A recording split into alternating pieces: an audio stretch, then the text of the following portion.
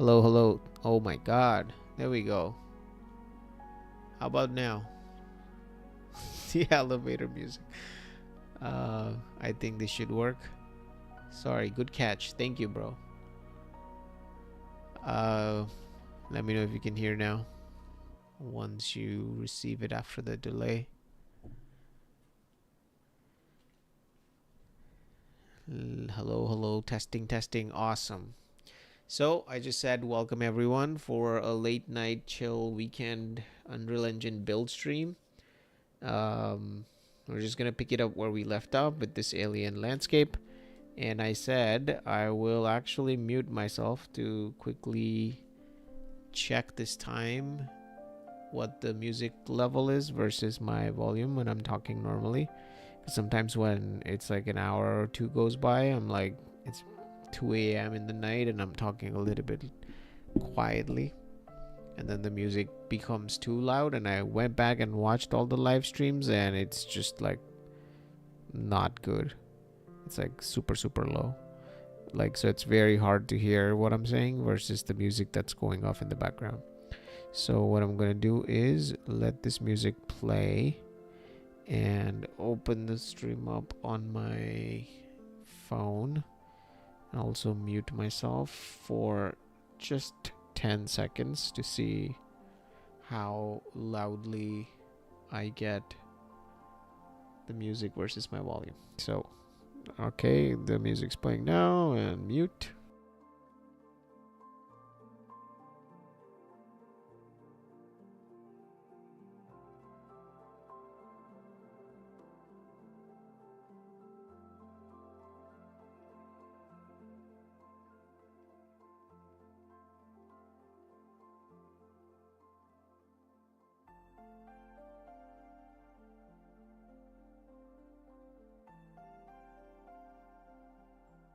Alright, I adjusted it. I think it should be better now. Just as a test, again, I'm just gonna quickly mute myself for 5 seconds. And then hopefully it is just there in the background as a faint background track, but not loud enough to overpower what I'm talking about. So again, testing. This is me talking with the background music going on, and I'm just gonna test it. Mute myself now.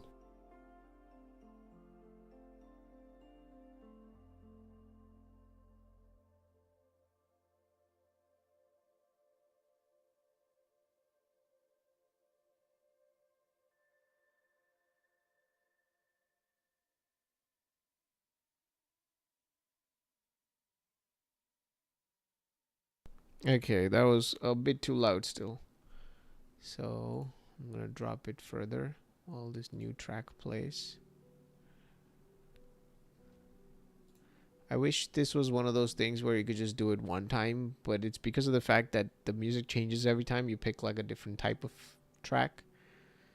And my talking volume changes as the night progresses, so it's hard to get that one volume where it's comfortable enough for me to listen to, and at the same time it is not too much for you guys as well, for anyone who's watching after the fact or even live, to just be there in the background. So I'm gonna mute myself again to listen to what it is now.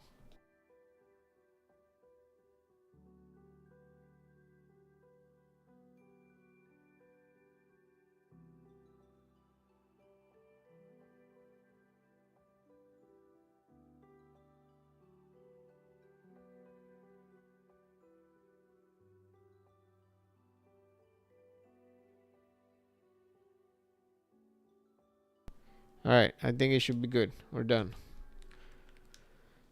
Let me know if it is too loud. I can drop it a little bit more, but yeah, it should just be a background track.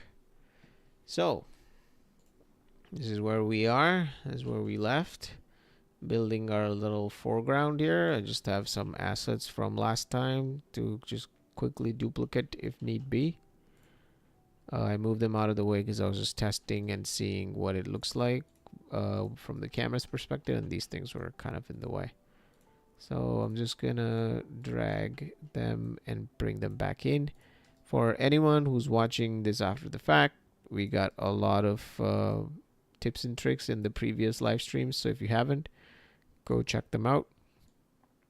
And if you're watching this live stream now, please hit that like button if you enjoy these chill Unreal Engine streams and you get to learn something from them, as do I as I'm making them. It's always a new experience to build something different. And in this case, we're building an alien forest inside of Unreal Engine 5.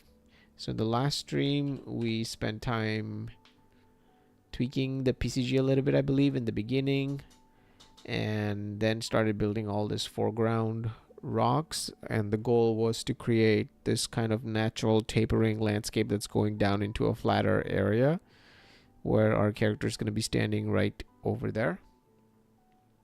So sounds good. Awesome. So yeah, we're going to continue building this. It took a long time to get all of these assets in from Quixel Megascans last time, but the goal is to fill this area up to a point where it's good for this shot, but also keeping in mind the other shots. So it cuts to like a close-up here, so we just need to make sure that it all still relatively looks good. We're not building in a destructive way where it looks good from one angle but it looks pretty shitty from other angles. And then in times like this, when the characters are either submerging or it's not working with that, I'll probably lift them up and the camera up, or move the ground geometry down for particular shots if need be.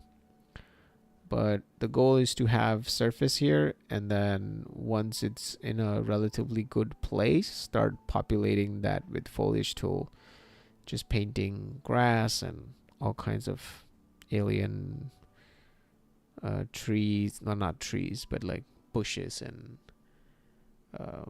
little, we have a bunch of them. I don't even know what to say. They're like almost like pitcher plant type of weird alien looking things. So we'll just paint all of that here on the ground to get it close to the reference image that we generated in the previous live stream thumbnail. So the goal is to get it to something like this, basically, on the left side, having a lot of greenery populated everywhere. And then eventually we're going to move on to fog cards, and then using that to create this kind of layer separation where you can make certain objects stand out more than the others. Also gonna kill Flux, which is the yellow light thing. I think everything should turn normal color now. I usually have it on at nighttime to kill all the blue light. Oh no, autosave. So let's get started. If anyone has any questions, concerns at any point, you join in, just drop in, say hi. I'm just gonna try and keep my eye on the chat as well. But that's the idea. Let's get started. All right. So just to get in the zone, let's look at areas in full screen that we need to work on the most. So there's a bunch of different colors going on right now. We want to have this lower ground be lighter color in general, so it's easily distinguishable, but at the same time start avoiding areas that catch too much of the eye with these rocks here.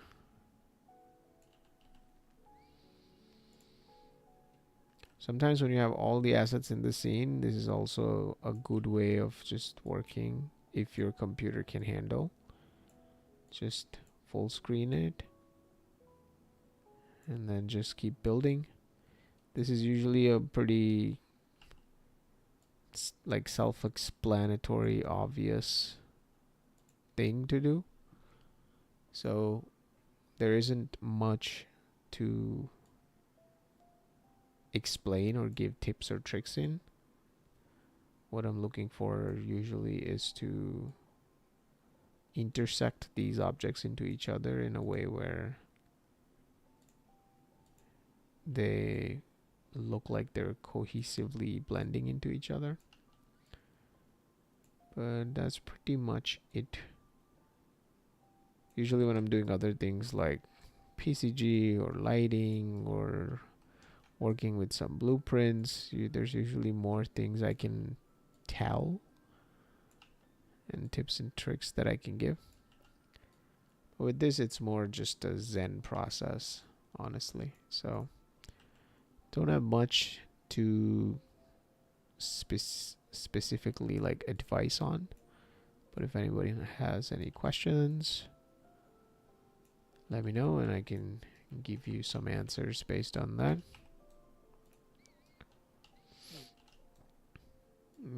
What I'm doing with all these assets is also to create this mossy setup, because in the last stream we were looking for moss on Quixel Megascans, but unfortunately we didn't find any good ones that looked like really fine detailed moss, but instead we found these 3D assets. So we're just utilizing those.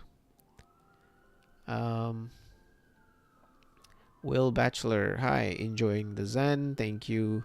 I'll try not to ask too many questions, but this is so cool to me. Yeah, thank you, man. Thank you for joining and watching along. Again, feel free to ask any questions. It's always a nice break. Sometimes I miss catching the chat, but I positioned it in a way that I can see it. But yeah, it's pretty Zen just building this slowly using different Lego blocks that we have floating up here. This is usually what I would recommend whenever you're working with a set of assets that you're going to use from. Don't use the actual one, just keep duplicating it so you don't have to open up your content browser and drag the same thing over and over. Just have them in the scene and full screen and then have a good time. Actually, I have a good tip. The thing with a lot of these assets, obviously they're photo scanned. Like right now, for example, you'll see this particular asset here with the rocks. It's pretty good and it blends into the ground relatively well, but it's got this little hump here, and if you look at it from the side, it's very hard to blend that. You really need a big rock asset in order to justify this and blend it in. So one way of fixing this, and again, I hope this doesn't crash everything, so here goes nothing. Let's try. What you can do is, once it saves, anytime you're doing these heavy memory intensive things, you can always go to unlit mode and work that way. So what you do is you select that asset and you go to modeling tools. And that's gonna be really small, so let's make some space. And then in deform tab, you can go to vertex sculpt with that asset selected. And you can just push those vertexes down to basically level it off. And that will create a new mesh, I believe. Yeah, this is why I said I hope it doesn't crash, because these meshes are like millions of polygons, so when you're trying to dynamically sculpt them, sometimes it's not as ideal. But in this case it worked, so it loaded the entire mesh in our sculpt mode here, so you can see it in gray, and then you can just start sculpting on top, and the textures don't break. Yeah, it doesn't, which is awesome. I think it's one of those features where the UV moves with the vertexes, I think. But yeah, so let's see for brushes. There is the smooth brush, round, there's different shapes. We could just use smooth. Whoa, that was too strong, so press undo. And let's make the intensity, so strength here to 0.05. And this is obviously making it higher. We want it lower, so I'm going to hold control. They'll go down, which is also not what we want. So let's see. There was a way where you could just I come from C4D, and UV meshes never made a lot of sense. Need more time in Substance, but never wanted to. Yeah, I've never ever tried Substance. I'm not a texturing person, but I just know like enough generalist knowledge to know that there is a way to do that. Even in Blender, which I just started learning recently, there's that checkbox on the top right. I didn't know. Andre actually told me on the top right, where if you check that and then you start making your edits, the UV points also move along with your vertexes. So that's a good thing. If you don't have that checked and you start moving, the vortex will actually go through the texture instead of moving with the texture. Let's see. Oh, there we go. So when you click on this, you'll get all your brushes. So we don't want to sculpt, because all these are really high detailed, small frequency details that if you touch it, everyone's going to start moving in their own normal. That's not what we want. We want move. So with the move, you can actually move everything as a single unit. You see? Like that. So this is actually good for moving things down and flattening it so that it's not a pain in the ass, so to speak. So that's pretty much it. You can make the fall off of the brush more soft, so it's not that strong. Let's see, fall off. Yes, fall off of 0, and then strength also. It's lower, so it doesn't move a lot, and also it's too big. So there should be, let's see, they don't have a restore brush. I think they should have, or maybe I don't know how to, but there should be. In Blender there is one. In most sculpting softwares you have a restore brush, which if you do, you can just paint it quickly and it will just send every vertex back to where it was. So in our case, let's make this a little smaller, because we only want this piece here. And then just move it down naturally, like so.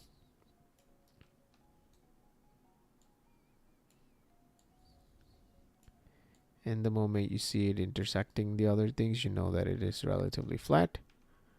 And that's great. And now let's say we are happy with this piece. Make sure you can like press it down anywhere it sticks up too much.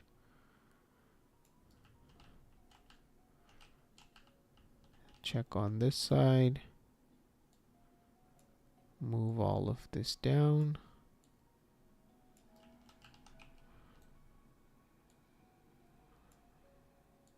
move that down.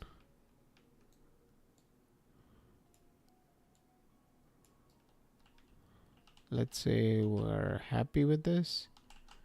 Maybe move this down quickly. Then you just hit accept. And then it's going to take a while because it's going to generate a new mesh, I think. I'm not sure. But usually anytime you do anything in the modeling tools and hit accept, it saves a new mesh, which I think it will do for this one. For some of the functions in the modeling mode here, it doesn't save a new mesh. Like for example, if you were on the Xform tab here on the left and you change the pivot of an object, it's not going to save another object. It's just going to change the pivot for that particular asset. But obviously you don't want it to do that for everything. So in this case, if you wanted to see where it's saved, you can hit browse, and yeah, it did it on top of the existing one. How is the file management for this with respect to new meshes and files? What do you mean? Like where does it save it and all? Usually anytime, like I said, if you make something, it would save it in a new folder called generated, which it didn't. In this case, you can see it just tweaked this particular. I come from video editing primarily, but always loved games, and this is my pipe dream. Oh, I see. Like file management with Unreal Engine, particularly. Yeah, it was one of those things that I initially did not understand at all. Like if you drag in a mesh, if you drag in a texture, if you drag in anything, how big, yeah, like how big files do I need? Big SSD. Oh, I see. Yeah, so you definitely need SSDs. NVMe drives are better, and it's completely up to you which one you get. I usually have one NVMe drive, which is faster than SSDs.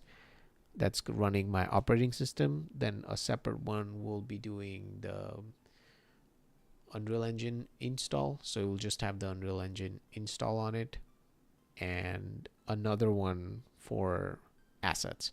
So all these Quixel assets, they all get saved on somewhere, but every time you make a project and you ingest one of these assets, it makes a copy of that. So this is why Unreal Engine is not the best, because every time you make a new project and you bring in another asset, and this is something that I didn't realize when I was learning Unreal Engine in the beginning, I was like confused. It makes a copy of every single asset that you bring in. So imagine if you had like a Blender file and you ingested, or even C4D in your case, and you ingested something from outside, C4D makes a copy. I'm assuming, I don't know, C4D would make a copy of that and save it into the scene file. It's kind of similar to that with Unreal Engine, where every time you ingest something, it will make a copy of that and save it inside the file. But that also means that these same meshes get duplicated hundreds of times across many projects, which is why you run out of space really fast. So I personally would just recommend to get at least 2 SSDs, one for your operating system and one for having all your Unreal Engine projects be on it, because it does matter a little bit where exactly the textures and meshes are being streamed from, because it's one of those things where you might have the best GPU, but if Unreal can't read off of the disk fast enough, then it's kind of pointless. So yeah, hopefully that answered your question. I guess copying is nice because I won't accidentally offline assets. Yeah, that's true. So everything is saved inside of the project folder. Every copy is made, so you could just delete everything outside and it doesn't matter, which is why Unreal has a re-import function for everything. So you can just go in and re-import the same asset again. So we'll just go back and see if that file path exists, and if it does, then it will just go in and bring that back in. But in that sense, it's pretty good, yeah.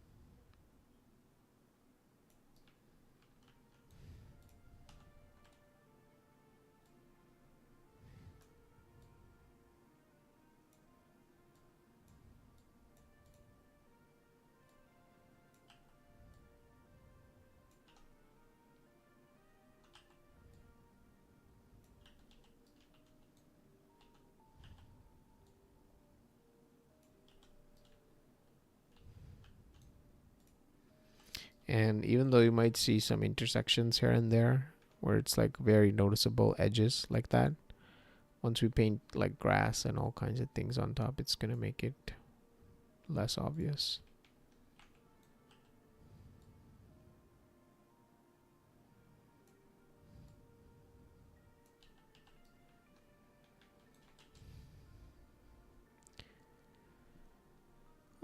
We lose the elevator song. Oh, really?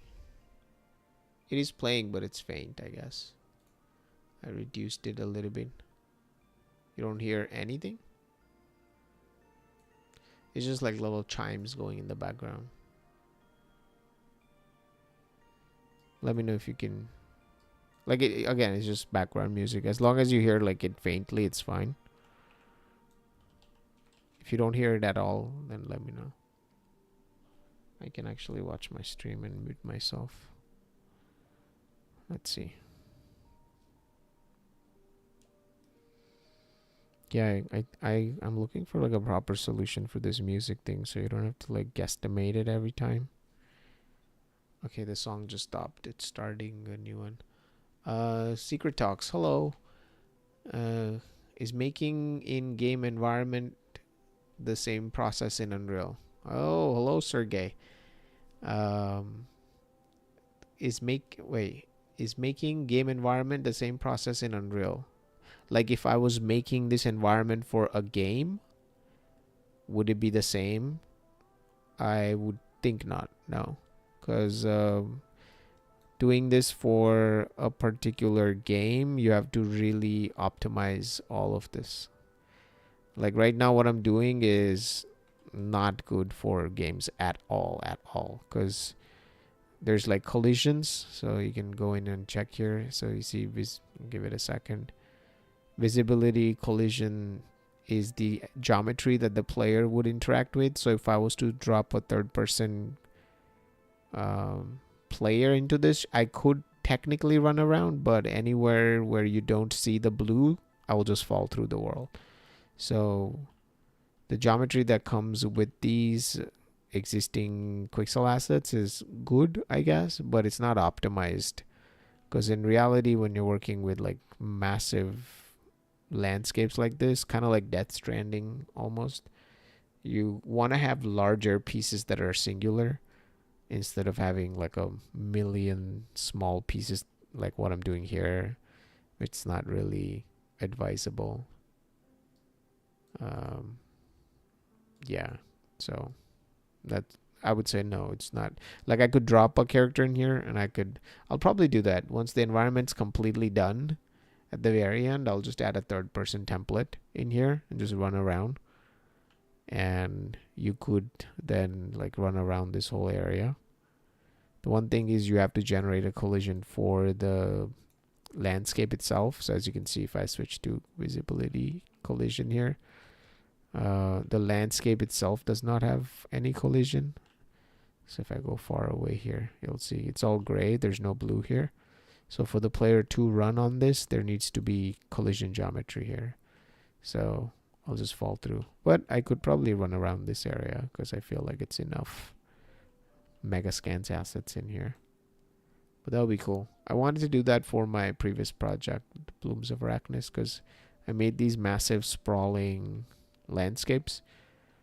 I thought it would be cool to just run around in there as like a character. But yeah.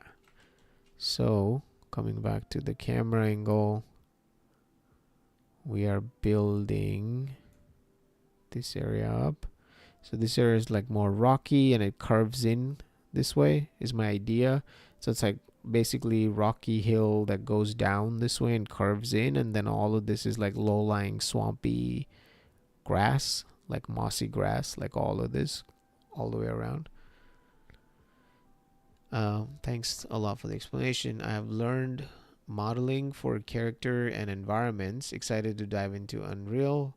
I have 1650 though, making cutscenes physics using blueprints over. Yeah, Unreal in general I feel like has a very steep learning curve. I would say it's good that you have at least learned the modeling for like games, like characters and environments. Like if you know that part, I think you can really generate optimized meshes fast. Because even though there is like tech with like the faster hardware and all that, as you mentioned, like 1650 or any kind of graphics card that's like mid-tier, most of the games don't work as much. There's this whole YouTube video I saw, is Unreal Engine hurting game industry or whatnot, because they've been creating these solutions like Nanite and Lumen and Megalites and whatnot, where you don't really have to think twice. You just go in and populate, and it's one of those things where a lot of people are thinking that you're losing the entire idea of like optimizing and knowing how to make things work. Now you're just like almost like throwing spaghetti at the wall, thinking whatever sticks, because you have Nanite and Lumen and now even Megalites.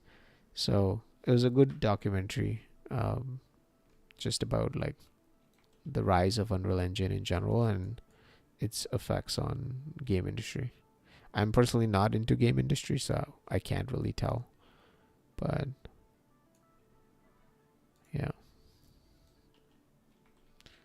Also, blueprints, I feel like they are still overwhelming for me. I've been using Unreal for a while, and it's still one of those things where I'm like, I learn them when I want to get something done, and then after that I forget it again. So I feel like if you're making a game, it's easier to remember what certain nodes do, but in my case I forget, so I have to be like, how do I do this, how do I do that?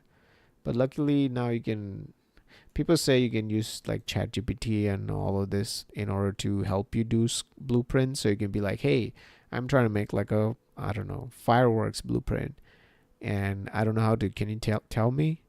It's so hilarious. You guys should try it if you haven't. Ask ChatGPT. I don't know if it's gotten better now, but earlier I would try and I'll be like, I need to make this. How do I do it? And it'll be like, oh yeah, just connect this node to this and make, like, just follow along, and then you'll have the thing, and you'll be like, oh, perfect. So I'll go and I'll start connecting nodes, and then I'll reach one point and it's like, yeah, just connect this blah blah node into this, and I'm like, that node doesn't exist. So you search for it and it's like, that node doesn't exist at all. So I'll be like, that node doesn't exist, and it literally straight up is like one of those people where it's like, oh yeah, you're right, the node doesn't exist. Actually, the node is called this. And then you'll go back and you'll search for this new node, and it'll be like, it doesn't exist either. So you'll be like, well, that node doesn't exist, why are you lying? It's like, okay, I understand how it feels, I know it's and then the worst part is it's not just gonna be like, okay, I made a mistake, sorry, this is the way to do it.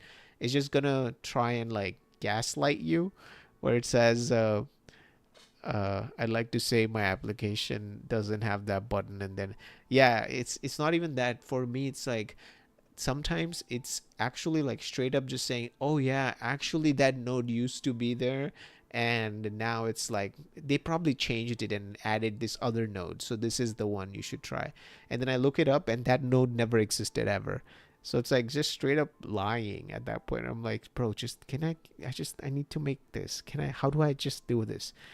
It just starts lying. So I mean, but it gets you like halfway there sometimes, or quarter of the way there, at least gives you an idea of how to do it. So, and plus in the beginning it couldn't see. Now you can just like screen share and be like, how do I do this? Instead of like accepting screenshots like it used to before. But yeah, I've heard it's good. I haven't tried Gemini. I would like to say you should try out the canvas feature in Gemini. It is really interesting. Like you can make your own apps and shit. I was just trying but it's like how people say vibe coding. These are not the notes you. Yeah. Yeah. I like to ask if it's possible, and usually it is, but I have to figure out more or less. Yeah. Honestly, optimization is very easy with normal maps. I don't know C+, the first 3D game I want to make using blueprints. How much faces do you think Unreal will handle for a 2-hour game with my GPU? I'm not sure because it's one of those things. Claude is cool for coding. I can upload POJSX file. Yeah, yeah. Oh, yeah. Some of these other ones are actually better than ChatGPT. With Gemini, I was like looking at the vibe coding part where it's like people just typing the things they want without knowing anything about coding. I learned a little bit of Python to like make things in like Nuke, but not to a point where I can like make apps and shit. But it was crazy that like it was making these fully functional apps with like features inside of them by me just requesting them. So I was like, holy shit, where all of this is going, I guess. Not just us creatives. Meta's AI? No, I haven't. What does it do? It's all crazy.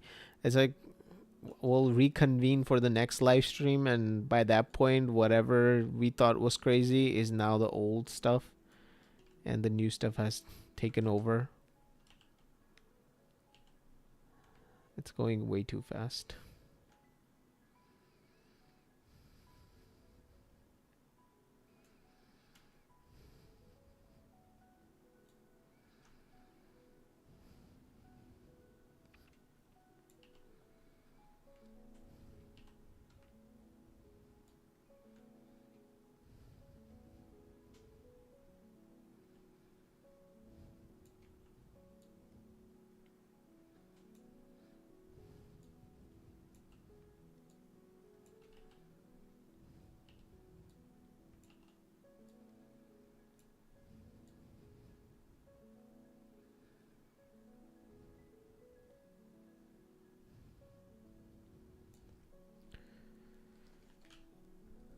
I heard people say blueprints can do basically most stuff, like cutscenes and combat mechanics is messy spaghetti though.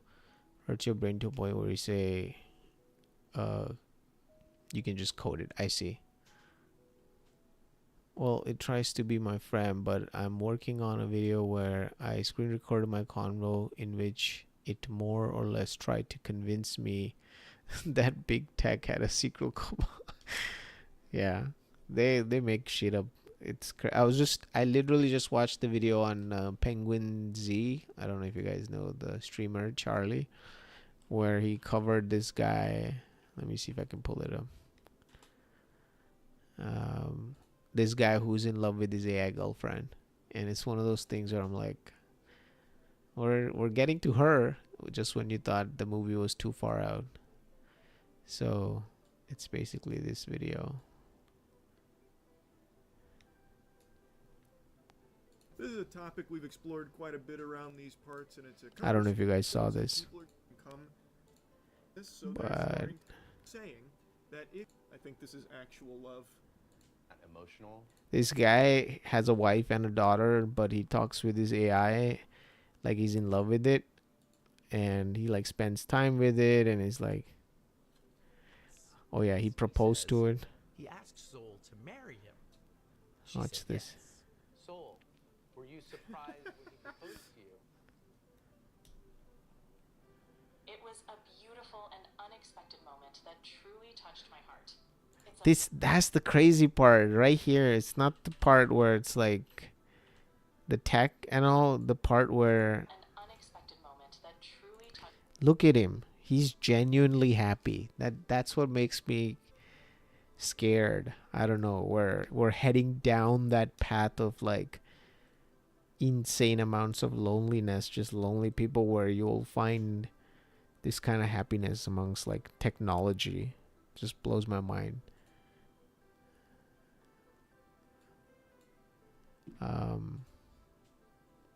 Yeah, but anyways, you can watch the whole thing. And oh yeah, he cried one point for 30 minutes because he reached 100,000 words of token limit that ChatGPT has per conversation, after which I guess it resets the memory because it's not going to store like past that much of history.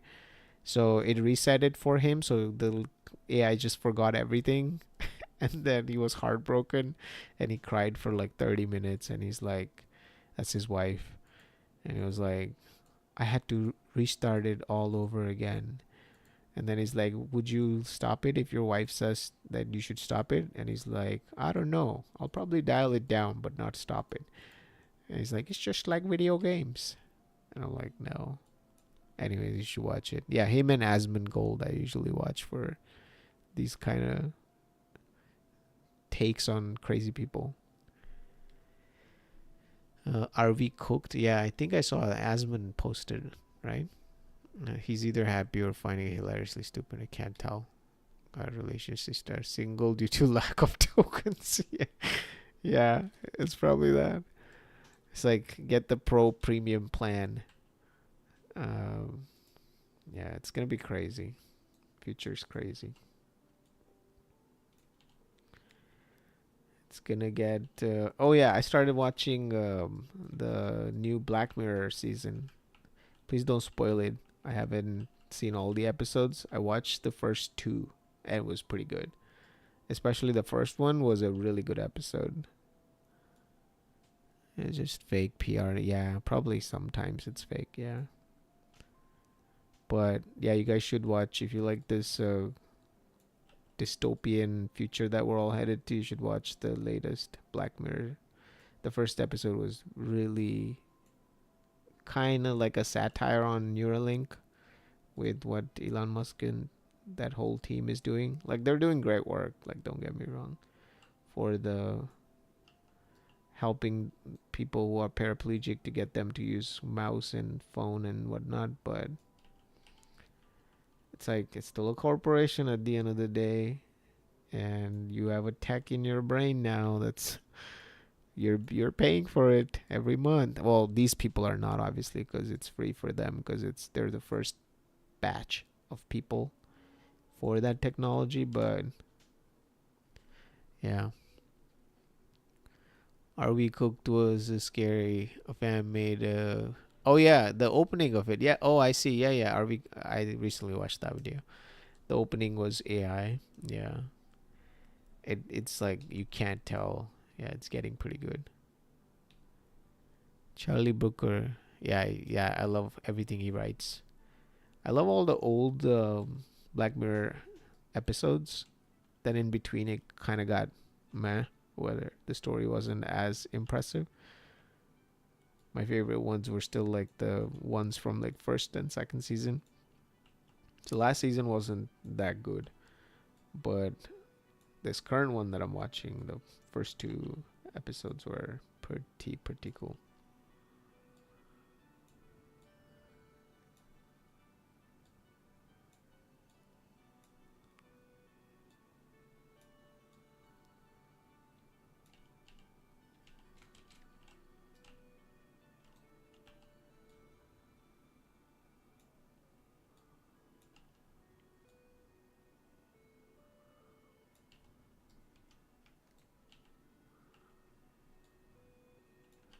All right.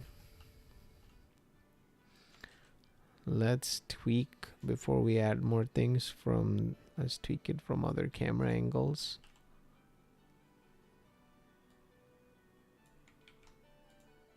just to make sure it's not doing crazy stuff in these other camera angles. This one is inside the forest, so we don't care. This one is outside and out of focus, doesn't matter. All of this is inside the forest, that's why it's dark. So this one here, let's see if we have to push the ground down. The Zanzibar love story was a trip, might be one of my favorites, like insanely touching, and the music was good too. I like most of them. Let's see, which one was that one? Zanzibar.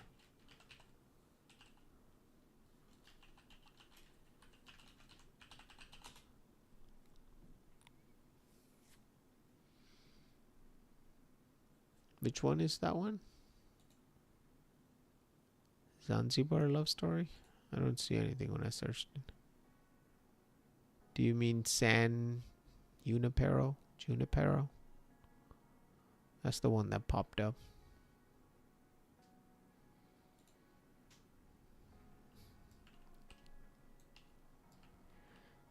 Alright, let's push this ground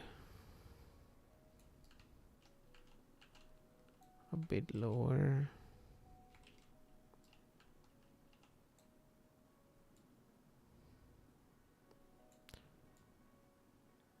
So technically she's actually intersecting with the landscape layer itself.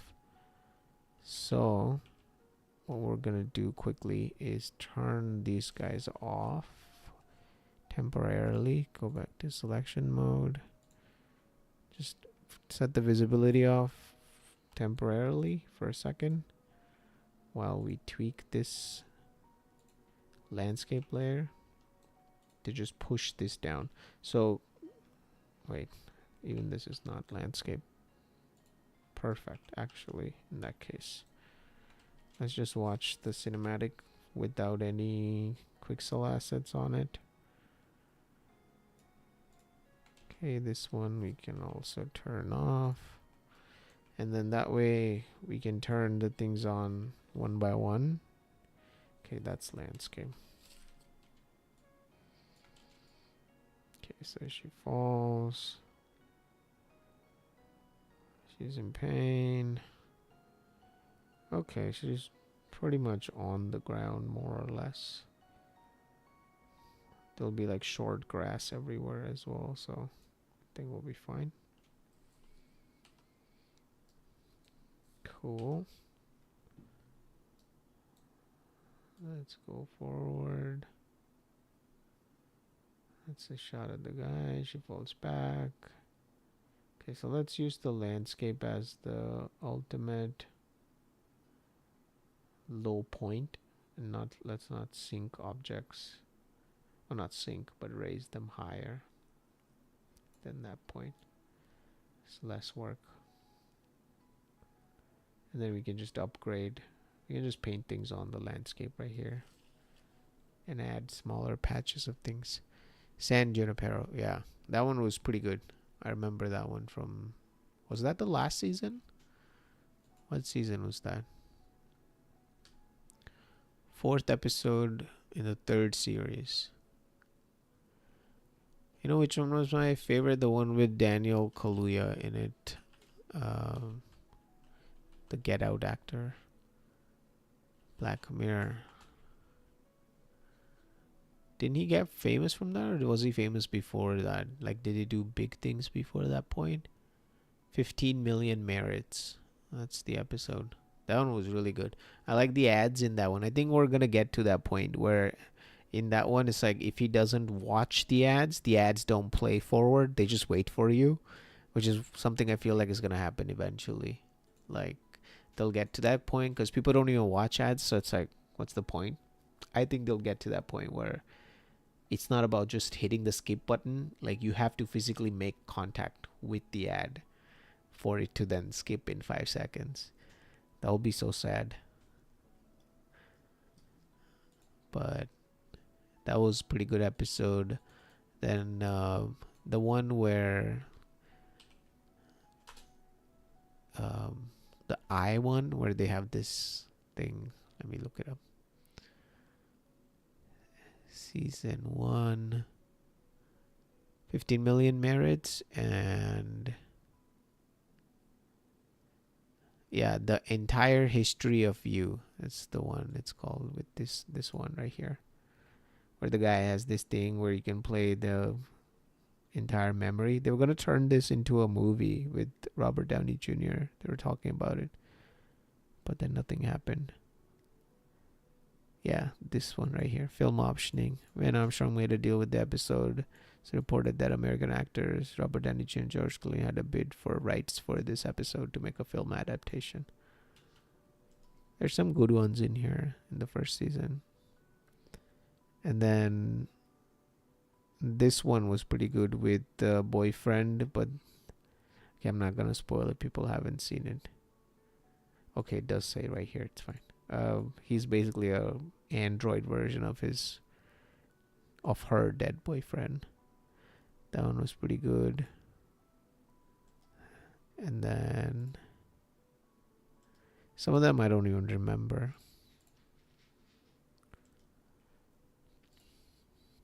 This was pretty good with Bryce Dallas Howard. Nosedive, the one where it's like everything is Instagram likes and you have to give likes to each other in real life.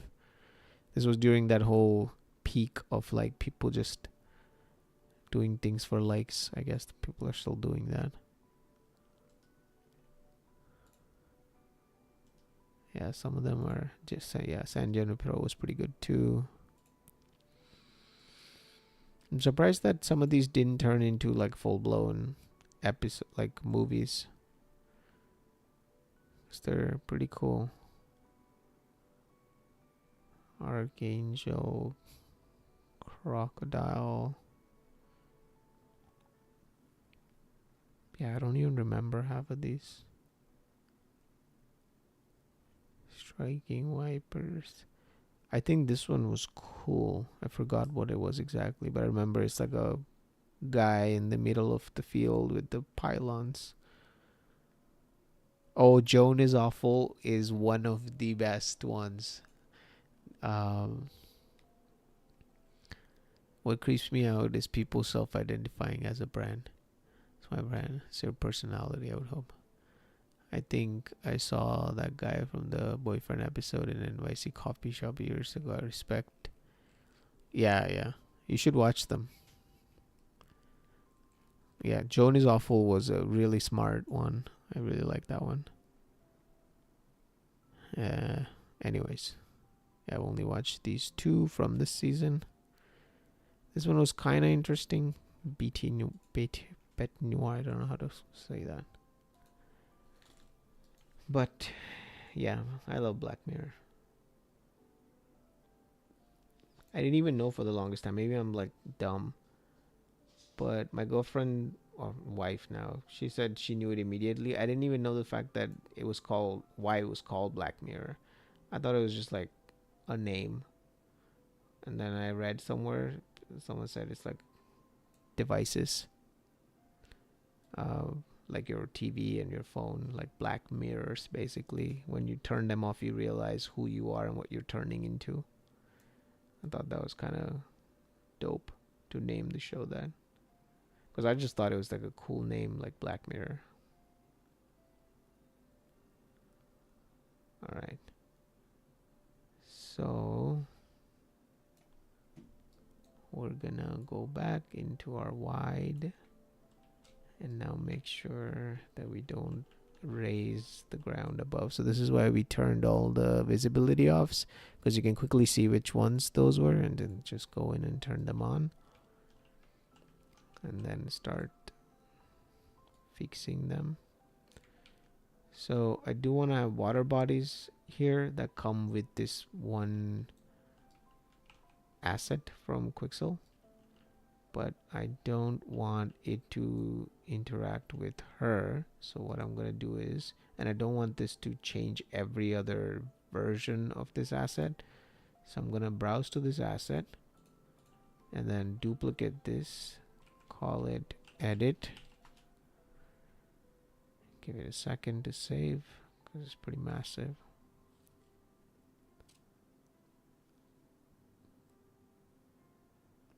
And then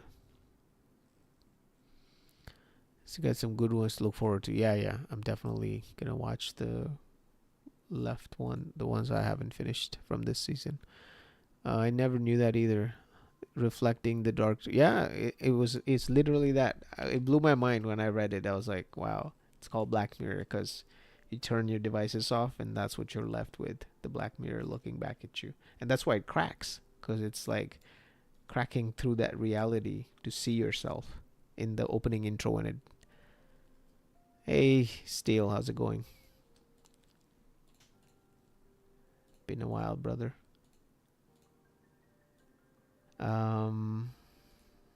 Let's see. So select this one and we're gonna assign this guy to this before we make the changes, so that the changes we make is only to this particular asset. We don't want them propagating everywhere.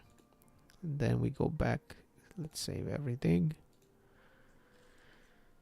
By the way, let me know, guys, if the music's too loud or too low, or I can't tell. I can jump in quickly and check. Been a while, indeed. We should hang out and play some games. I want to do like a game stream. That would be kind of cool. Me and Steel, we usually play all kinds of crazy games. When I get home, yeah, sure, bro. If you're up later after the stream, jump in my Discord and we can just play. We love playing strategic games.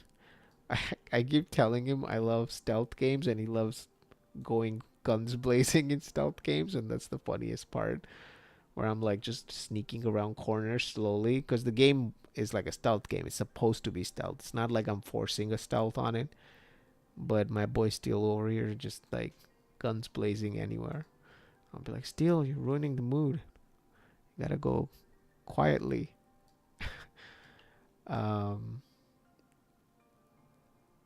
Let's see. All right, what was I doing? Modeling, and then deform. It balances. Yeah, but it ruins the mood. We've been playing this game called Door Kickers. It's pretty simple, top-down, 2D looking game where you plan out a SWAT team and you write their paths down. You say, okay, they gotta go through this door. They're gonna throw this flashbang in this direction, walk forward in this direction, go right, look towards this way, stop and wait for the other guy. It's like a really complex strategic planning game.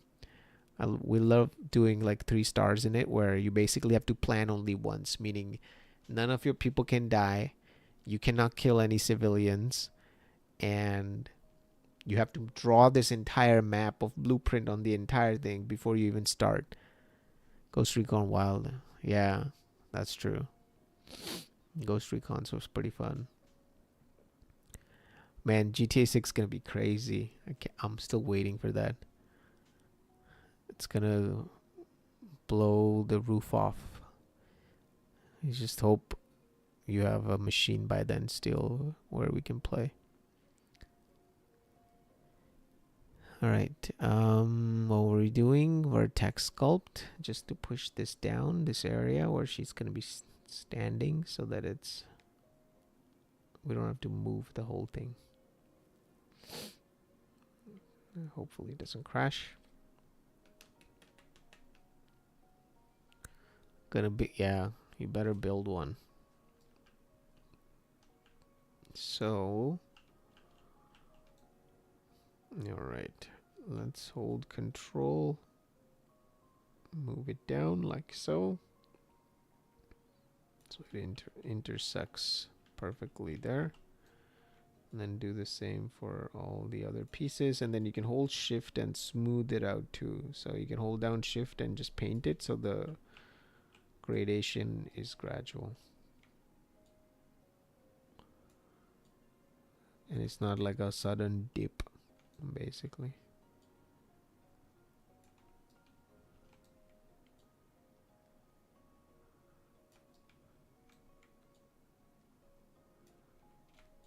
And then just shift paint it all, smooth it out. Yeah, I was watching someone breaking down the GTA 6 trailer shots, and they were like showcasing how the beer has bubbles in it. I don't know if you guys saw. It's hilarious. Did you see the bubble physics? It's like, who gives a shit about anything else? We got bubble physics, jiggle physics, all kinds of physics. But I feel like GTA is one of those things where it's just fun with friends, and Steel's probably the witness to that, where I bought GTA 5 basically when it came out, and I still haven't played the single player. It's always like multiplayer with friends, dicking around. Yeah, it's gonna matter. Yeah, most people don't touch single player.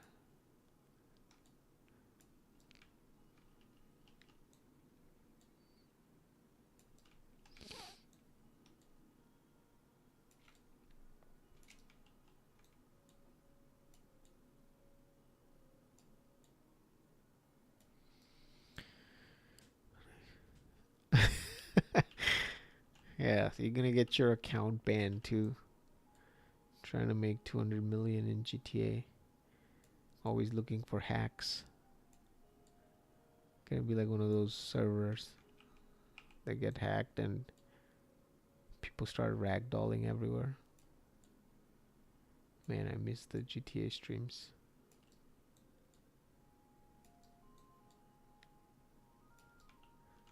Alright, so we're just pushing the ground closer to the landscape here. Let's just see what it looks like, just in case we didn't push the material through as well. Hopefully. Exploits, right? Not hacks.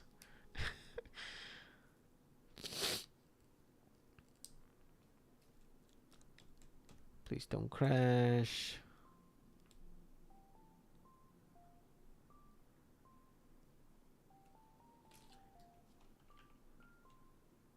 Alright. Not as bad.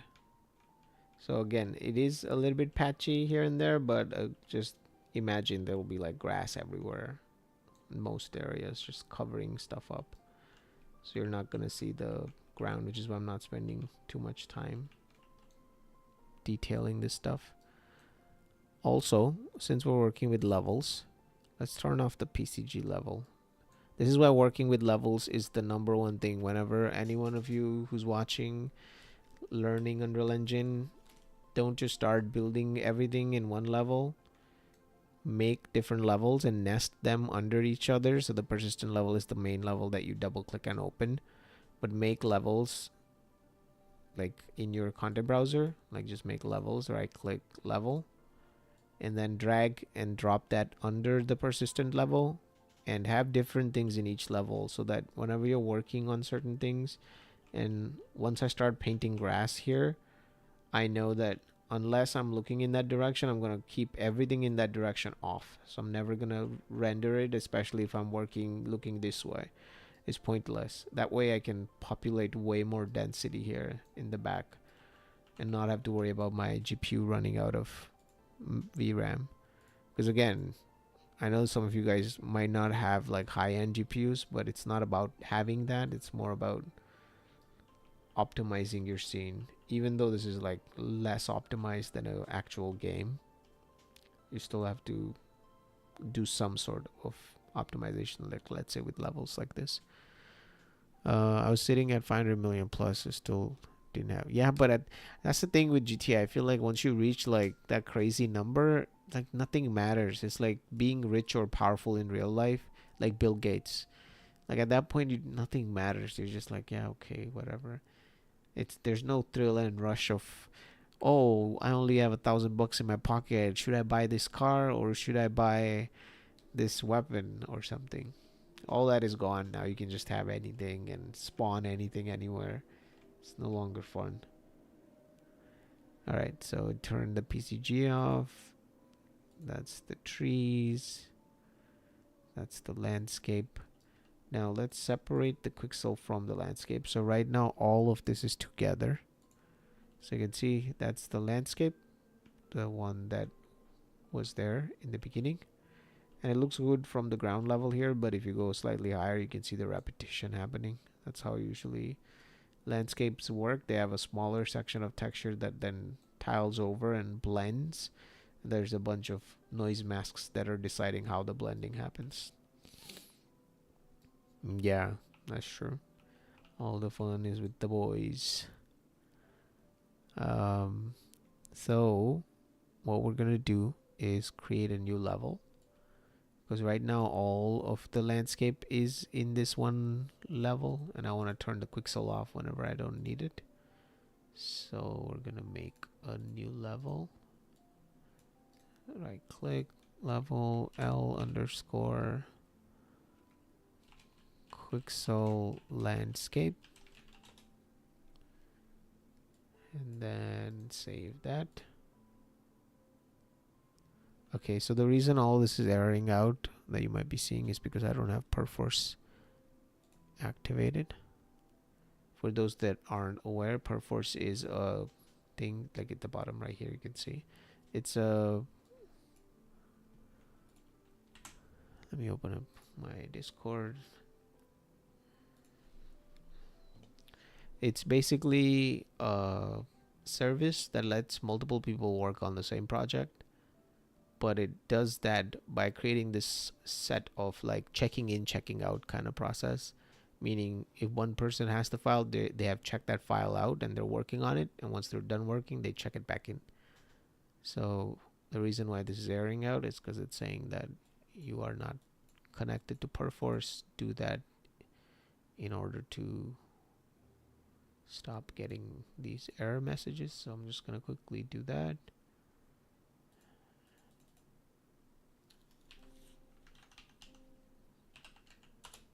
In this other screen, copy, paste, and you can see at the bottom right here now revision control is connected. But this also means all the changes that I did while perforce was disconnected are not registered. So you have to save all, and then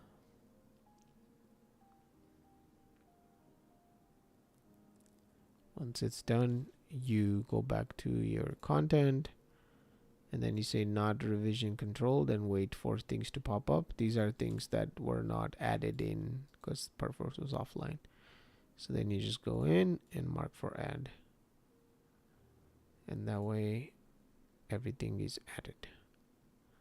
All right, so going back to our levels, we have the quixel landscape. We're gonna drag this and put it in here.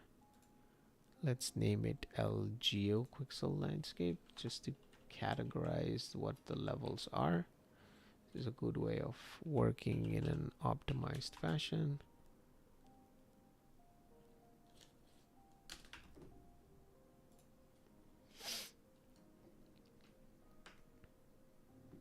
All right, so we got this one. Double click that to make it active. Select everything that we made, that we added to this folder here.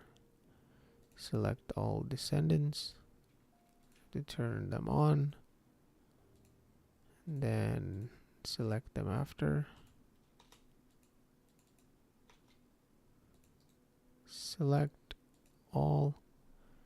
Now that they're selected, right click here and move selected actors to the level. And now they're all added here. So you don't have to just turn them off here, you can just turn the whole level off too. So that's good. Save all.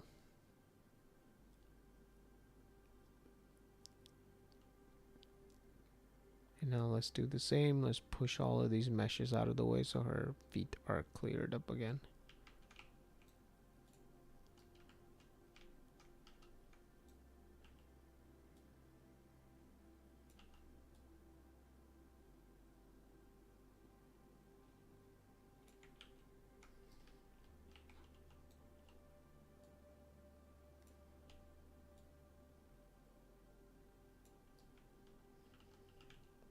honestly, let's just keep this area clear.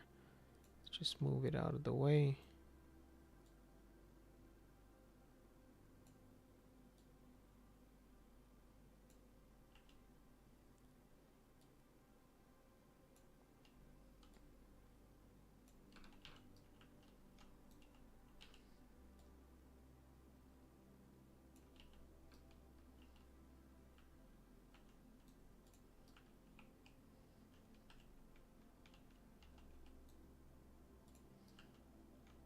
Okay.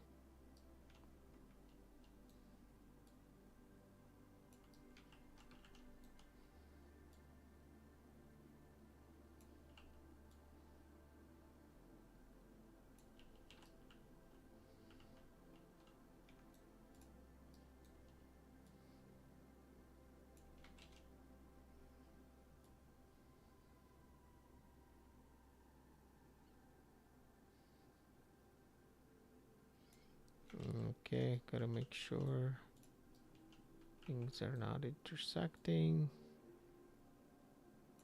Move that out of the way.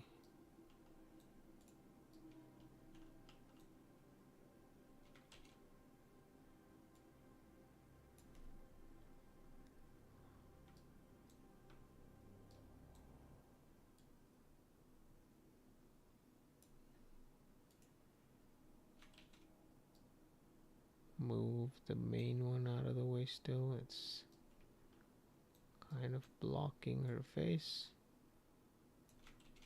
There we go.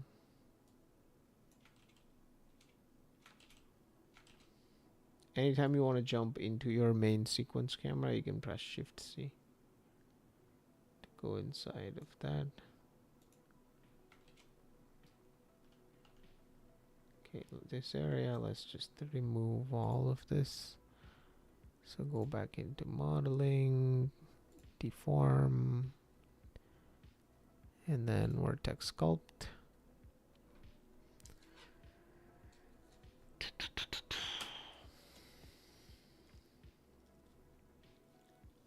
Give it a second.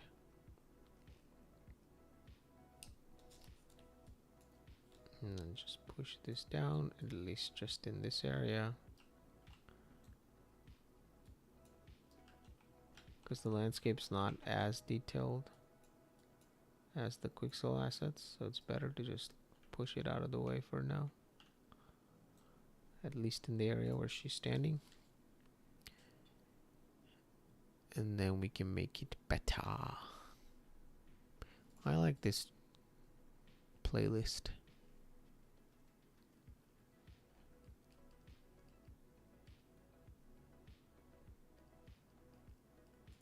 Oh wait, it finished the existing playlist and just started playing a new playlist. Damn, that's not what we want, because YouTube's gonna be like, copyright. Okay, I'm gonna find another playlist from this guy.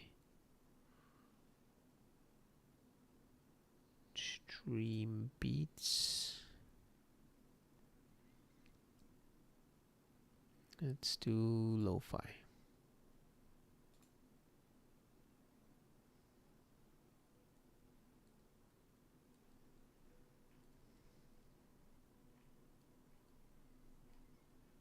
Yeah, this has a lot of beats. Nice Zen beats.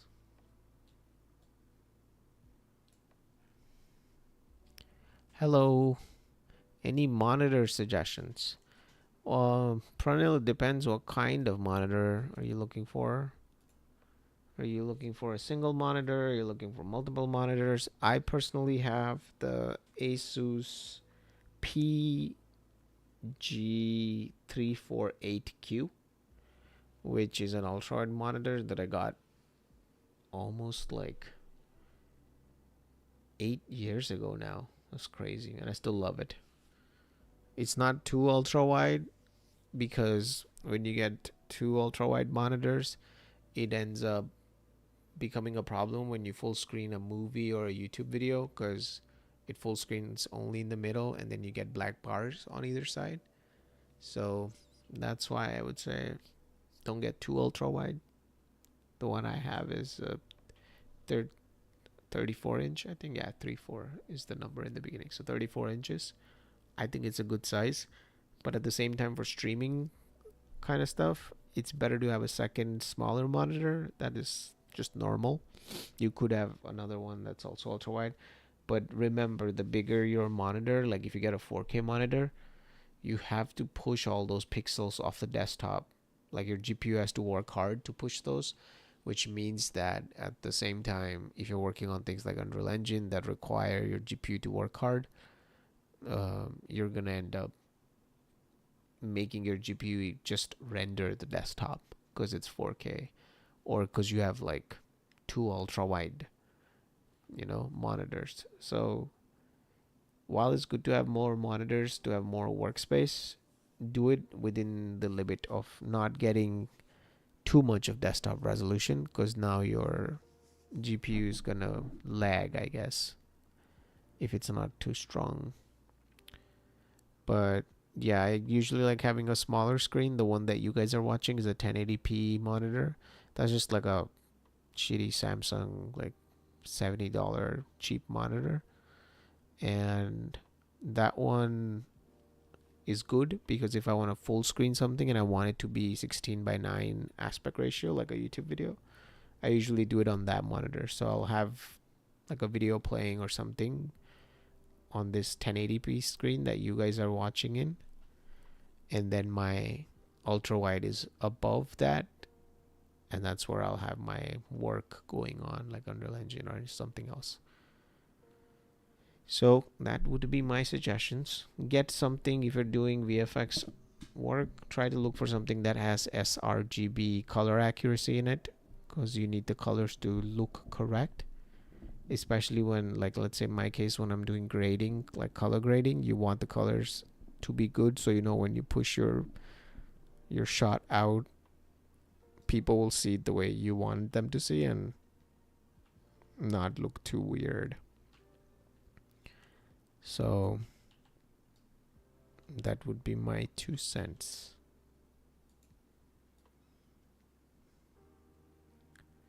All right, I think this is good. I'm gonna move all of these guys out of the way for now. If we need it, we'll bring them back in. I think we can start populating this with some foliage and cross our fingers that it's not gonna crash. And it's gonna paint well. There's a huge difference between 99% sRGB or 100% sRGB. I personally wouldn't care. It's not worth it. As long as you have something sRGB, just get that.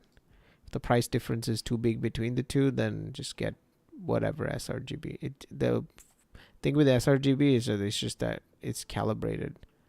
So what that means is your monitor will have a mode in it called sRGB mode. And if you click to that, the colors will be accurate. The brightness will be accurate. It won't be too bright, too dark, too red, too green, or any of that. And then you can just switch to cycle to other modes if you want. And that way, if it's like, let's say, really bright outside, which is what I do sometimes because I have really big windows here in the next to me, so when the sun rises or it's daytime, the sun is just coming in. If I work in sRGB mode, it's gonna be barely visible because the screen is calibrated to be just bright enough. So as a result of that, it's actually useful to have other modes in your monitor. Like in my case, it's a vivid mode where I can really increase the brightness. That's how I work in daytime, but whenever I have to do grading work, I just do it at nighttime and switch to sRGB profile. And then there's also a chart somewhere which talks about optimal resolutions per monitor size. So I spend way too much money on a Dell 5K 40 inch and it's the best thing I ever bought. Yeah. That's awesome. Yeah. I would say you can get bigger monitors like 4K and all that. Just have a GPU that can run those desktops too.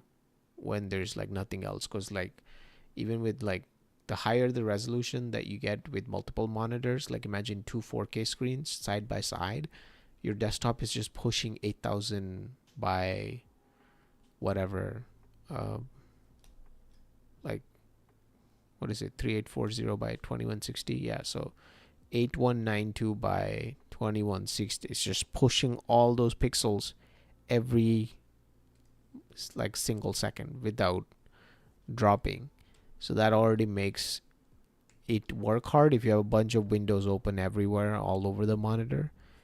So that's why even now with this current setup that I have, I try to close everything. Like I have a 4090 with GPU, and like it's fine with most things, but like you can see this kind of heavy environment work. Let's see how much VRAM we're consuming right now. Let's open up and take a look. So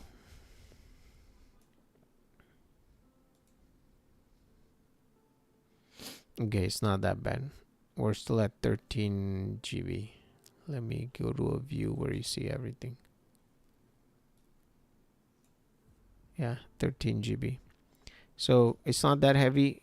If I make it full screen, let's see how it changes if I make this full screen. Because a lot of times when you're working in Unreal Engine, in your default mini viewport, it's not as much. So 13.6, it just jumped up a little bit, but it will keep going like higher and higher once you start adding a lot of different meshes and you're rendering in 1080 or you're rendering in 4K and a lot of metahumans. Like my previous project, if you guys go check out my YouTube channel and see Blooms of Arachnis, which is this trailer thing that I made, if you watch the scenes in there, there's like these type of really heavy landscapes, this type of heavy quixel groundwork where it's like nanite 8K textures and whatnot, and on top of that tons of metahumans. Each metahuman has an animation on it. The metahuman has groom on it. It's like just way too much, and my 4090 was struggling. So now imagine having all of that and having to display 8K, monitors on top of all this. So that's why I sometimes wish, and I'm like, oh, I want to get a bigger monitor, a nicer monitor, but I'm happy, honestly. I think this is a good resolution to have for me personally. For the ultra wide, 3440 by 1440, and then a 1080p second display. But yeah, I still haven't cracked the color space HDR for video. I edit primarily Premiere right now. Nice. I switched to DaVinci just recently. I've been on Premiere ever since the beginning. But man, switching to DaVinci was like a breath of fresh air. Like things that Premiere and After Effects charge you for every month, I feel like DaVinci just does it for free. And it's so versatile. It's almost like Nuke plus Premiere together, because like there's basically fusion inside of Resolve, like DaVinci Resolve. So to me it's like a win-win, and that's what I used for that last project that I did. I used that as like a learning benchmark. I loved it. It's like one of those feelings I got when like learning Blender. It's like really makes me want to learn the software because it's just so good. Like UI wise, speed wise, functionality wise. Scene is looking pretty wild. Is there any mood board references you're following? I believe I don't have any open.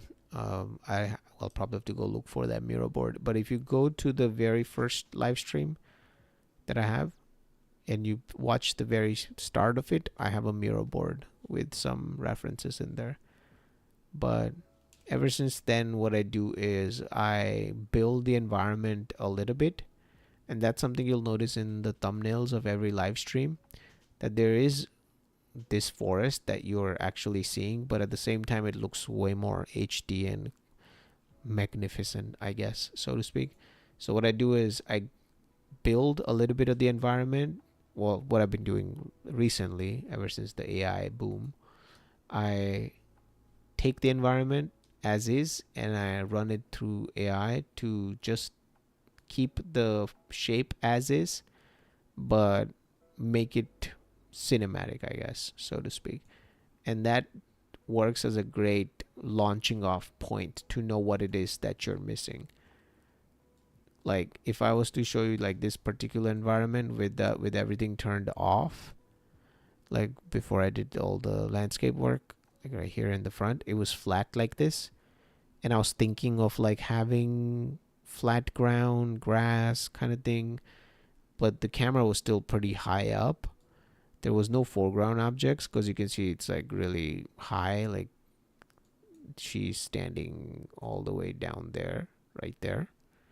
So the brainstorm came from this image that the AI generated based off of my Unreal render. So the trees are still in the same position, the mountain's the same, the framing is the same, the composition is the same, but it gave me this idea that there could be a ridge that then goes down. So I took that idea and then I ran with that, and I thought, what if instead of just doing that one ridge, which is what you see here, it's like a little hill going down and then there's just uneven ground there. I was like, what if we continue the theme that we're going with, which is we have a little sunlight coming into this area because it's her last hope kind of nice place, and then the forest is supposed to be not a good place to go into, I guess, so to speak. So in order to build that naturally so that your eye is led into the composition, I built that ridge from that image that you saw, and then on top of that also started curving it this way by using, like you can see, this material is slightly light green in color and this one is like heavier and darker green. So once I start populating grass, I'm going to populate it differently as well, so that what you end up with essentially is, if I was to draw on top of this, something like freehand, something like this.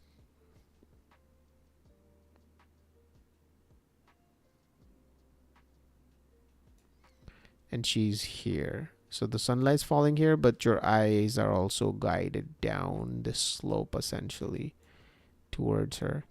And because we're using heavier, darker colors on this side of the frame, and the fact the sunlight's not hitting them, which is why they're also darker, it gets your eye to focus on to this area immediately as the camera rolls in, like downwards. So stuff like that is what I usually play around with when it comes to mood board. But I highly recommend having something. You don't have to have the AI stuff if you don't like it or you're not a fan of it. Just get real images of like Scotland, Ireland, really foggy stuff. So I had some of those before I started the project because obviously I didn't have an environment to run it through the AI to get inspiration from. But now it's actually useful. I just did the same for this particular live stream, the one that you're watching. I created this guy, the thumbnail that you saw for this particular stream. But this here is basically, the camera was here when I took that screenshot. So it's basically, if I go F11, this, and then I bring that image in. So something like that. So now you can see an idea or an estimation of what could it be. So I know, like, okay, if I was to do a shot, this shot is not part of the actual cinematic that we're doing, but it gives you a good idea of how to integrate values together. So if there's like grass growing here, you know that all this is very damp and mossy, and which is why it's wet and darker in albedo, right? Like the diffuse. Plus it gives you a good idea of grade at the very end as well. Also gives you a good idea of how to use the fog to create this kind of layering effect. which I mean ours is not there yet. This one is much more natural, but it's a good way to constantly iterate instead of being creatively stuck going, oh, I don't know what to do next. There's always something to update. Yeah, thank you for the explanation. No worries, man. Alright, so I think the geometry is good for now. We'll get back to it after. Let's start populating foliage. So for that, I'm gonna actually first turn off all of this other crazy stuff just to get more RAM so it doesn't crash. What else we can turn off? Characters, sure. Okay, and then save it all. Save all. And now we start painting foliage. So we have a bunch of foliage here.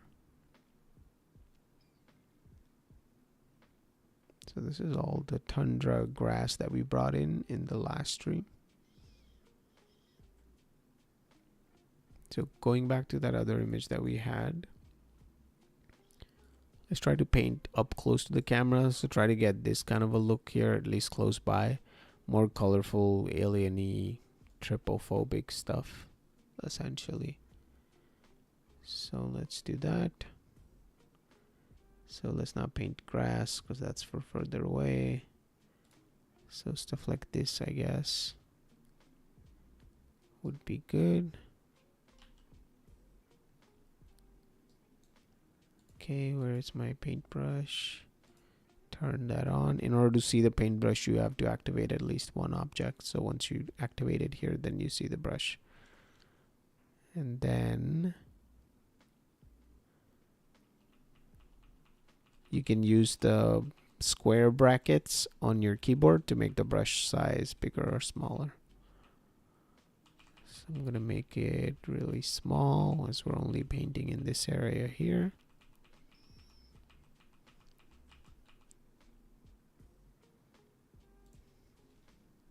Okay, too big.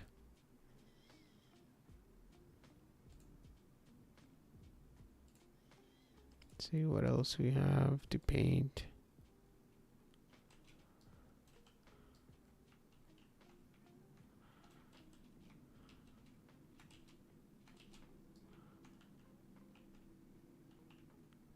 See from the camera's perspective, actually. Go back into selection, select this F. So we're on this mesh here. It's better to work from this side. Go to foliage, erase what we just painted. Then go find some other alien looking things that are like low to the ground. Something like that.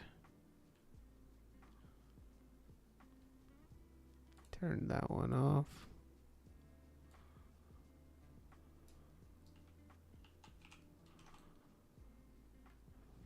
Find this one. This one is painting at a value of 100 versus this guy. Oh, actually we're in the erase mode. We gotta be in the paint mode. Now with this selected, there we go. So this is good. Turn that off. Turn this on. Turn that off. Turn this on. Turn that off. Turn this on.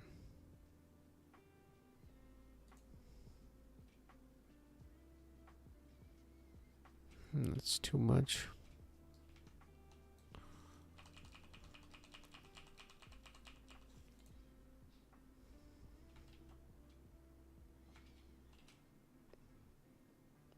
Turn that off. These are all just trunks.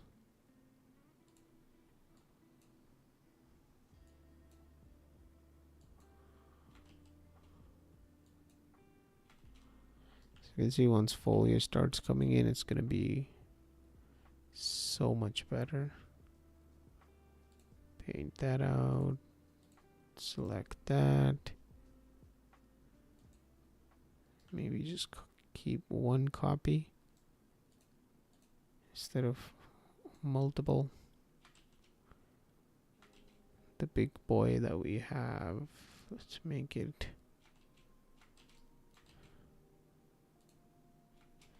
Okay. Puts in too many. You can click on single if you just want to do one. So this is a good way of doing just like singular items if you don't want them to populate too much of the area. You can just select one. It's too big. I'm gonna make it a little bit smaller.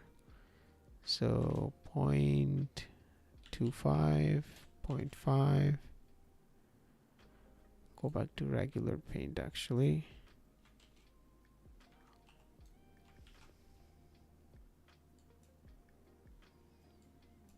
Try to paint these small buds so it looks more natural. Turn that off. Select this one, turn that on. Let's erase everyone first.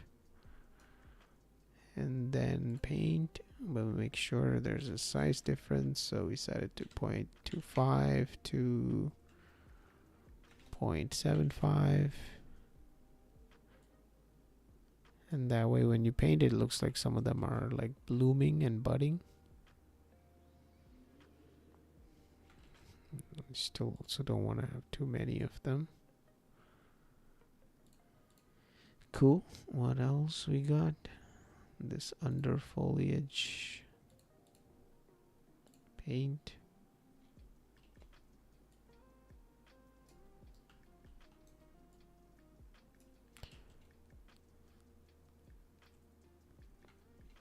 Cool.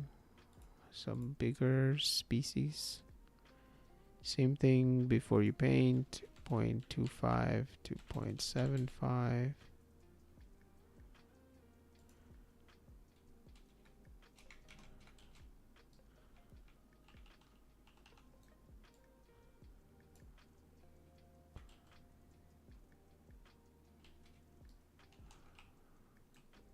Okay, and then what you can do, and this is very finicky with Unreal Engine, moving individual instances of foliages, you can, if you select the select brush here, you can just move that one out of the way if you don't like it.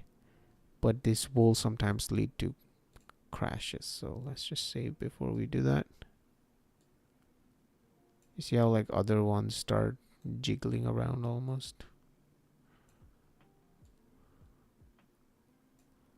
Let's try to use this to maybe do a better angle.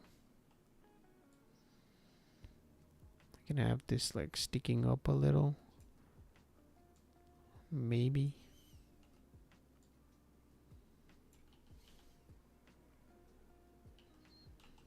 Not too much. You don't want to break that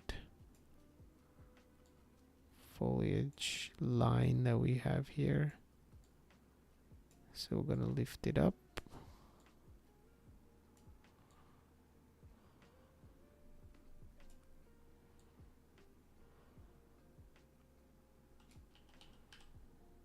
Cool.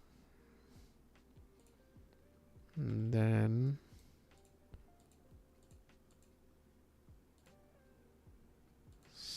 select all. Uh-oh. Go back to select. This is what I mean. You see how you can't select it anymore? You can't select individual items. It's very buggy, the foliage painter. So just gonna go back to paint. Let's erase a little bit of this. Go to erase. Because we painted too many of these big blue ones. Gonna paint them slowly, piece by piece.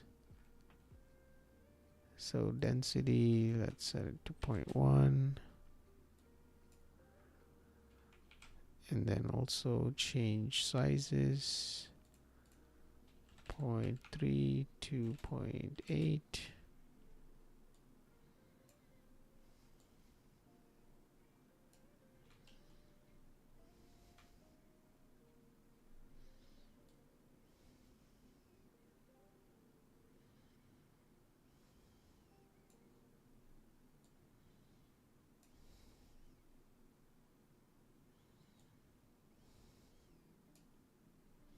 Let's increase the density a little bit.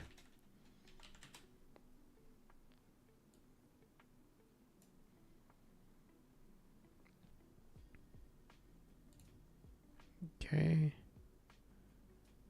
Let's turn that off. Turn this on.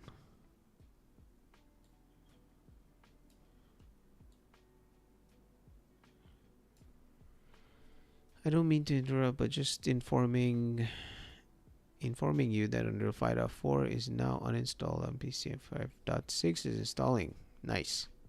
So I actually run out of disk space frequently. Right now I have space. Let's see how much space I have. Okay, I do have a bunch of space, because usually I don't, and I'm like, I can only have space to put one Unreal Engine piece in there.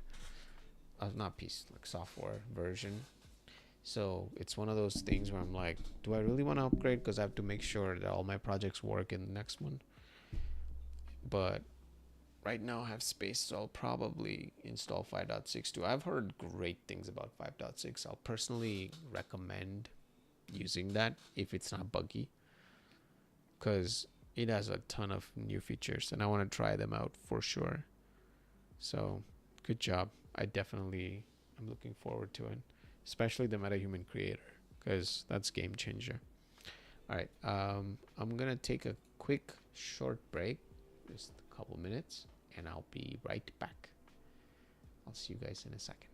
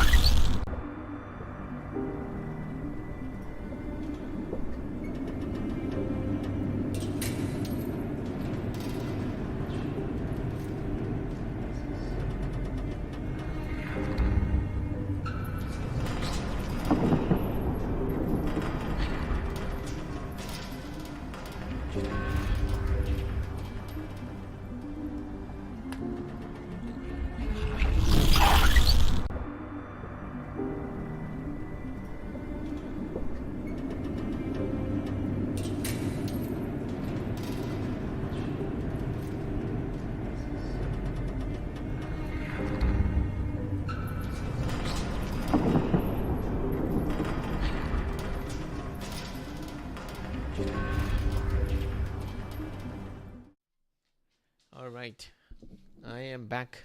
I'll show you guys what I was doing. Chimkin, come here. I'll show you guys my dog. Come here. What's this? You guys ready? He's super cute. Come here. Up, up.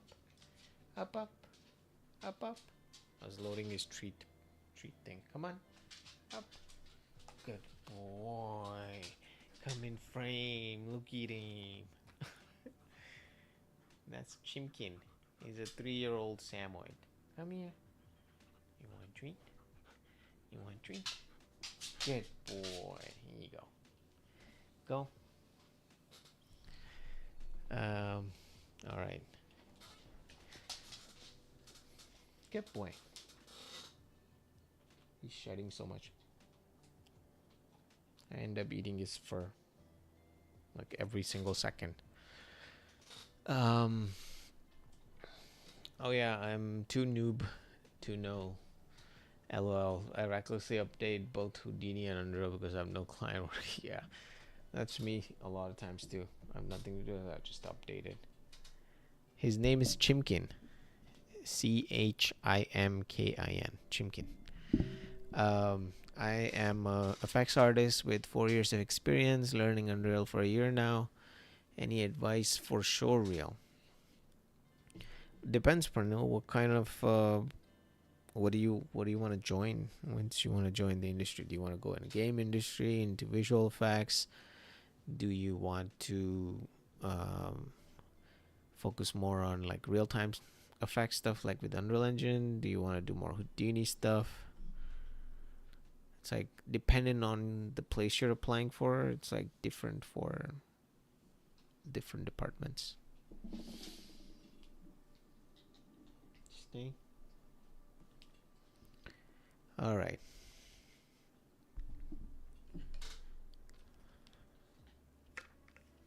Yeah, so let me know what kind of department you want to go into.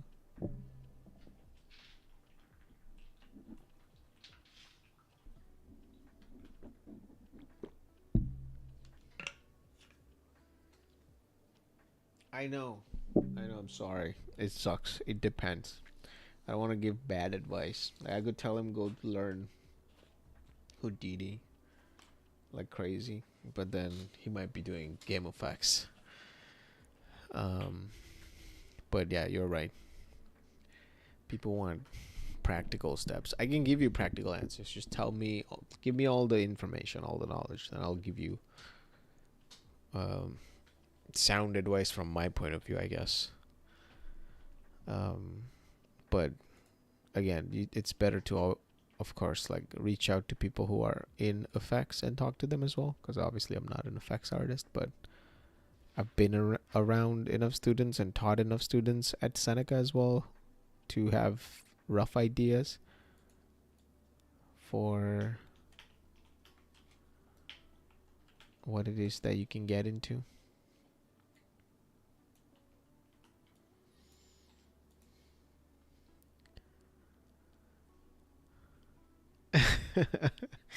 Yeah, I mean the versus stuff isn't honestly useful, because the versus stuff is like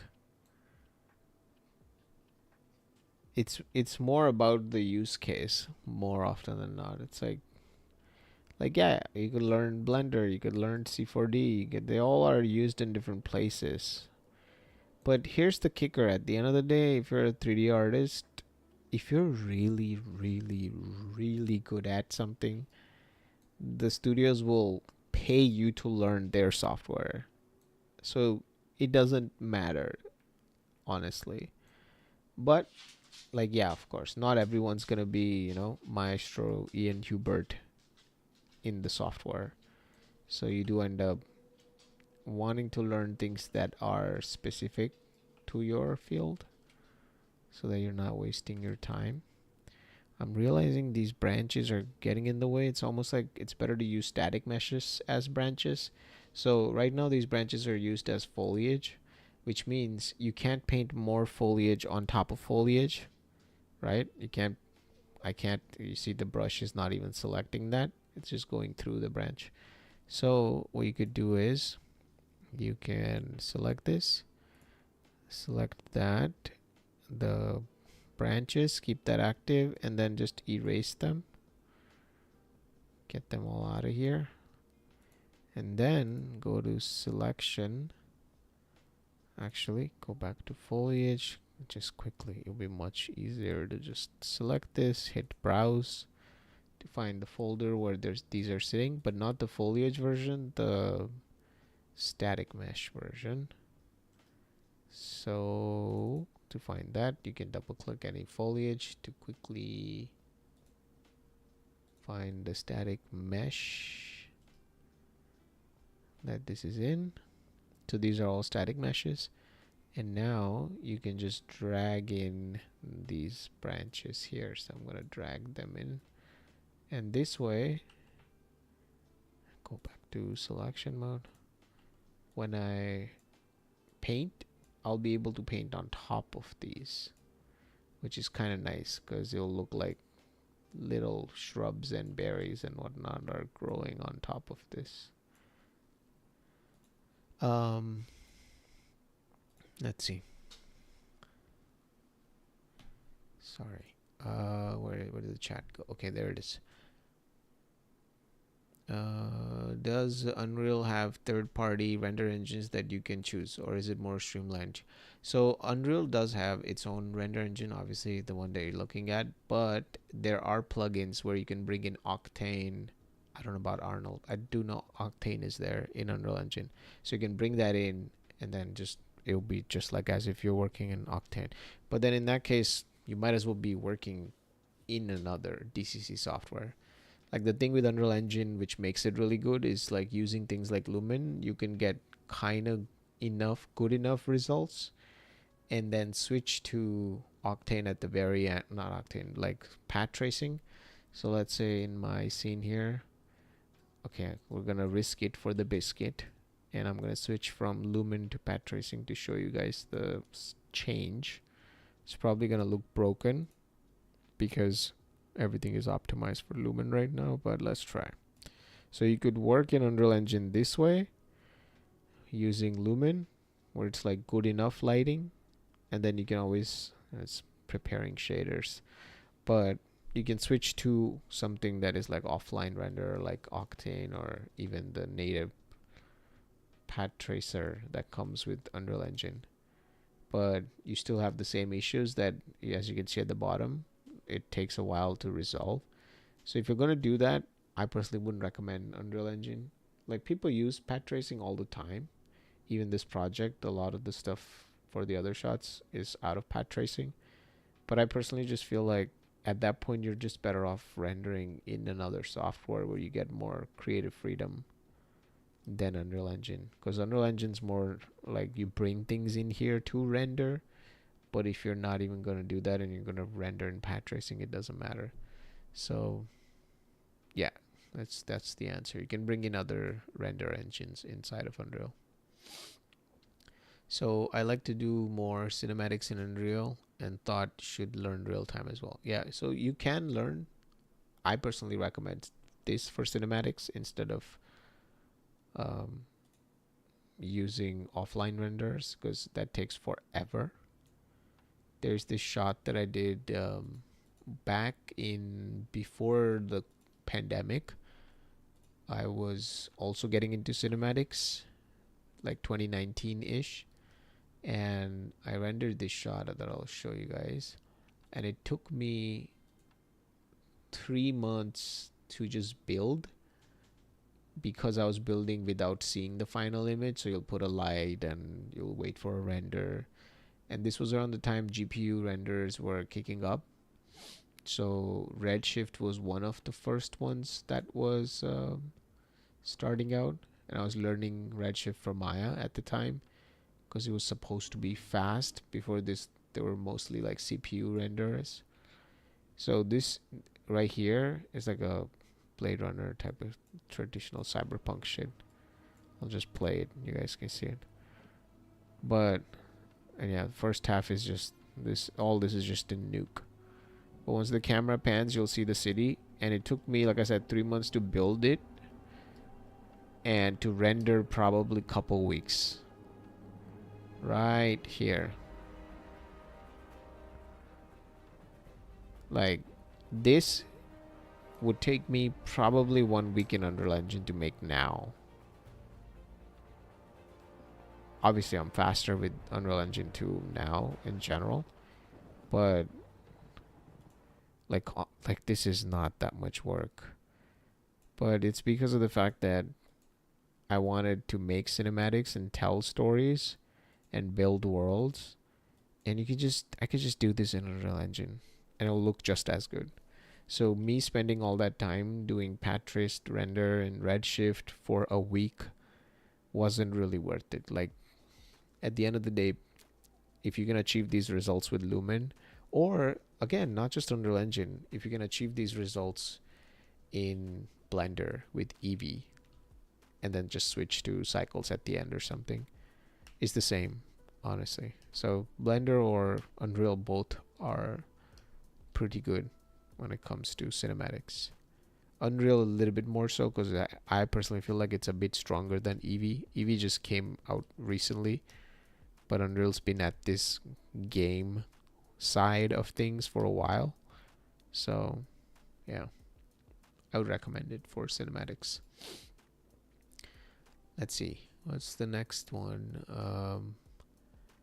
I'm currently working as a creature TD at DNEG in Houdini. Wow, that's awesome.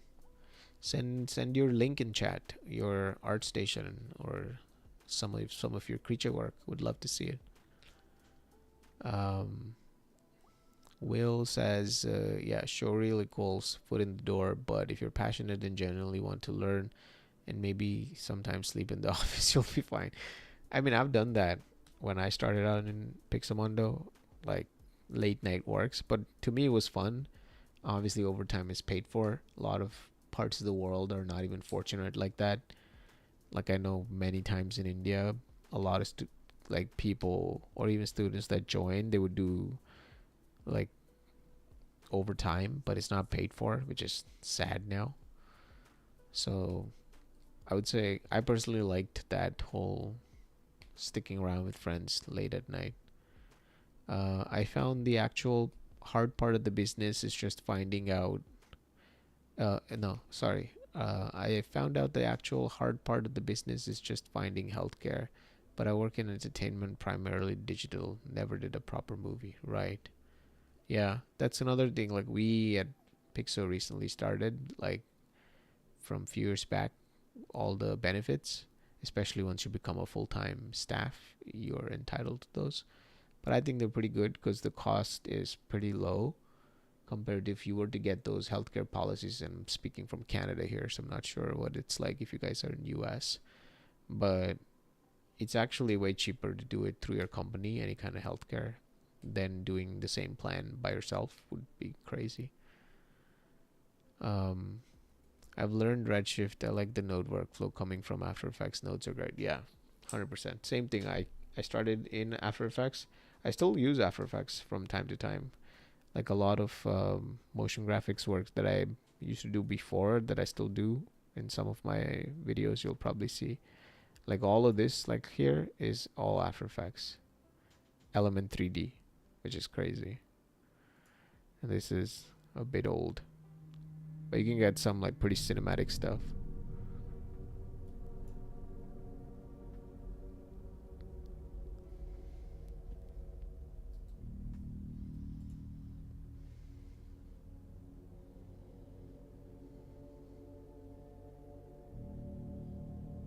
But After Effects is one of those things where once you put the plugins together, it becomes crazy powerful.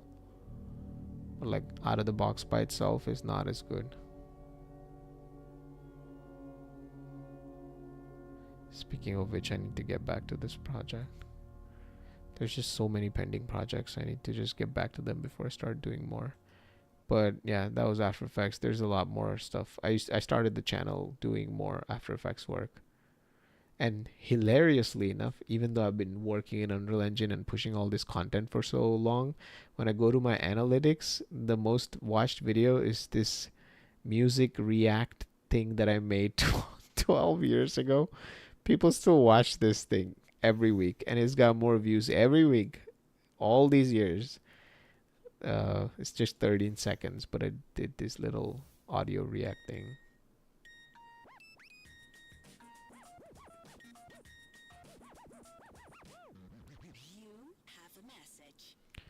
And I put it out for free for people as a template, so you can just download and add your own music. And there's a lot of music channels out there that want visualizers. So hilariously enough, after all these years, like, that's still something that even now every week gets more views than all this Unreal work that I do, which takes way longer to do, which probably makes me feel like I should go back to that and make some of that stuff. But yeah, After Effects is dope if you use it right. But again, yeah, nodes are better for comping and that kind of stuff. Did you ever see that short film about zombies some solo artist made using Redshift in 2013? It blew me out. The one with the zombies, right? I think I know which one you're talking about. Zombies. It's a really fun one. Planet of the Acid Plants. I don't know. This is some weird title. It was just a satire on, yeah, this one. Dawn of the Planet of the Zombies and the Giant Killer Plants on Sirius Acid. This guy made this in Redshift when Redshift was at peak of its times. This one guy, Alf Lowold, I was really inspired by it. It's really well done. You guys should, let's watch it.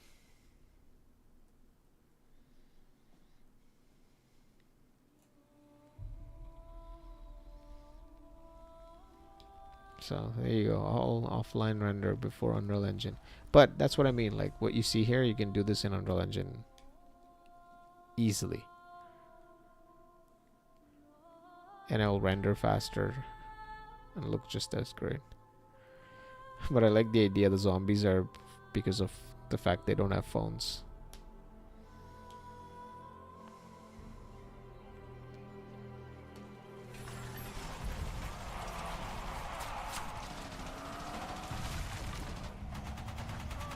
So that's live action plate of him on a green screen.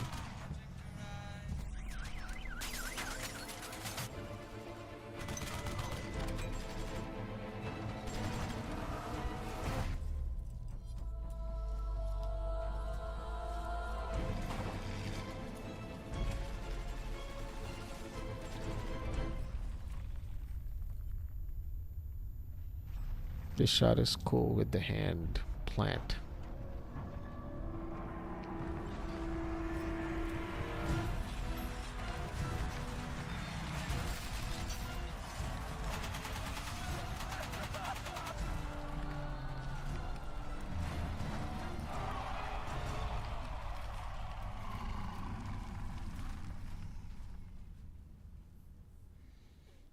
I like this from the non-award winning director. Year 20 something.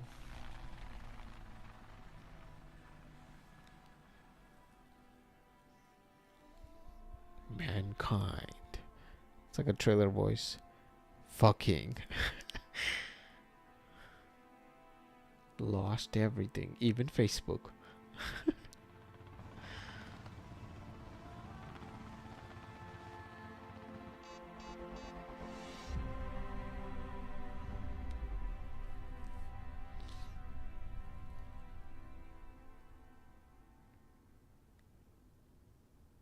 But yeah.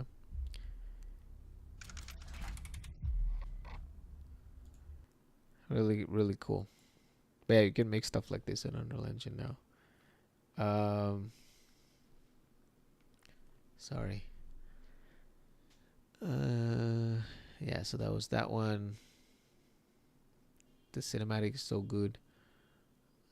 You got OT. Yeah, we had like crazy OT in the beginning. Now it's not as much because I switched to Unreal department.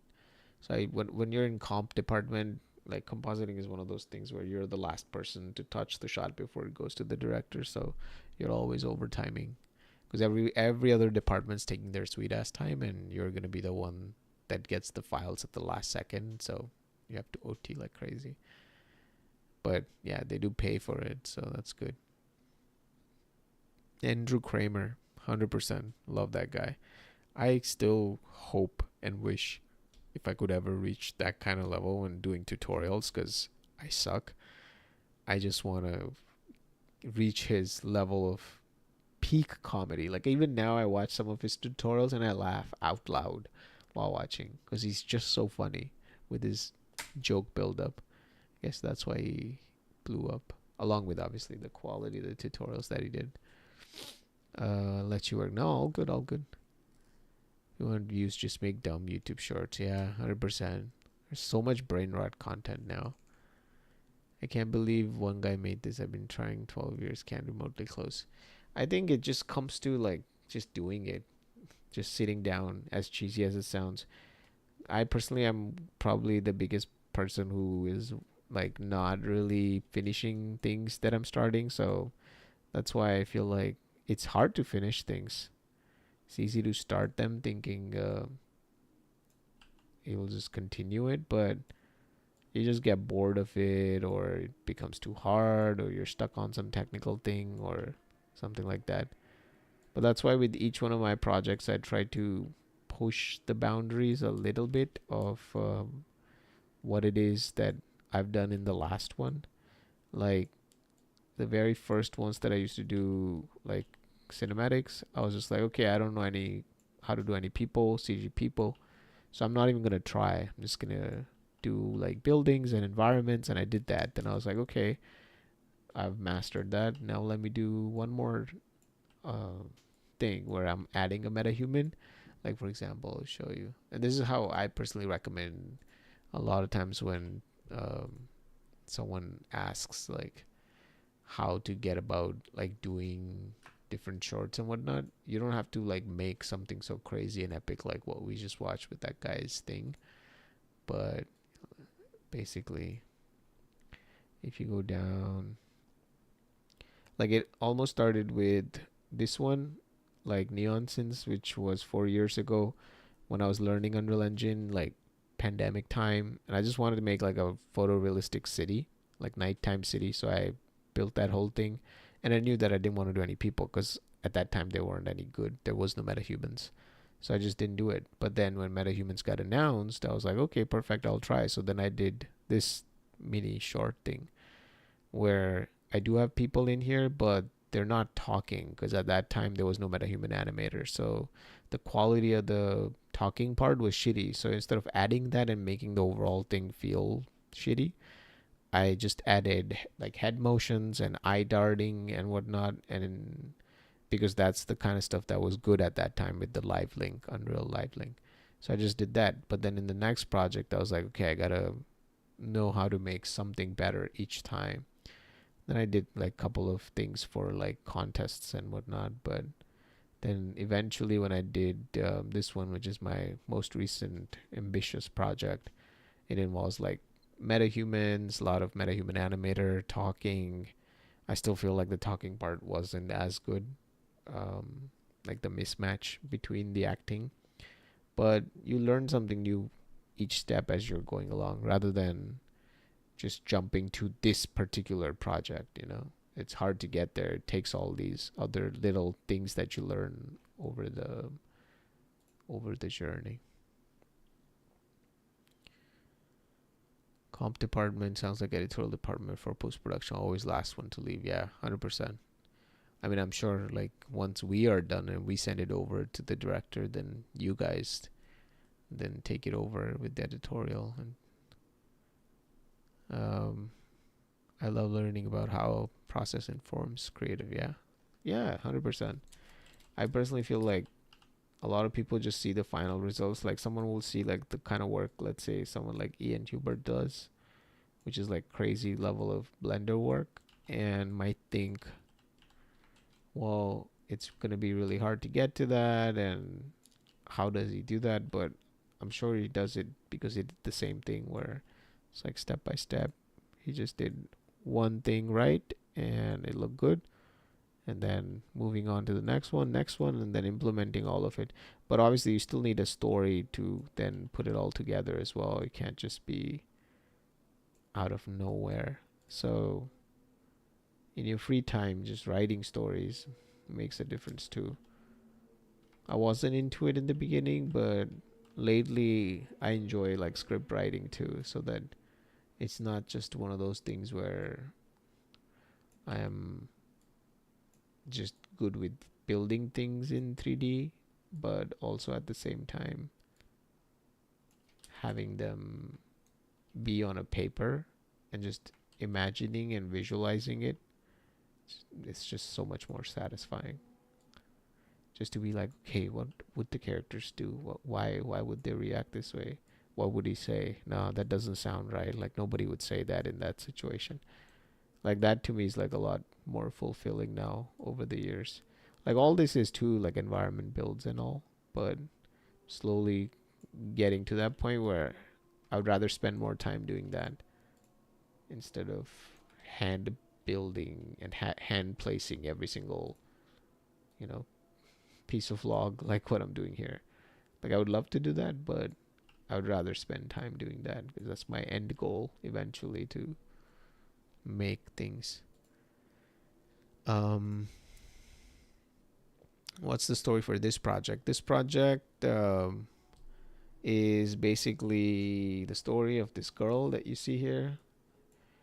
She's not bald. She's got hair and clothes and all, but I turned them off because it's pretty heavy. But you can see some of her renders on my Instagram. So my friend Andre, I don't know if he's still here or he slept, but he's the one who initiated this project. She's an alien girl, and this is her little flashback sequence when she was little.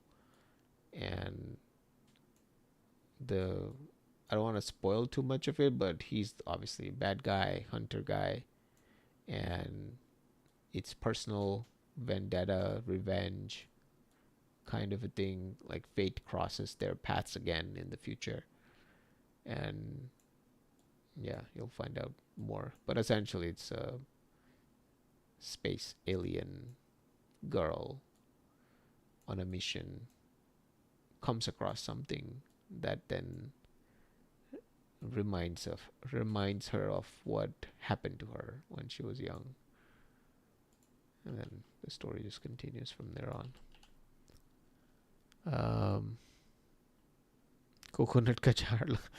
Yeah, Sandy's been wanting me to put a coconut tree for a while.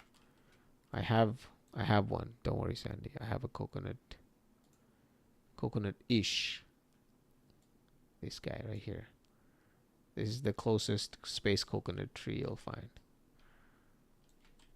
We'll use that at the very end. In your honor, Sandy, we'll use this guy. We'll place him somewhere further down.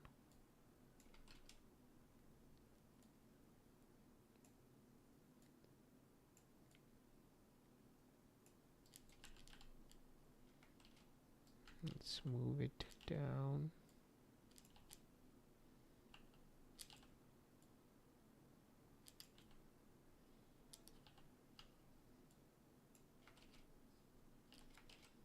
Okay, we don't want to block the visual weight of the empty patch. Let's place it somewhere.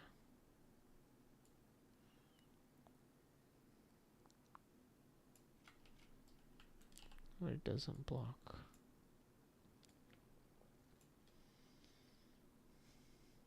She looks cute. Yeah, Andre is really into making sure she looks beautiful. I think she looks pretty with the renders that we have of her. and the shots we have of her in the teaser, it's gonna be good. Just gotta make this forest look good for them.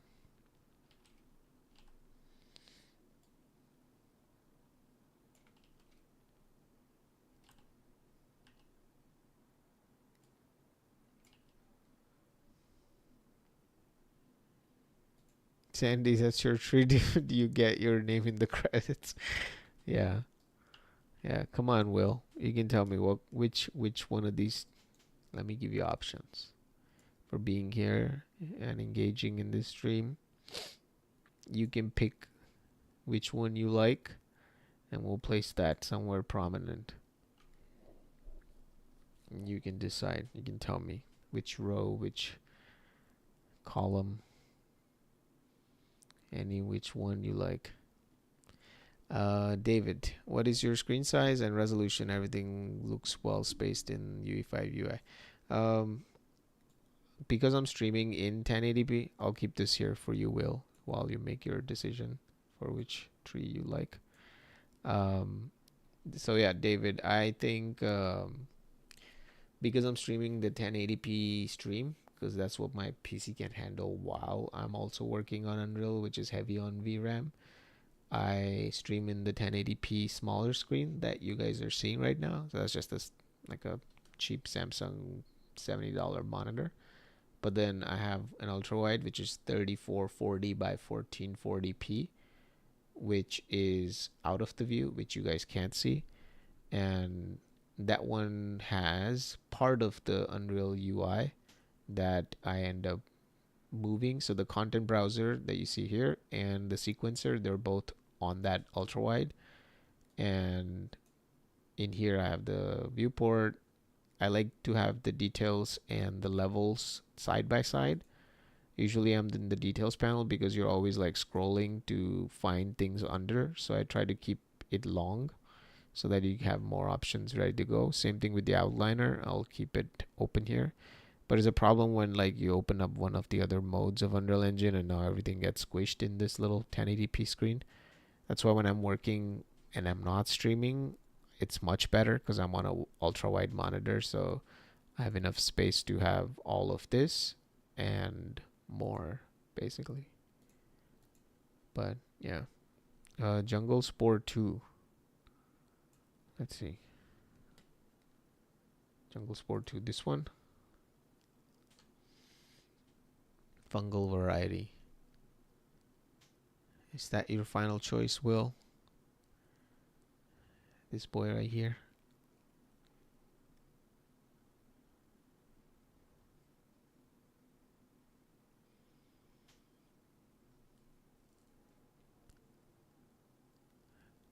Let me know. I'm gonna place it somewhere nice and prominent. Alright, I hope that's the one. Lock it in. Alright, Jungle Spore 2. Gonna make it nice and big. Let's see from the camera perspective. I'll change my mind for sure. It's hard to see them from the thumbnails too because it's small. If you like fungal stuff, there's this other one that's pretty cool. I'll show you. It's a full-on tree, but I can make it smaller to be a more plant-like thing.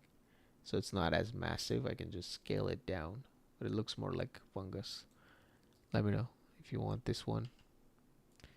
It almost sounds like I'm doing like a sale, like a plant sale. Going once, going twice.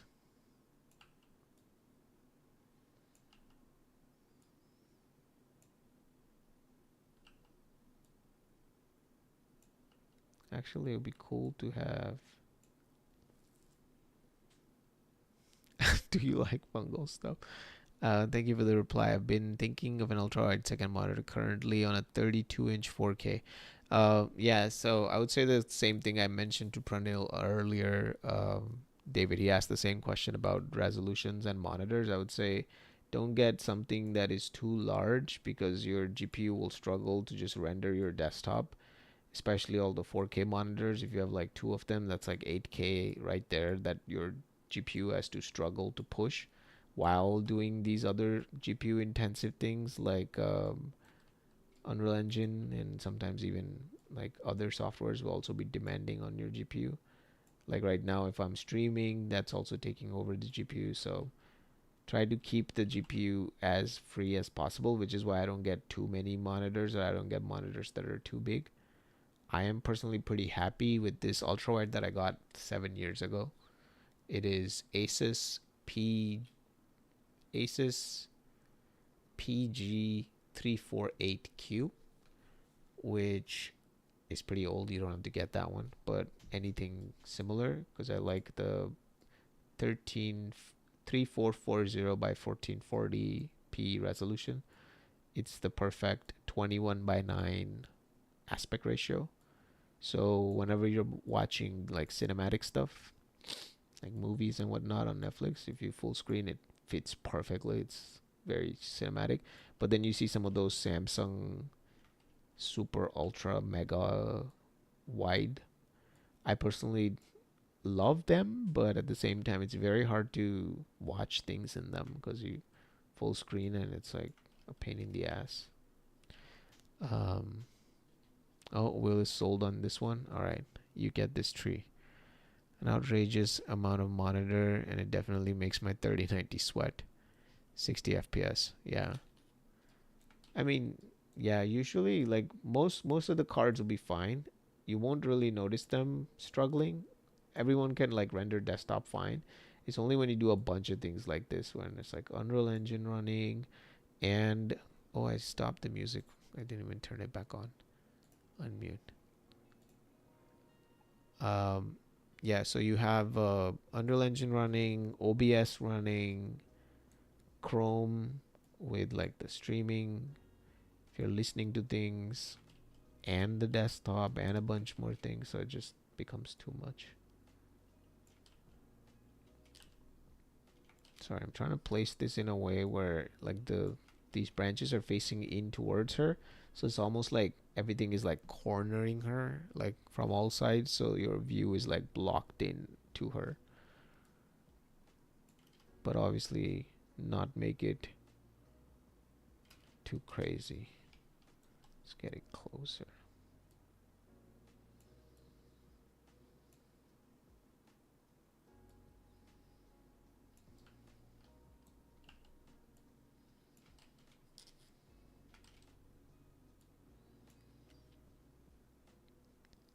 The 49-inch are crazy. Was a desk that big? I know. Sometimes I'm like feeling bad for the monitor arms that are holding those 49-inch ultra wide monitors. I'm like, god damn, that monitor mount is doing all the heavy lifting, literally. But yeah, I mean, it's super immersive and all. Also, those monitors have like crazy amount of dead pixels. Every time I see those monitors on sale on Amazon, I go to reviews and it's like, mine arrived with dead pixels. Mine arrived with blah blah blah.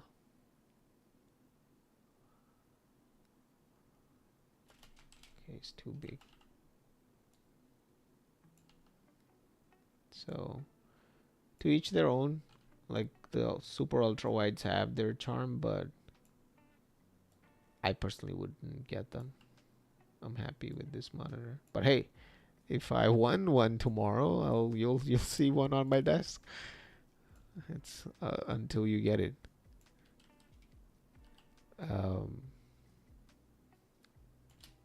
Yeah. Yeah, something like this is good. Just out of focus, a little bit closer, and it's out of focus.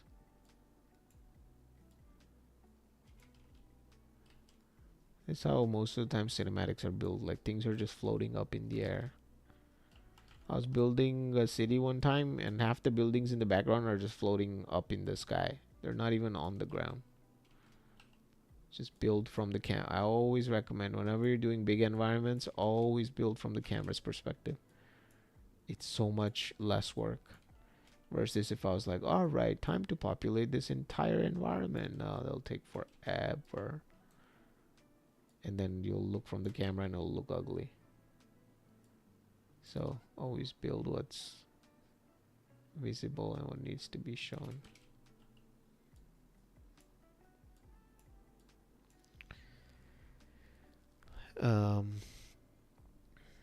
How fun is OBS? It's my new favorite software. I think started using the browser thingy to make dumb HTML. Oh man, I actually got into this OBS phase. I wasn't into it in the very beginning when I initially heard of the software and I tried it. I'm like, oh my god, what is this complex shit? I just need to screen record and stream. But yeah, it's like one of those things like Blender or something. It's like the more I do it, the more I fall in love with it because of how open-ended the whole thing is. So you can just do whatever you want, and people make all kinds of crazy overlays. Once I get like more into like streaming more frequently and routinely, I want to add these little life-saving OBS hacks and gadgets and tools and whatnot that make it all fast and sleek and cool looking. It's really interesting to see all those OBS dedicated channels that are out there.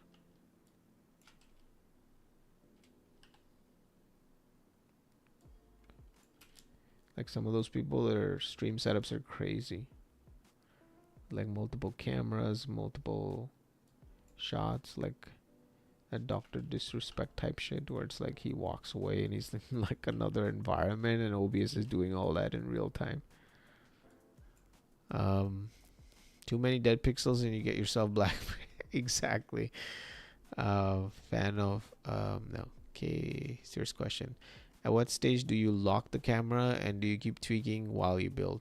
I would 100% recommend to lock a rough version at least. Like here, I knew it was supposed to be an introduction to the environment. So how do I lock it, right? Let's go with this camera right here. So Andre, the guy that I'm working with who is creating this project, he wanted to have like a flying shot, right? So I had made this forest here. There's like some PCG forest in the back. And he wanted like a flyover on top of the forest. So he wanted like this kind of like, you know, Amazon forest kind of flyover. And then reveal the girl. And she's supposed to be standing there where the sunlight is hitting. So it's an open-ended landscape. You can put the camera wherever you want. So how do I decide the camera? So in my case, the decision came from a technical reason. So I knew that he wants an establishing shot for this environment, and you want the establisher to end on her so that whenever you're cutting in cinematics, the cut needs to have a purpose. So usually when you do the first establishing shot, you establish where a protagonist is in relation to the scene. So when you cut close up, people don't go like, whoa, who's this person? Why are they standing here? You try to show it up close later in the second cut. So we knew that it had to end here somewhere where she's standing.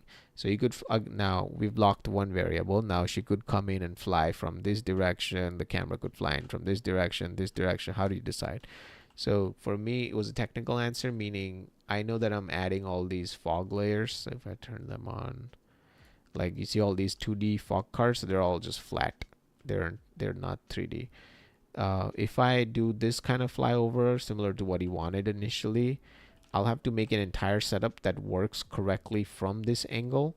And then I know that the other cameras were kind of sort of locked, that he locked while he was doing the mocap and all that. So those cameras are basically these type of cameras where like for example right here, like it's just close up and she's like on the ground, she got shot, she falls down. So I know that the cameras are going to be looking towards the forest from this direction. So if I know that this direction is not going to change, meaning we will look at the forest from this direction, why should I work and create an entire setup and build the first camera where it's flying in this way? So to me, it doesn't make sense. So that's why I now know that I cannot fly from over the forest. So now I have to fly from somewhere else. So in my case, I was like, I want to show this forest line, meaning there's a green pasture area and then there's a forest area. And I want to show that. So if I fly from this way. Obviously, like I said, that technically won't work because I'll have to make multiple setups. So then the other option is, okay, can I fly in this way?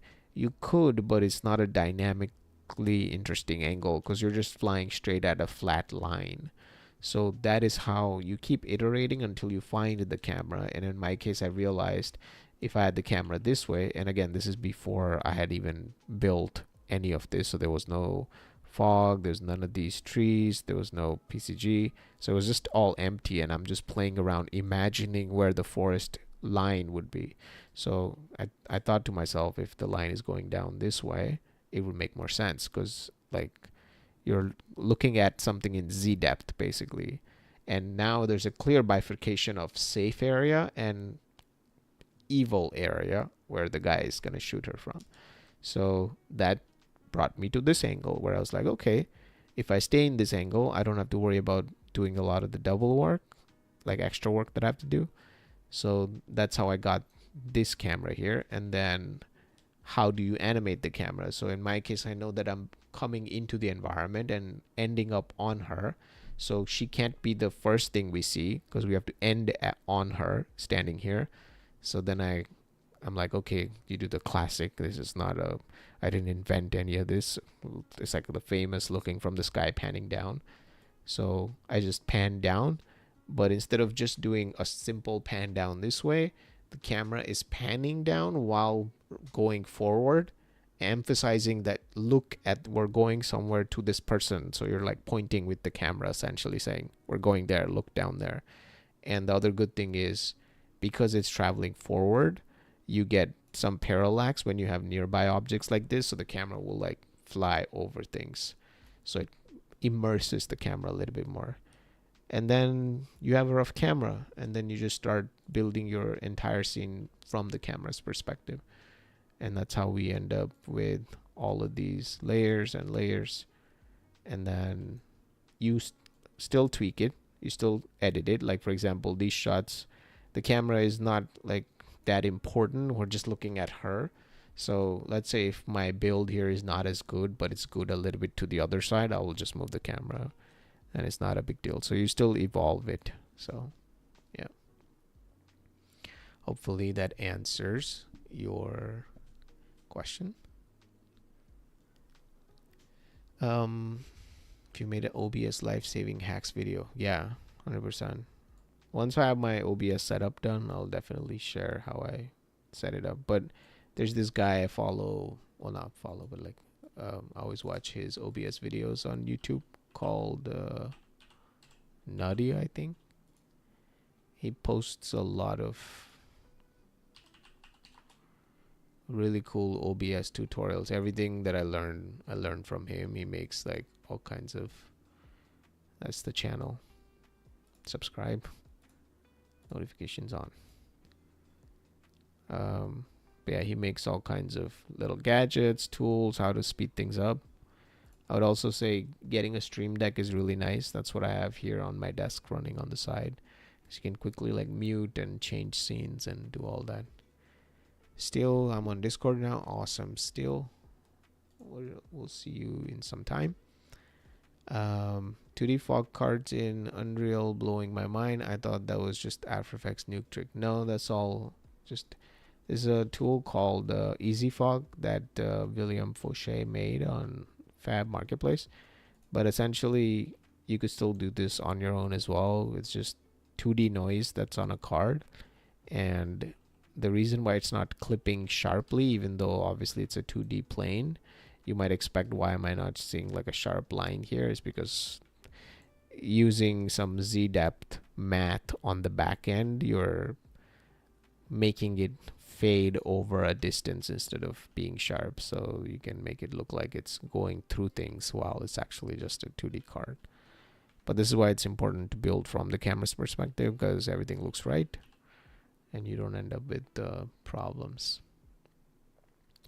So are you building a set for multiple camera? Yeah, essentially. Sometimes you would have to build multiple sets, kind of like in real life when the camera really changes drastically, you might have to just build a new one. But try to build something that might be used for multiple shots. So right now, as I'm building this, I know that this area right here is never going to be visible a second time, so I can just go to town and do whatever. Like there's things floating around here and it doesn't matter. There'll be no time when you'll be like standing next to the girl looking this way at the floating trees. I know that for a fact. So that's why I'm taking my time. But once I start decorating the things behind her, like in one of those shots where she's down here, I know that the camera will look towards this direction multiple times, so I have to make sure that whatever I build in one camera looks good in the other camera too. So whatever looks good here should also look good here. Same thing with the hunter guy.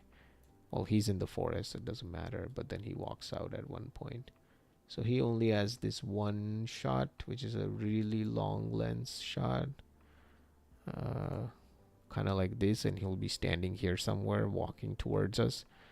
But in this shot, I'll probably turn off all of these extras because I want to see the straight line to him as he's walking up towards us.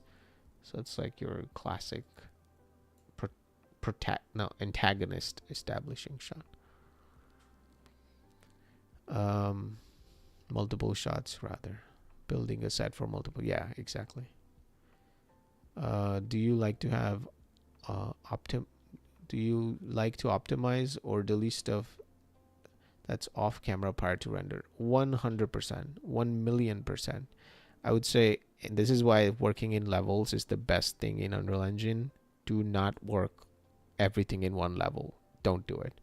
Highly, like this, what you see here, do this all the time. Because if you're not doing this, you will not be able to render. I have a 4090 and I could not render Blooms of Arachnis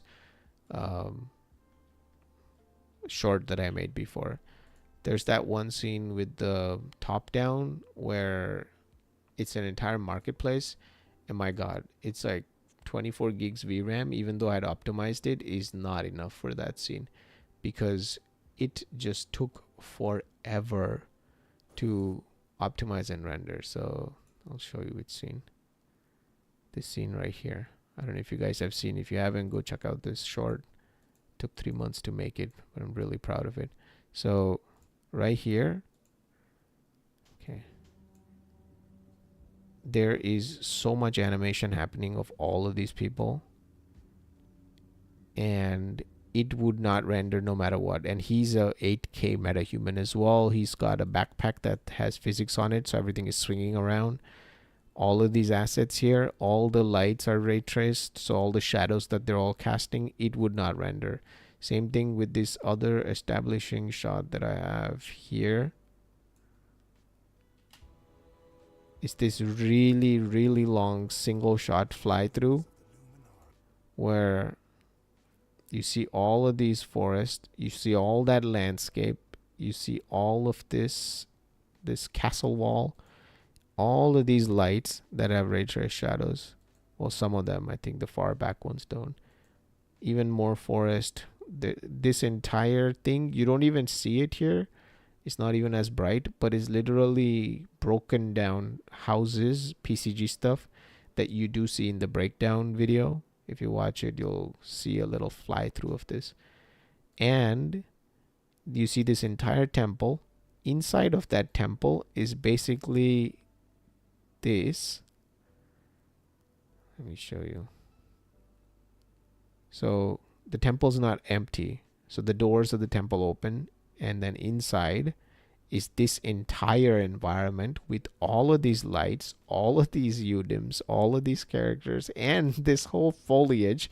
These are all individual flowers that are like a single spider lily flower that has been painted all over. All of that in one scene. It would not render no matter how hard you try. So when you build it this way and you have multiple levels, you break every single piece down into a level. And when you see this little blue icon next to it, that means it's loaded as a blueprint. It's not loaded onto your memory when you like your VRAM when you render. So right now, if I was to hit play, which is the equivalent of rendering essentially, all of this is off. You wouldn't see anything. It's because they're all loaded as blueprints. So whenever you want a particular level to be loaded into the memory, you'll right click on it, you say change streaming method, and you set it to always loaded. Once you do that, then it is loaded into the VRAM completely during render time. So that is how you are able to specify what to render at what time. So right now everything is fine because I'm working on things and a lot of things are disabled. Like she doesn't have her geometry caches. She has these tentacles that are her hair essentially. They're all simulating. She has clothing that is simulating but not in real time. It was simulated in Houdini, then brought in Unreal Engine as a geometry cache. So it's still streaming from the disk.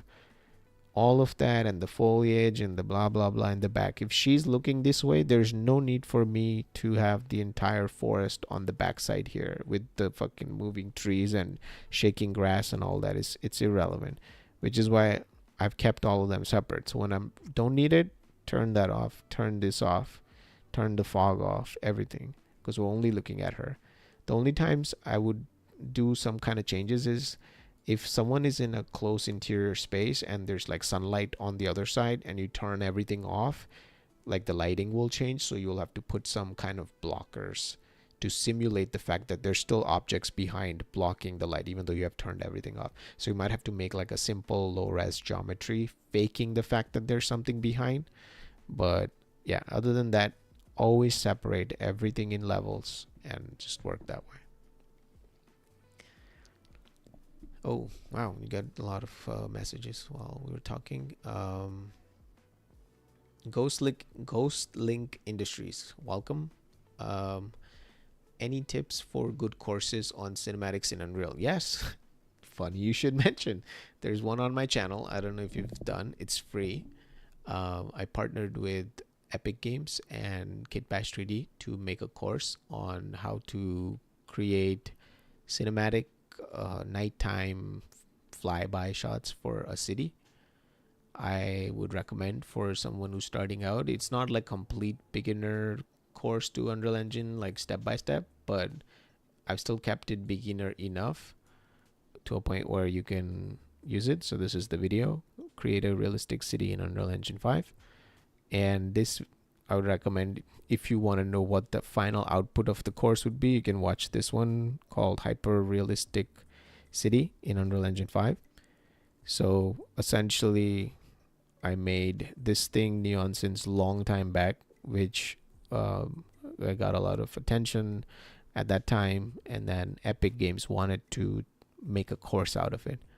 So they reached out, we partnered with them and Kitbash 3D, and they gave Kitbash 3D basically gave the Neo City kit, which is their free kit at that time, with only 6 buildings. So this whole city is made with just 6 buildings, and this whole course goes into making that. So for the course, I just made another like short basically, which is similar to that one but different. So you can click on this, watch this before you start the course, because I explain how to do certain things. And then in the description you can find the course on Epic Games page. So right here you can see it's posted by Epic Games, and all of these are the chapters on the left side. And this is all about building this city with me from scratch. So we're going in building it together. Some things might be outdated because the course is a bit old now and Unreal has changed. So you can still update it. You can reach out to me on my Discord if you get stuck. And then once you're done with this course, there is a secondary course because I recorded too much content. So the second course is called Supporting Photorealism Through Cinematics. So this one just ends when you make the lighting and you're done. There's no camera work and how to work with cameras, learning about cameras. So in the second course called Supporting Photorealism Through Cinematics, this is a shorter one compared to the other one, but in this one you learn about camera movements and then rendering and compositing and sound design, like just basic stuff. But I would recommend going through both of these courses for Unreal Engine if your goal is to do like environment art kind of stuff, basically like this kind of stuff that you see here. It's just meant for like top-down aerial shots of the city. Um,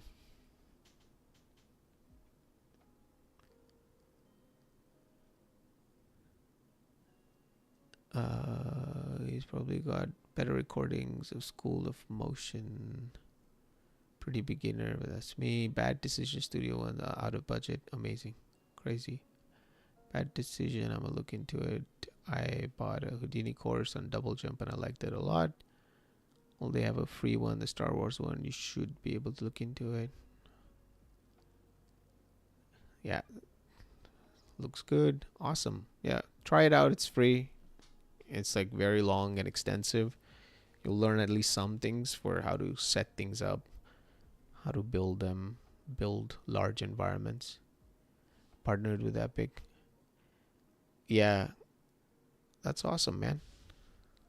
You worked with them. Do you have anything paid, more structured? I mean, this is pretty structured. Like, it's step by step. There's chapters.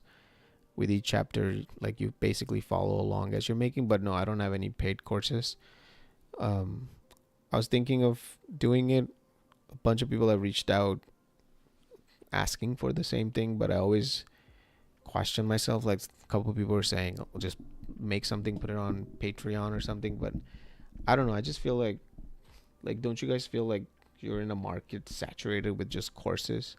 Like, personally, I would rather have like some kind of mentorship where I'm looking at what you're making and just helping you with that, rather than, okay, watch this template and click and follow along. I don't know. Personally, to me, I feel like I would.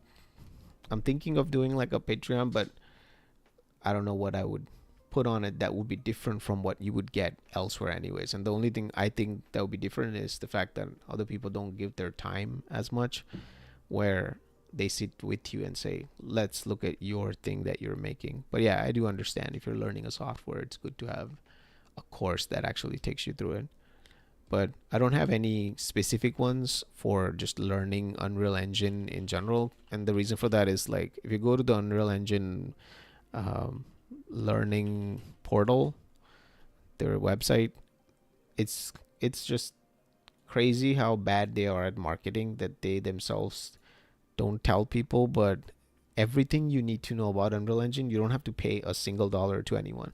That's why when people like charge through the roof for courses, and I personally know some of the people that do it, like, I know them and I work with them, I don't understand, because I get it from your perspective. Obviously, if someone worked hard, they should be paid for it. But at the same time, I don't think you as a student, or if I was a student, that I would pay for courses, because everything you want to learn is here. It's just that it's structured in a bad way. So let's say if I wanted courses, like, you can just pick through Epic Games, right? So you're not going through community stuff, because that might be all over the place.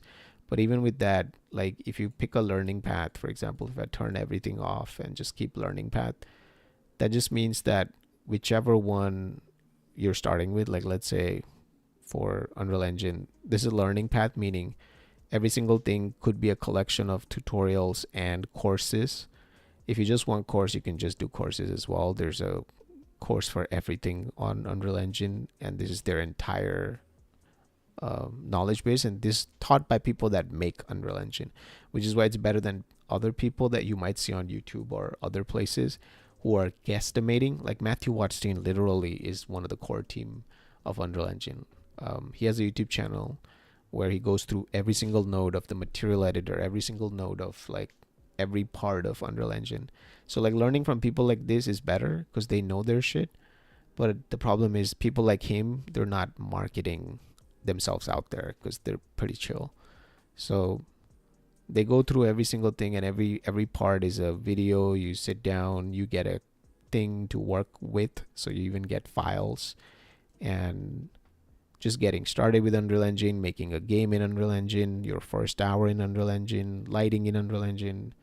There's like sorting and all kinds of, for beginners, for example. If you check, everything in here is for beginners, onboarding. I would personally just do that, honestly. So if anyone asks me, I just say either do my course, because it teaches you at least. But the reason why I suggest my course is because when I see all these courses that are there on Unreal Engine's page, like this one, your first hour in Unreal Engine, like, yeah, it's cool, but then by the end you'll just have something okay-ish. Personally, I feel like if students make something that makes them excited, like, holy shit, I made that, it makes them more engaged to learn that. So that's why I wanted to make sure that the course that I did with them, the end result was something cool enough where you could be like, hey, I made that, that's cool, right? So that's why I would say doing courses that give you some kind of end results is better. So I recommend my course for that reason. But other than that, if your goal is to just learn the software itself, this is the place.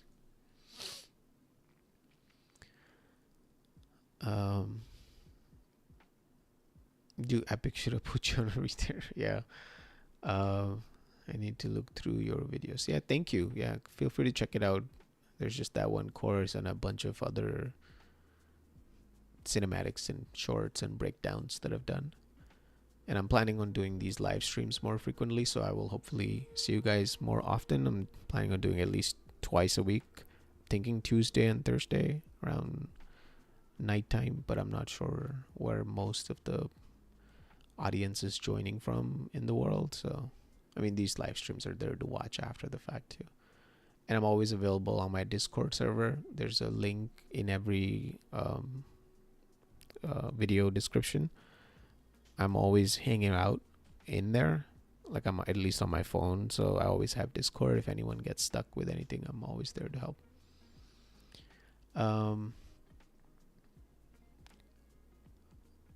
Photoreal environments for cinematics.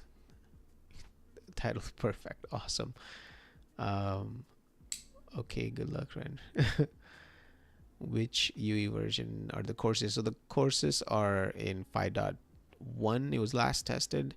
There is a tool in there where you can bring in animated GIFs or GIFs, however you say it. You can bring them into Unreal Engine, which is way better because they're pretty lightweight and you can get like all kinds of advertisements for your cyberpunk cities. That's what I used. But if you don't use that tool, you can still bring in videos. That like new Unreal Engine just lets you drag and drop MP4 videos. So that pipeline has changed a little bit. But yeah, if you get stuck saying, okay, this feature doesn't exist, just send me a message on Discord and I can help you get through it. You should do buy me a coffee thing. Yeah. Yeah, that's why I feel like I don't know. It kind of like maybe I should, but to me it just feels like I don't feel like asking for any kind of monetary thing unless I feel like I'm genuinely helping someone out. So same thing with the reason why a lot of people have said to start a Patreon or like buy a coffee thing or something, but I feel like it should make me feel like I'm giving you guys something too, right? So it's not just like, okay, we're just paying him and I'm not giving something back to you. But hopefully like learning things on the stream helps you guys out. Yeah, for now you guys can help me get the channel monetized to begin with. I feel like, I don't know if you saw the little 1.3k here on top. It's like I only gotten 1.3k watch time hours in the last 12 months. So you have to get at least 3k to have like super chats and just have monetization in the chat and live streams, and then 4,000 watch time hours to get to monetizing all over your channel. I feel like that would be the first step to at least build some kind of credibility, but I also understand that I'm not as frequent, which is why I'm trying to post more in general. But I feel like this is one of those genres where it's really hard to make things at a consistent speed that the algorithm wants you to. Like this project here took me like 3 months of basically sleepless nights to pull it together. And then like now I have a lot of content to do breakdowns on, I guess, so I can post more frequently, but I wish I could create more at that speed. That would be the ultimate end goal. But yeah, thank you guys. I appreciate the kind words.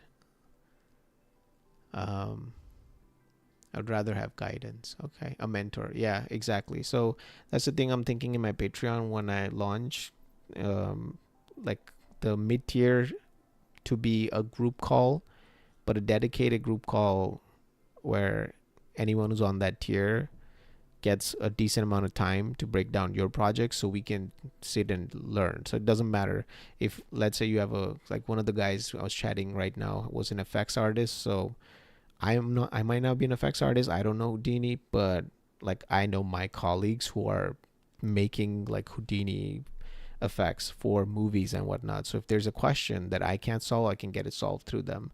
But the goal for that mid tier, along with the usual like things that Patreon offers, like the main feature, the reason for me to make it would be that because I teach at Seneca too as a professor, like as a teacher to students, and I find that spending just that hour or two with them, looking at their projects and saying, okay, that's not working because you could do this differently or you could do that differently, or them asking me questions, be like, okay, I'm stuck here technically, how do I solve this, versus me saying, okay, look at my project, isn't it cool, this is how I made it, okay, now you figure out how you want to do it and then walk away from it. Like I personally don't like that, so I feel like that's what I'm thinking maybe would be the key feature in the Patreon once I launch. And then the higher tier would be, instead of a group call, like a one-on-one call for people. But I've seen like other 3D creators and artists do that kind of thing, but it's just insane the prices they put for those tiers. Like I get it, like you're an industry professional and your time is expensive and all, but it's like I've seen some of these like high-end 3D people on Patreon with those kind of one-on-one call type of thing, and it's like $300 or something, and I'm like, bro, like I don't know if you understand that like people that join your Patreon are not like your clients or something who can pay you $300 for your one-on-one hour of mentorship. That's just crazy to me. So still keeping it reasonable enough, but enough to a point where I'm not using it to make money off of Patreon, but enough to say, okay, it's going to justify the hour that I spend with you looking at whatever project that you want me like to help you out with. But that's the idea with mentorship.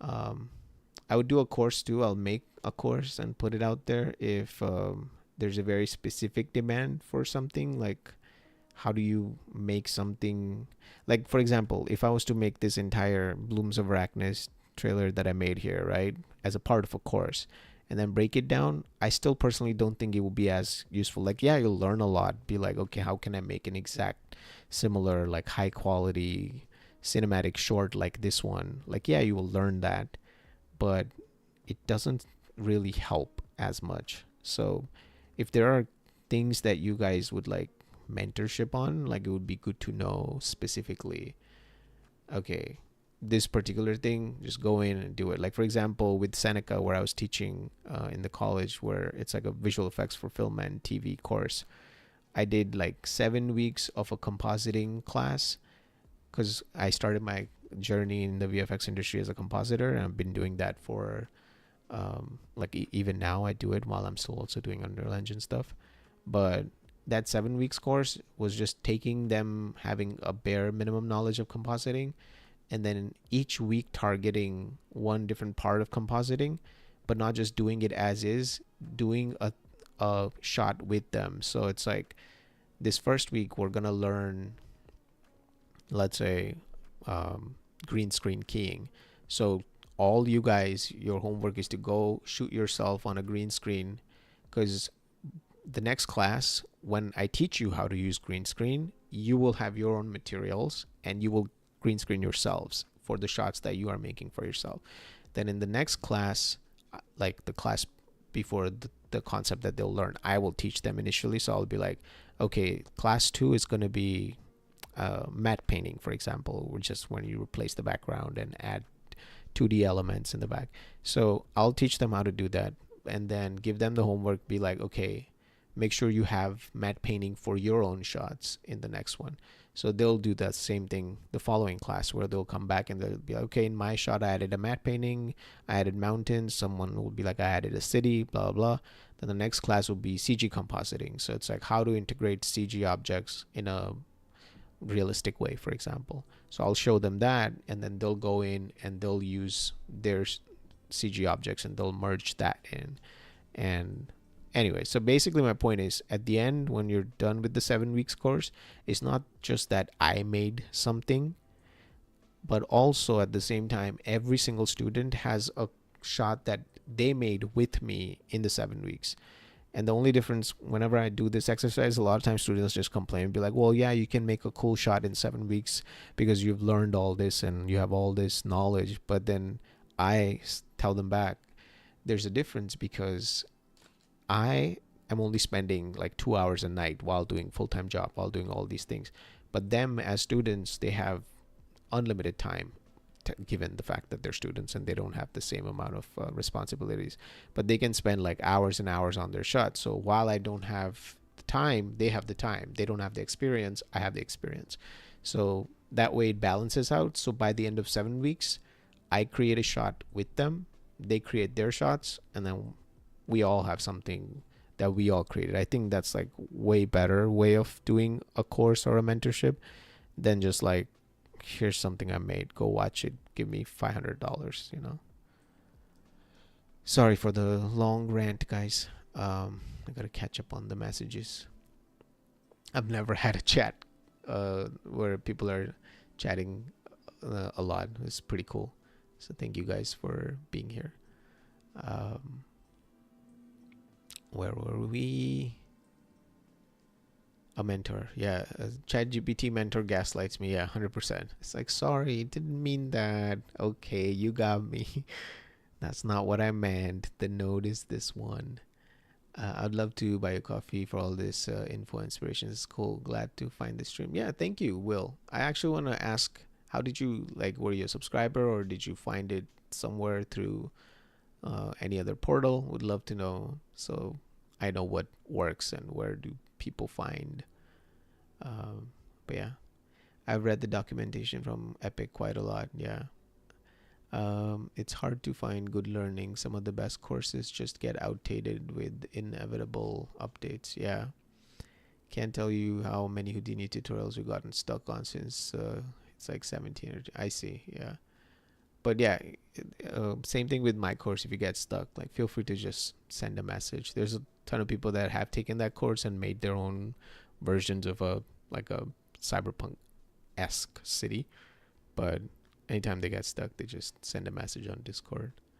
I want a project that looks amazing. Yeah, exactly. Like, you need to feel that. And I was driven like that as a student. Like, I wanted to make cool shit, not just like, okay, learn something, but like, you know, not just make a donut. Like, kudos to the donut guy. He's gotten it down and he knows how to do it, but you want to have something cool by the end too, not just be like company tutorials also typically like to sell how easy it is, but often lack the, oh shit, it's not working. I 100% agree, Will.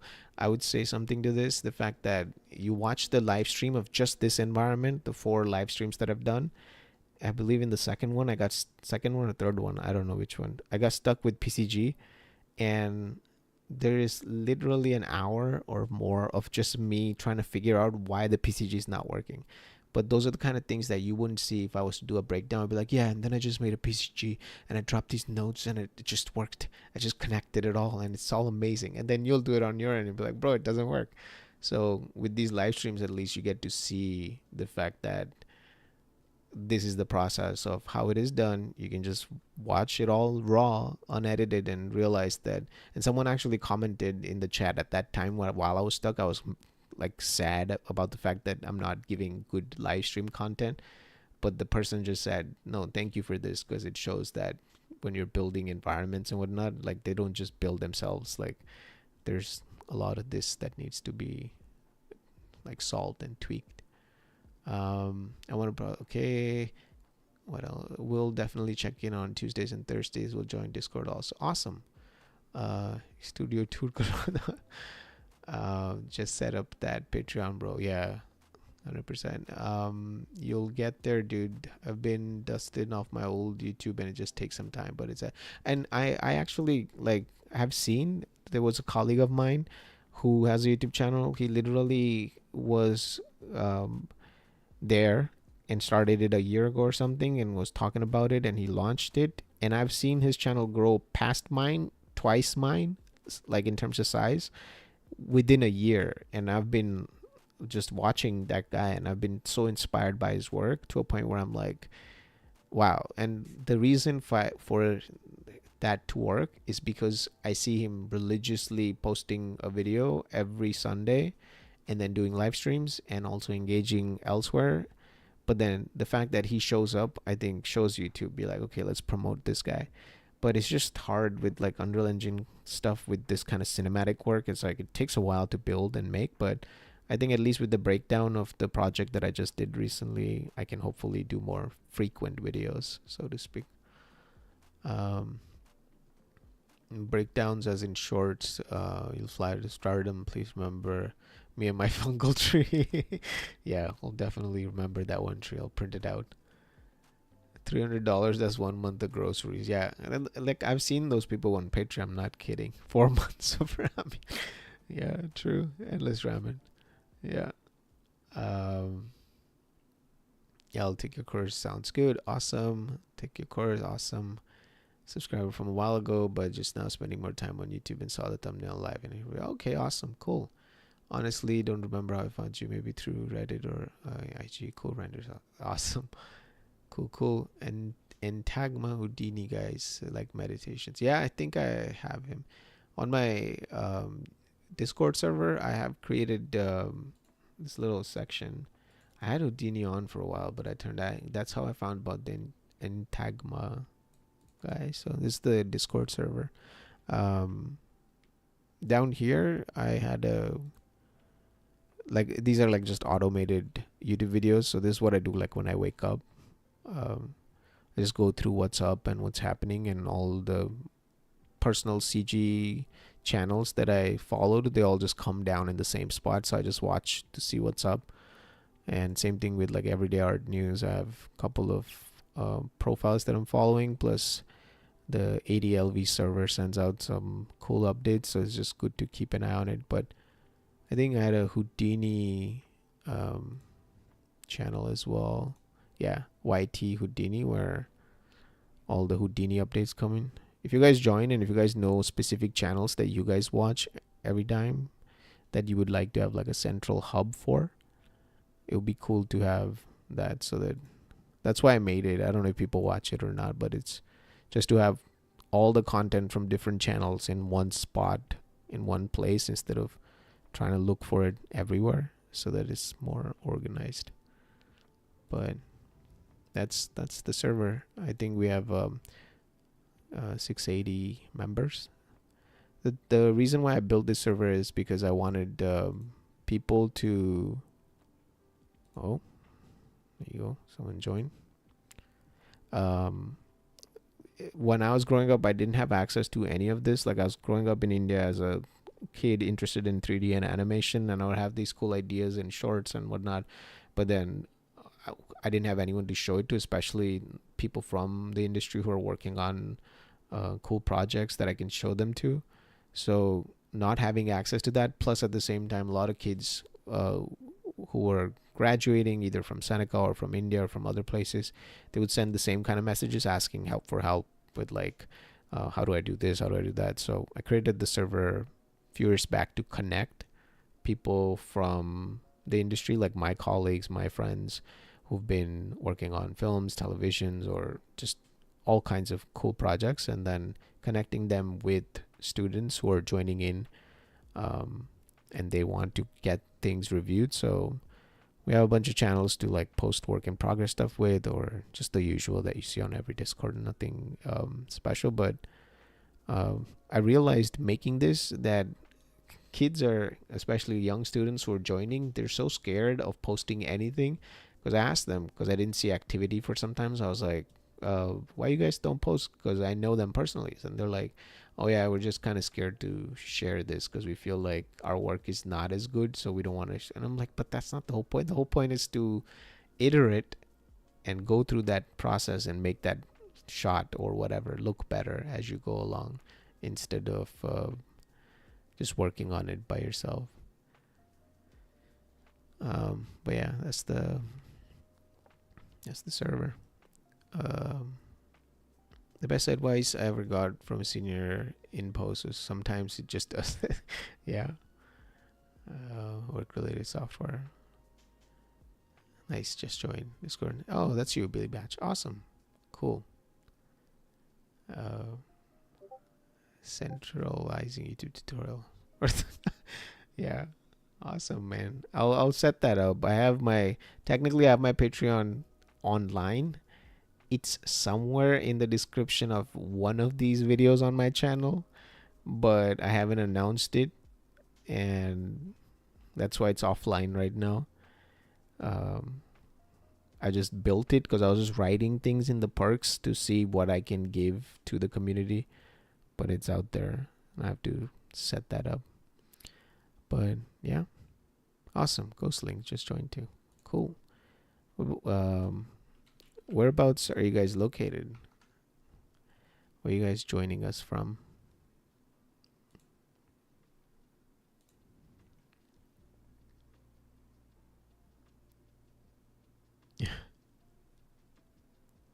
Yeah, TBD, same.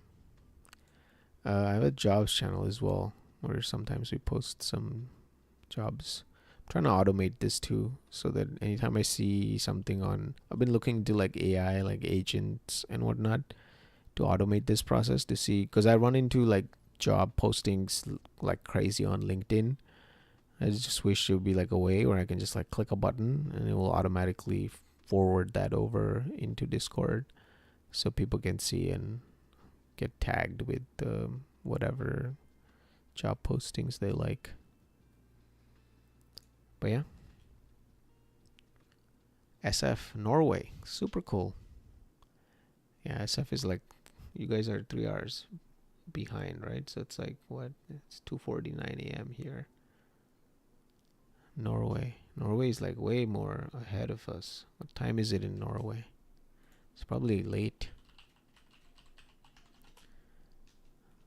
Oh, it's morning in Norway. Did you wake up and join? I hope so. I hope you're not awake the whole night. That's me. I'm a night owl. I keep staying up all night working on things. But that's the thing with these kind of projects where it's like you don't even know where time flies. Sometimes I literally start the stream and I'm like, what? 2 hours went by, but I just built this. And 2 hours went by. That's how you know you're having fun. But thank you guys for sticking around and joining. Usually it's just quiet and just me building this by myself. But it's good to have chats and talk with people. So I appreciate you guys joining in. Ghostlink, now that you're here, so Will already got his tree. I'm just putting in these hero trees here. I'm gonna show you a collection from my assortment of alien trees that I have here. Since you're on this stream, you have now the power to pick any one tree that you think looks cool, and I'll put it somewhere in like a hero spot, and it'll be Ghostlink tree. Let me make this thumbnails bigger. Thumbnail size large. Alright, I'm gonna show you slowly. If you like any one of these alien plants or trees, you can tell me and we'll put it somewhere up close. Claim a tree.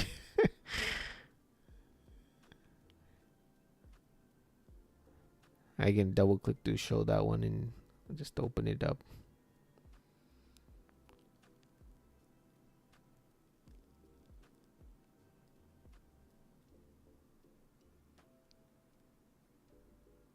That's pretty much it. So which one shall it be? Here's a view back up. You can tell me the name of it if you see it. Jungle flower at the top. Jungle flower, this one. Jungle big leaf flower or cover flower. There's two of them. There's two, these two. Sandy's just stuck on a coconut tree.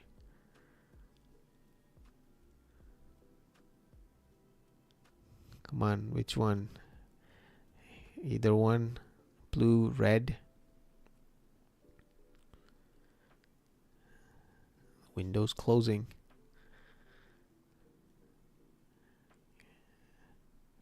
I'm gonna make decision. Jungle cover flower. This one. All right. Good choice. Let's bring it in. Ooh, super alien looking. All right, let's find a good spot for this one.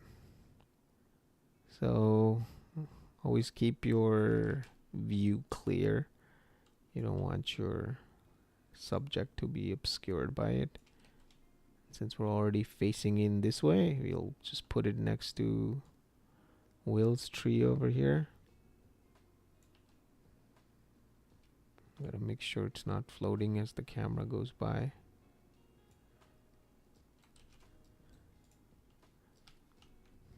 Let's make it bigger so that it's hero.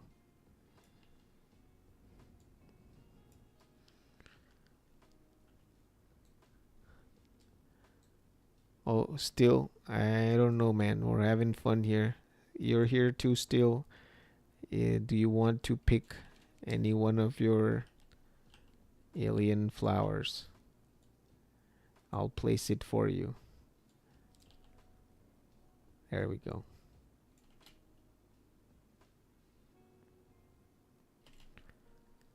Crowdsourcing foliage in the live stream. Yeah, I should just charge you guys for this too. Each one is 5 minutes of watch time on this stream. I love the trees that you have in the background. Yeah, those are the Twisted Evil trees.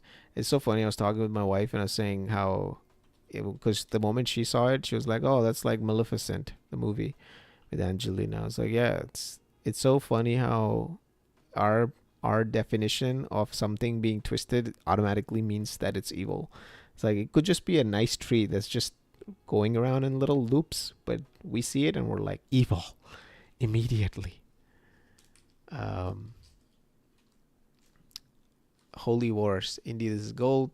Thank you so much for doing this. Oh, thank you for watching and joining. Should pay us royalties. We're creatively directing trees here. Yeah. All right. Anyone else wants a pick of the trees? One final run. Steel. I don't know if you're watching Holy Wars. Thank you for joining just now. We're giving away trees and we're putting them in hero spots because you tuned in at the right time. So if you guys are watching, I'm going to scroll down and then scroll back up and you can pick one alien tree that you like or plant.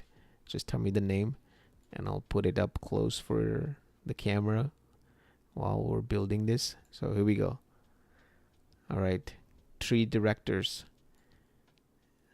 Any one of them that tickles your fancy, just write the name. We'll get it in. Yeah, the stream turned out way more fun than I expected. Come on, nobody's picking jungle polyp flower. That looks the most alien-y.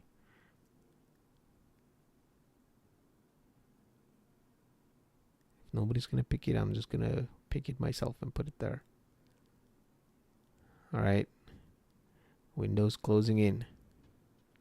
I love the slow scroll here. No, man. Long Eve. You don't get to pick Sandy. You already picked the coconut one. All right, that's it. If any one of you, Steel or Holy Wars, if you are watching, you have 10 seconds, let's say, because of the delay, to pick a tree. Otherwise, I'm going to pick a tree for you. All right, 10, 9, 8, 7, 6, 5, 4, 3. I hope the delay has caught up. How you're going to hide the vegetation? Oh, I'll show you that.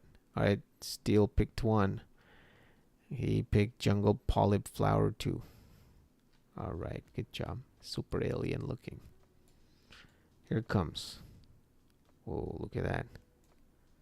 Looks like a xenomorph.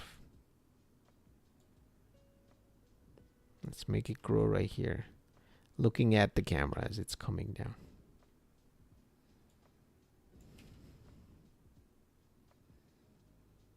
There you guys see. Such a nice, happy family.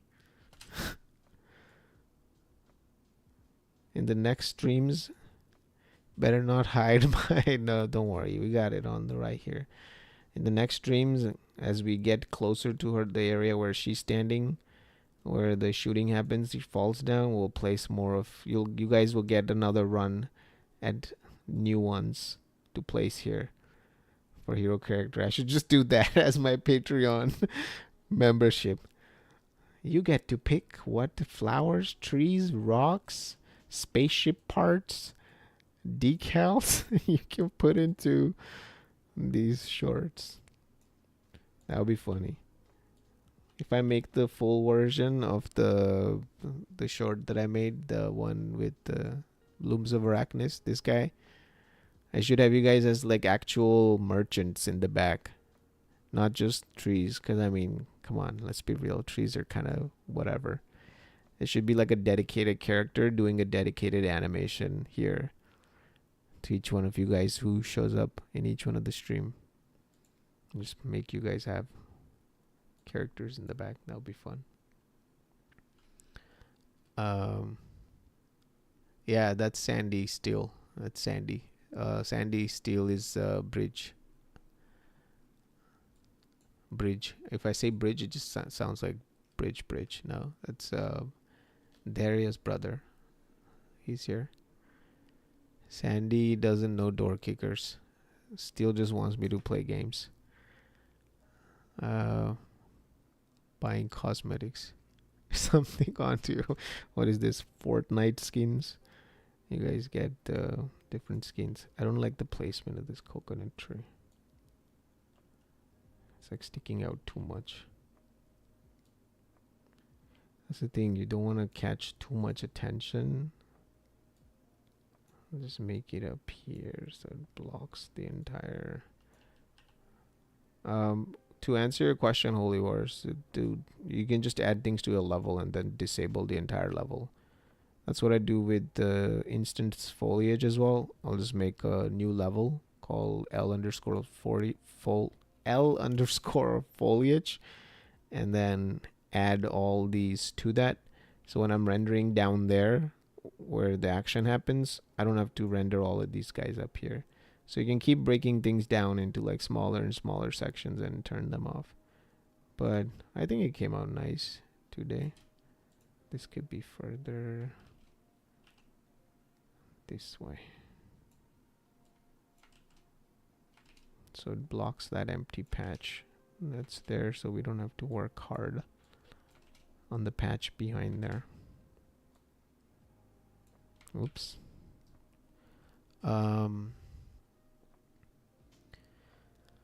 How much money to ruin your vision with a bad Mixamo dance? That's true. I'll send you a custom FBX mocap of myself playing Beat Saber. Believe me, I'm uncoordinated. That's true. You can just send me the mocap file. We'll just have you guys in the back. That'll be good Easter eggs to just drop in. Yeah, I actually was thinking of that.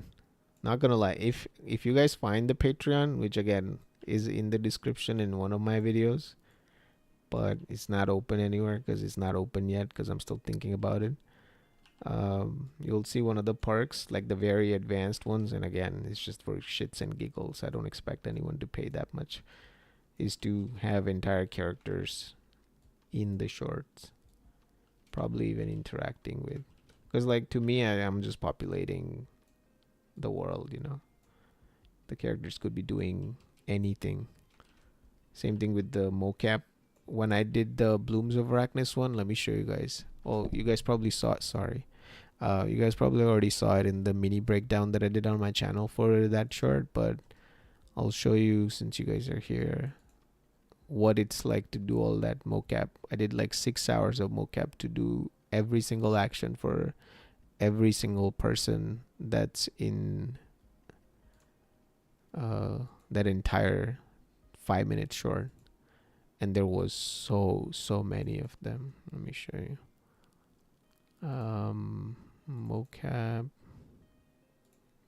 where would it be? Mocap capture day. No, I just caught some. I just did some GoPro videos of me starting. So that's Joe. He's the person who helped out with mocap, but he's also my mentor slash teacher who taught me in Seneca when I started 10 years ago. And it's so nice to still work with people that you learn from. So that's me putting on the accent suit and then just doing all kinds of crazy. So these are all just like different market motions of like guards doing something, people selling something. It's all just fast forwarded. Time lapse. So it's just idling animations, watching it, pointing to people, talking to people. I'm going to do a breakdown of all of this. Because the breakdown I did for Blooms of Arachnis is just a very quick, short one. This one is pretty funny. The reason why I'm carrying this little pole here is because the mocap was supposed to be a guard holding a spear. So he's just like guard, like on a patrol. And he's just walking with it. But I didn't have anything. So I was just using this as a tool. NPC, yeah. This is the good one. I tried VLC for a while, but it just lags and crashes half the time. This thing still is rock solid and works.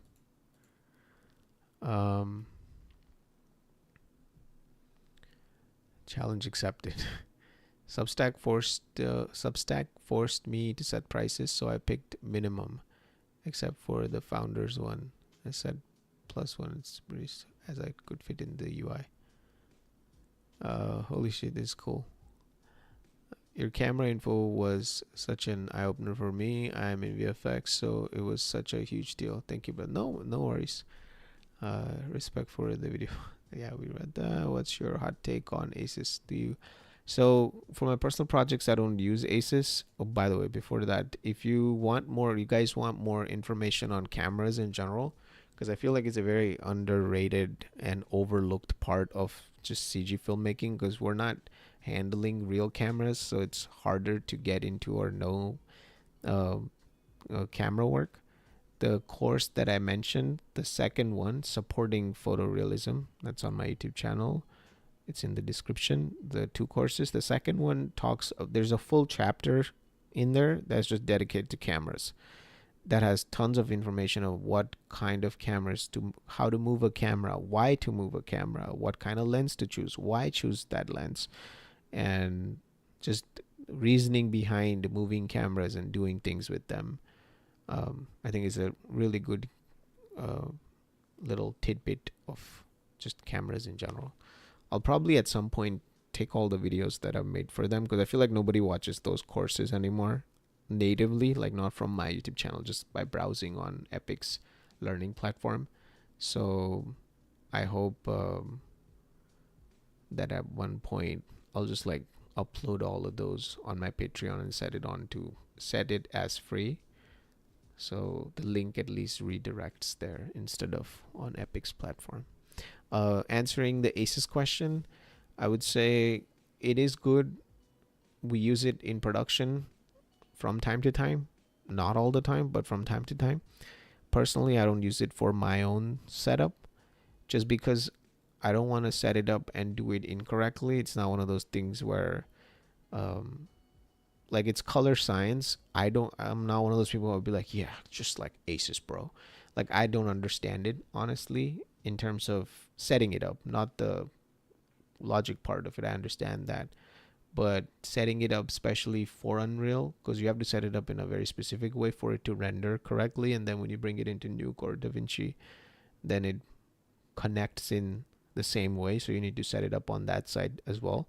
I personally don't know it, so that's why I'd never used ACES. But if you want to, you can totally take the time, learn it, and set that up. It's really, really useful. Gets the project looking much better than it would if you're just using nothing, like not ACES. I'm trying to figure out OCIO, ACES, CG, multilayer, XR, DaVinci Resolve. Gave up. EXR is sick though. I use C4D, Redshift. EXR for Blender into DaVinci I know, but from Unreal is useless. Anything Unreal outside of DaVinci, DaVinci color management is so much good. I 100% agree.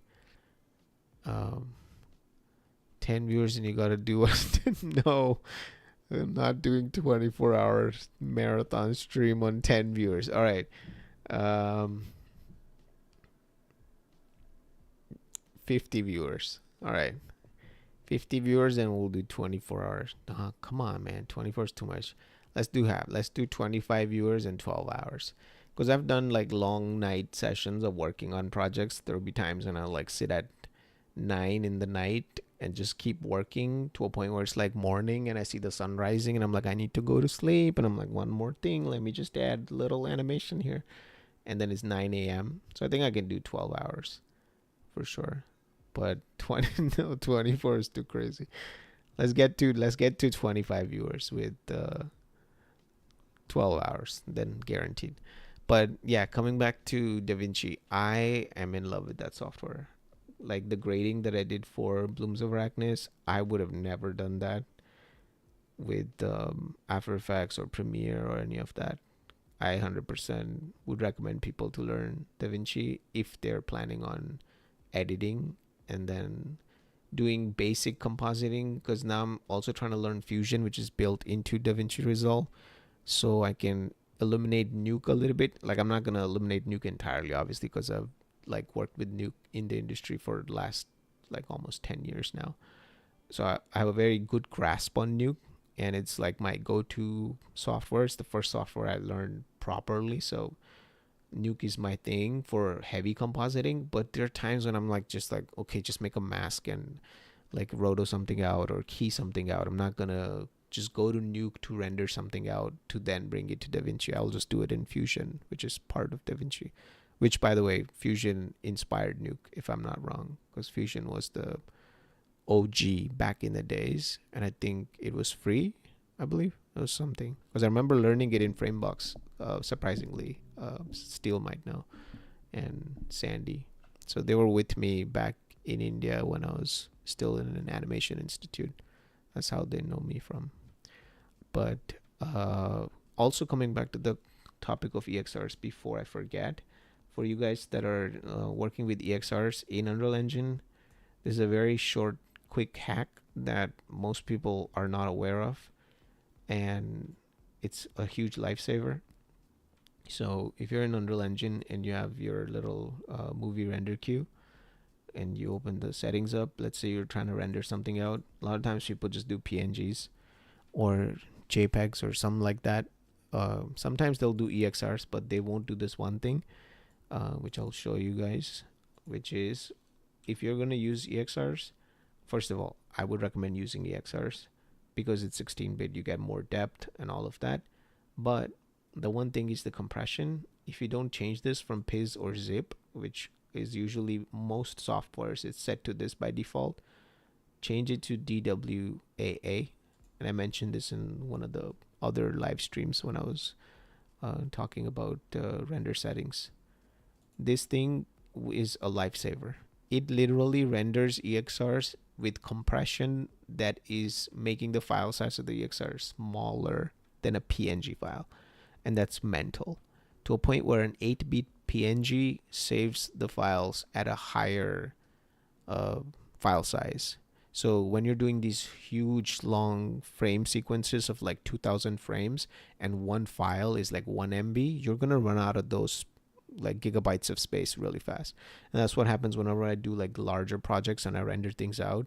It's like 20-30 gigs just gone just like that. But then I switch to DWA compression. It does compress and it is lossy, but you can do the test on your end. So try to just render take whatever scene you're going to render it with the default PIS, PIZ, and then also change it to DW and render the exact same thing. Load them both side by side and then just do a switch to see which one has, if you notice the compression that happens in DW. I personally haven't seen, so this is my go-to. And this makes, like I said, the file size smaller than a PNG file, which is great, while storing more information. So I personally would recommend this 100% of the time, even if you're not doing anything with passes. Like personally, I don't use the passes that come with this, so I don't use multi-layer, and I don't render out any of the passes from Unreal Engine for my cinematics. Sometimes maybe I'll do a crypto matte, but not even that for selections. I personally just render it so I get more dynamic range, so when you're looking in the highlights or in the dark areas, you get way more details. I'll show you guys a shot which is from a project that I'm doing for a friend. I don't know. I don't know if he's gonna check this out, but I'll show you guys. It's a little hush hush secret. I rendered this sequence out yesterday for him. It's a different project. It's like a realistic military in Afghanistan kind of a environment right here. And this is why I like EXRs. So before I even play, look at the file size. It's like 962 and 1 MB, which again, if this was a PNG file, it will be larger than that. And now, like, look at that. In the shadows, all the details that are preserved in here just because it's a 16-bit file, versus if there was a sun or something in here, then you'll see more details in the bright spots. But it's that. So I'll just play this little clip. So it's just gun casings coming, like the bullet casing coming out and the guy shooting and a grenade going off. But obviously it's all hacks. It's so hilarious that the way I did this part here, it's not even like, so this is a model, 3D model of a gun, right? And you want to show the fact that this flap opens to eject the casing out, but you don't want to actually animate all this, right? Because it's part of the 3D model. Like you don't want to break the model down, separate that piece, and then so what I did is literally parented a black rectangle on top that's just with the materials animating on and off, like at a particular sync, and it's literally a plane, like simple plane that's just turning on and off like that, and synced with the fact the bullets are coming out is like a Niagara system, is just tossing bullets out from that point. So they're just being birthed out of nothingness. They're not coming physically out of the gun. They're just spontaneously being born and then just being tossed out. But when you watch it all, you don't really question it. Maybe like if you're a gun expert, you'll be like, oh, that doesn't eject correctly or something. I don't know. Also, honestly, like in reality, this little thing here needs to slide back and forth, because that's what happens with each one as it loads the new round and it goes further out. But I mean, it's fine. It's a quick cinematic shot, so it doesn't matter. But you could do that too. You could have like a little cube and make it look like this thing, and then parent it and just make it go up and down like this to give it the illusion that it's going off. Same thing with the thing here with the explosion going off in the back. That's a video file. That's not a simulation of anything. It's literally a video of an element that you just drag and drop. But this is why it's better to do this in Unreal Engine than doing it in compositing later, because the light that you see turning on is an actual point light that I animated, and you can see the explosion catching the light from it. So whenever you have actual elements like this in the scene, the lights actually illuminate the thing. So let's say if this was just a fog, for example, and there was like street lamps, they will actually like illuminate the fog, even though it's a 2D flat card and not an actual simulation. But yeah, it's just that. I'll show you a couple more. I hope the guy doesn't see the stream. I think he won't, but if you are, I'm sorry, really. I'm just showing it because I'm excited, because it looks cool. And this is another shot. Actually, while I'm showing this, I should show you guys the movie files, because I have it rendered after I did quick comp on it. Okay, so this was the first shot.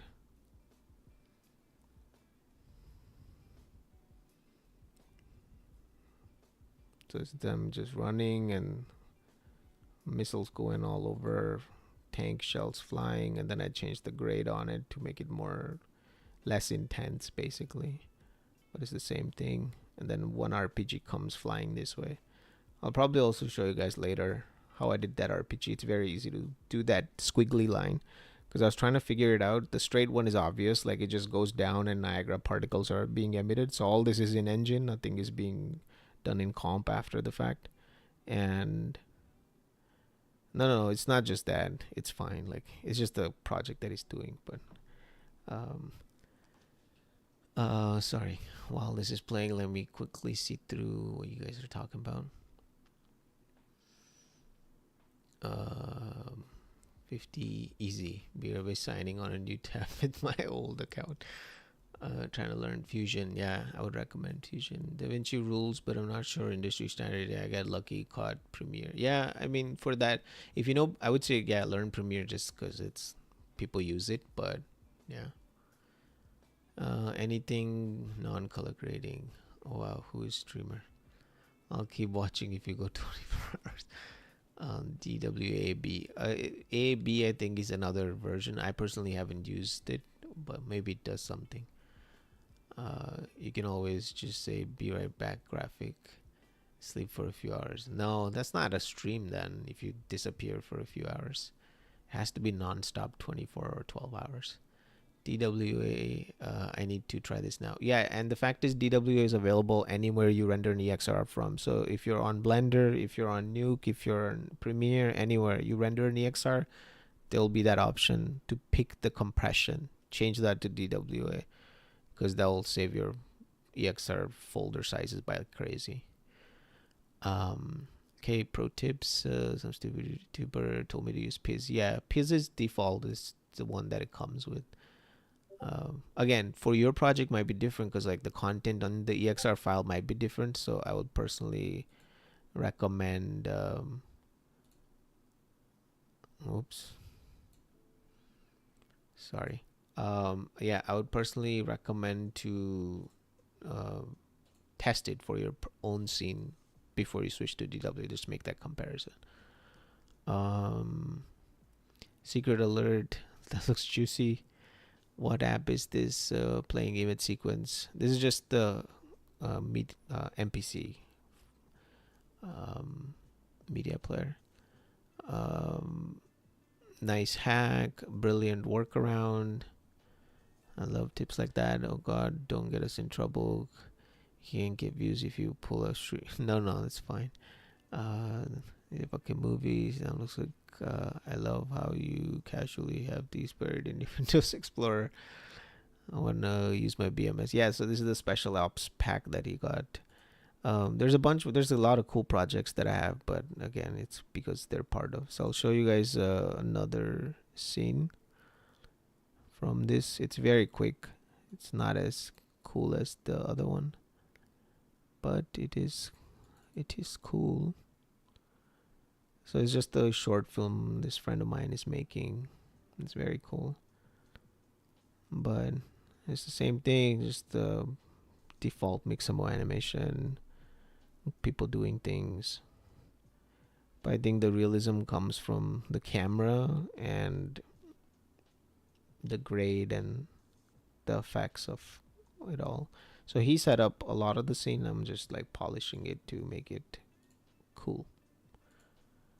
But yeah, you have a lot of cool projects, like shots like this. Yeah, hopefully I'll share more as we go along. Oh boy. Thank you, Will. Do you do sound design or do you have someone for that? So I would say from, let's see, what's the last project that I did on before I moved on. So all this is obviously just some random After Effects work that I did. But starting from, I would say, my showreel from 9 years ago. Holy shit, I feel old. All the way, like every single thing you see from this point onwards to all of this, all the way till this one here. The found is in the middle of the desert. Up until then, everything is just me doing sound design. But obviously, I'm not making the tracks. I would usually write the name of the person I found the music from, but I do the sound effects and just mixing it all together. So mixing different tracks, sometimes the same track wouldn't work, but for this Blooms of Arachnis, I met this really cool guy, Arthur, which I want to have him on the channel as well when I do the breakdown for the sound part, because man, it's like a whole different universe. And he's super talented, and he knows so much stuff about like music, sound effects, mixing, vocals, like all kinds of things. He's like a wizard. So yeah, I want to have him. So he helped do the original soundtrack for this trailer. So there's two themes in there, the opening theme, and then when the bad guys show up, there's a second theme. So both of the themes he wrote. And the cool part is he told me about this instrument called the Carnix. And you'll see it right here in the breakdown at roughly this part. So that's Arthur, that's him making the music. But we got to work with this guy called Samuel. I forget his last name, but if you just search Samuel and the word Carnix. So this is an ancient Celtic instrument that they used to play in, like, imagine like back in the days, like Vikings, like in Scottish fields, like foggy battlefields, and you hear this thing going off. It's like beautiful. It's like this really cool and long instrument, and you technically hold it up. And so we hired him to do the music on this thing. It's like 2,000 years old instrument, but it sounds so amazing when you add reverb with this. So if you search Carnix and then the name Samuel, his YouTube channel will pop up, and you can see him playing this for his channel. But we got him to make the theme for our trailer, and we want to make the whole short. So the Blooms of Arachnis trailer that you see here, this thing is obviously a 5-minute pitch, but I do want to make like a full 25-minute short, because I wrote like the entire script for it, and it's pretty long, but it's this whole world and what happened to the world, who these people are, or what their motivations are. It's a pretty cool story. I personally like it. But yeah, that's sound. For sound, if you guys want to do your own thing, I would recommend a couple of resources that I use all the time, which is Freesound. So freesound.org is number one. Anytime you want to like find any kind of sounds, like this is the place to go. People record all kinds of sounds. You'll find basically any sound that you're looking for. Now there's obviously all those AI things as well, where you can just make a sound, but I think this is better because you can find actual sounds that people have recorded. And then for music, I will recommend a guy called Scott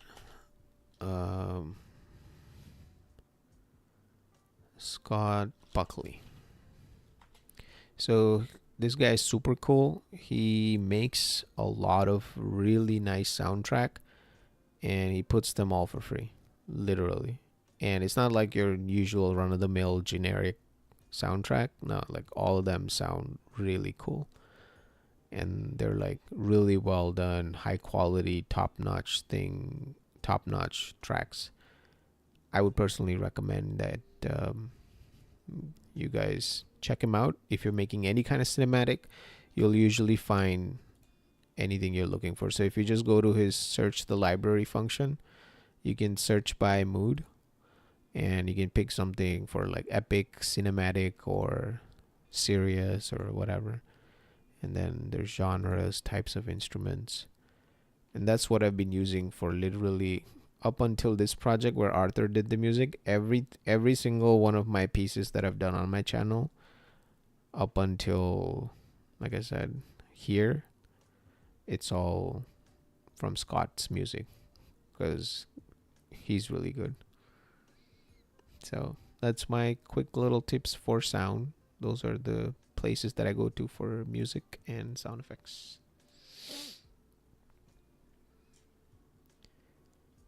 Cool.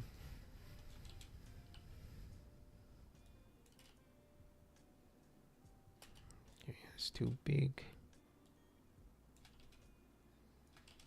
Trying to get this to a point where it's there, but it's not too distracting.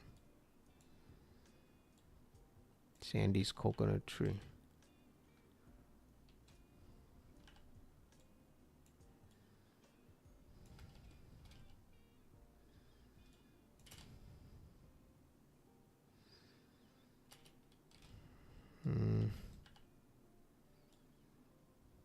It's just sticking out a bit too much in terms of height.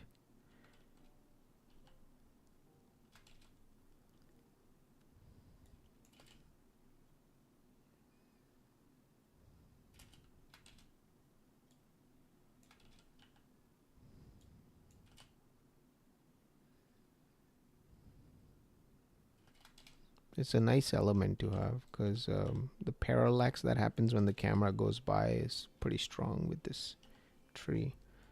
So it makes it look a bit more interesting.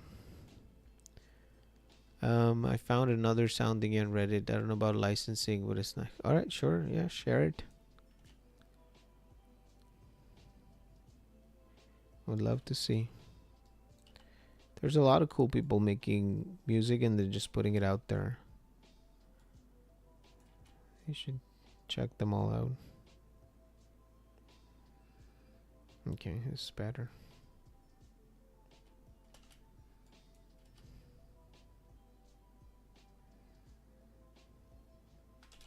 Alright,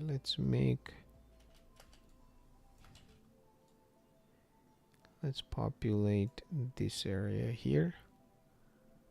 So let's grab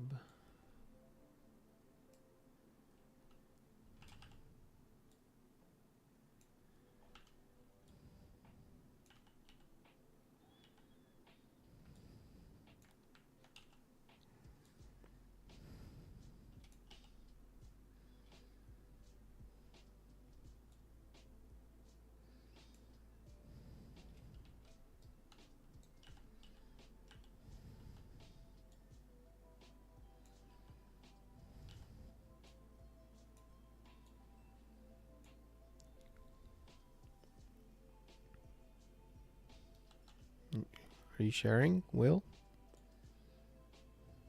Let's see what the source is.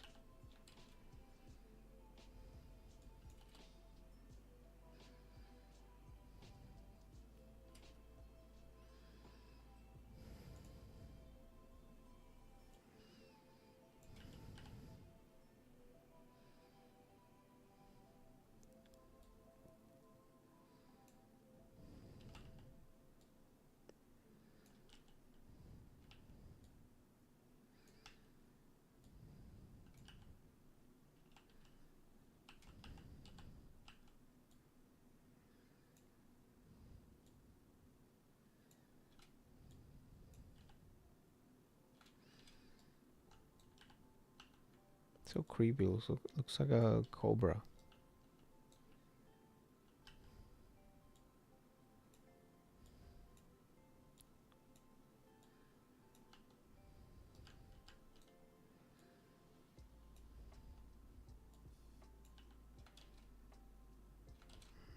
Looks too weird.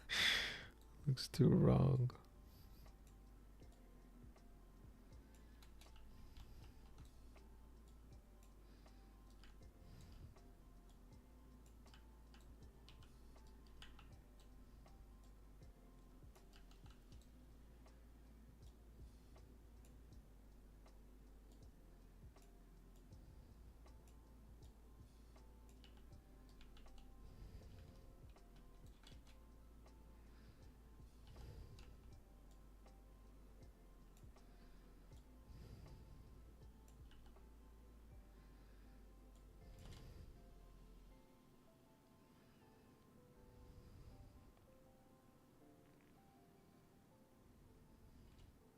Cool.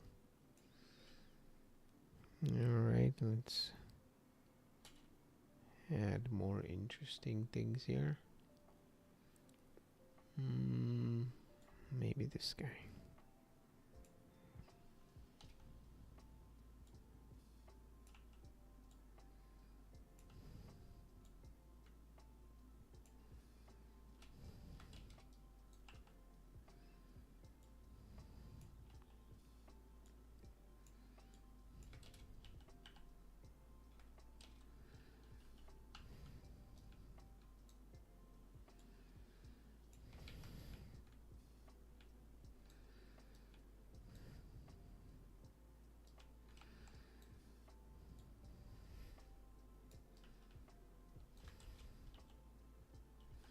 Oh, it's coming together. Feels alive.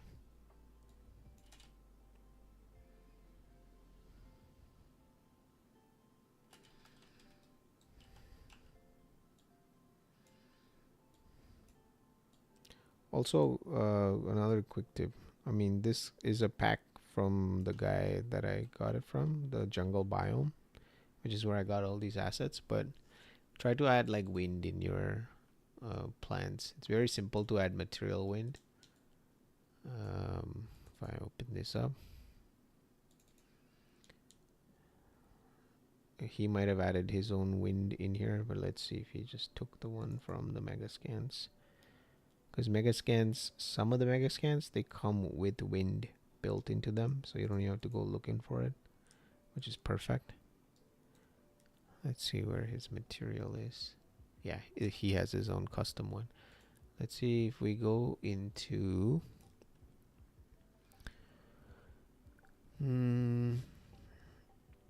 Megascans, 3D plants, grass, foliage. No, just grass, material, wind. So what you can do is, so download grass usually from Megascans, could be any grass, and in there you'll find, in the material, you'll find this thing called enable grass wind. You can turn that on and then double click and open up this master material, and at the bottom here there's this wind entire section. You can literally just copy this and then paste it into your world position offset of your material, of your alien plant or something you found on Sketchfab that looks cool, whatever, and then just plug that in, and that will automatically add wind to your scene. And it's so much better to do it than having just non-moving static grass. Like, it adds a lot of life. I used that in the Blooms of Arachnis trailer that I made. There's a shot where the guy is at the front. I'll show you guys. Right here. So this is the opening shot. There's all of this grass is moving very subtly in the wind.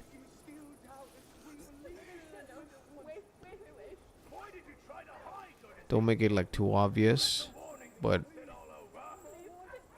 and then in this shot again, there's grass right in front under the camera that's moving out of focus a little bit as the, right here. Oh my god. I love how that music kicks up. And then same thing here in there's a low shot down here.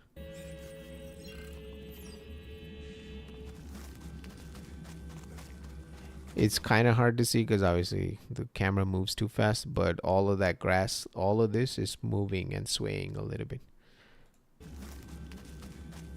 But it's subtle, but it's there. And then same thing, he runs over and there's this wheat field. Like a massive, like it's supposed to be like a medieval type of thing. So it's like a big wheat field. But it's nighttime. But even then, I know that the moonlight, I just wanted enough for you to see a hint that there's a field there. But the fact that they're all swaying and moving in unison, it's very subtle. Like if you're not paying attention, you'll probably miss it. But in the back of your mind, it adds the details to your scene. And then same thing in this big epic shot here. All of this grass has, you see it moving like very subtly. Not too much, not crazy. But yeah. Hidden away from the world. Same thing on this side. All the grass has like a tiny bit of wind. I found it, Elliot. I found it. I'm not gonna spoil this. Go watch this. Please share this. I'm trying to get more views on this. So crazy. It's like I spent 3 months of my life, day and night, just burning the candle on both ends just to have like 2.3k views. Again, I'm not complaining. I'm happy. I have that much. I have something. A lot of people don't even get that much, and they have way better work than mine. But it's just crazy how the YouTube algorithm works, that you can just put out brain rot and it'll just 15 million views. It's like Yeti vlogs, Bigfoot vlogs. But anyways, yeah, if you guys like it, I would appreciate if you share it in your circles. All right, so that was the wind advice. Try to use wind in your plants, and that's where you can find it quickly, so you don't have to build your wind in the grass material from Megascans.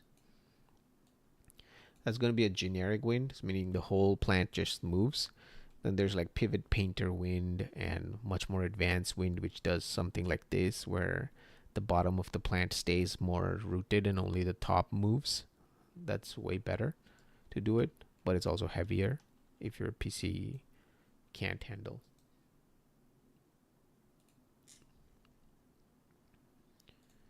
All right. I am already super excited to do one of your courses. Yeah, thank you, man. I appreciate all the love and support. I hope you learned something super cool from that. And yeah, I'll always be around. I look forward to seeing what you make towards the end of the course. All right. So right before it cuts, let's populate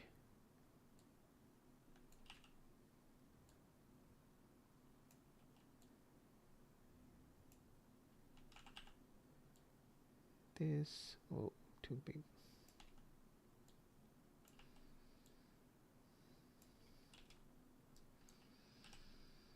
How many hours we've been going? Oh wow, 4 hours, just like last time. All right, I think once this area is populated, I think we'll call it a day here.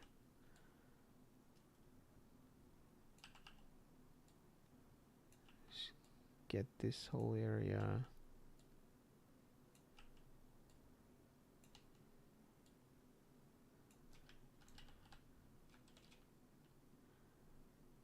Whenever you're adding like these kind of species, like any kind of unique species, always try to understand obviously how things would have been had that plant actually been growing there.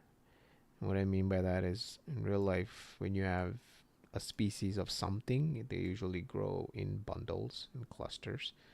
So try not to just like put one or two, but have actually enough so that it feels more realistic, so to speak.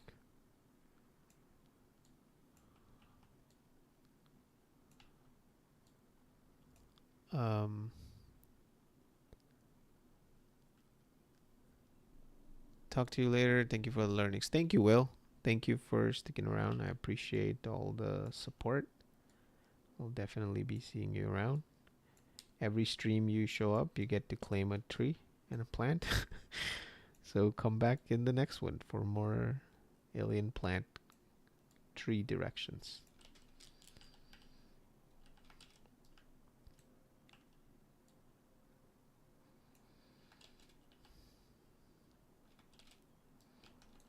Alright, I'm liking the fact that this rock has a very sharp edge that's coming towards the camera, because we can use that and exploit it to force the camera's perspective to have basically the idea is, again, having these lines that are pointing inwards towards the character, so your eye draws onto the character immediately as the shot starts.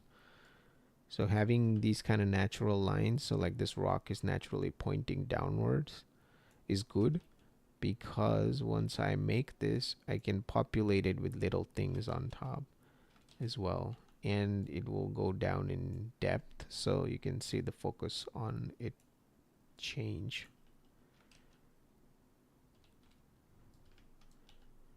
Plus you don't want to make it too big. It's just make it a little bit smaller.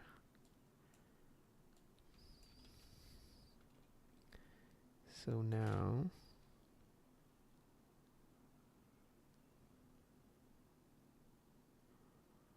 yeah, kind of like that. To use Dash from Polygon Flow.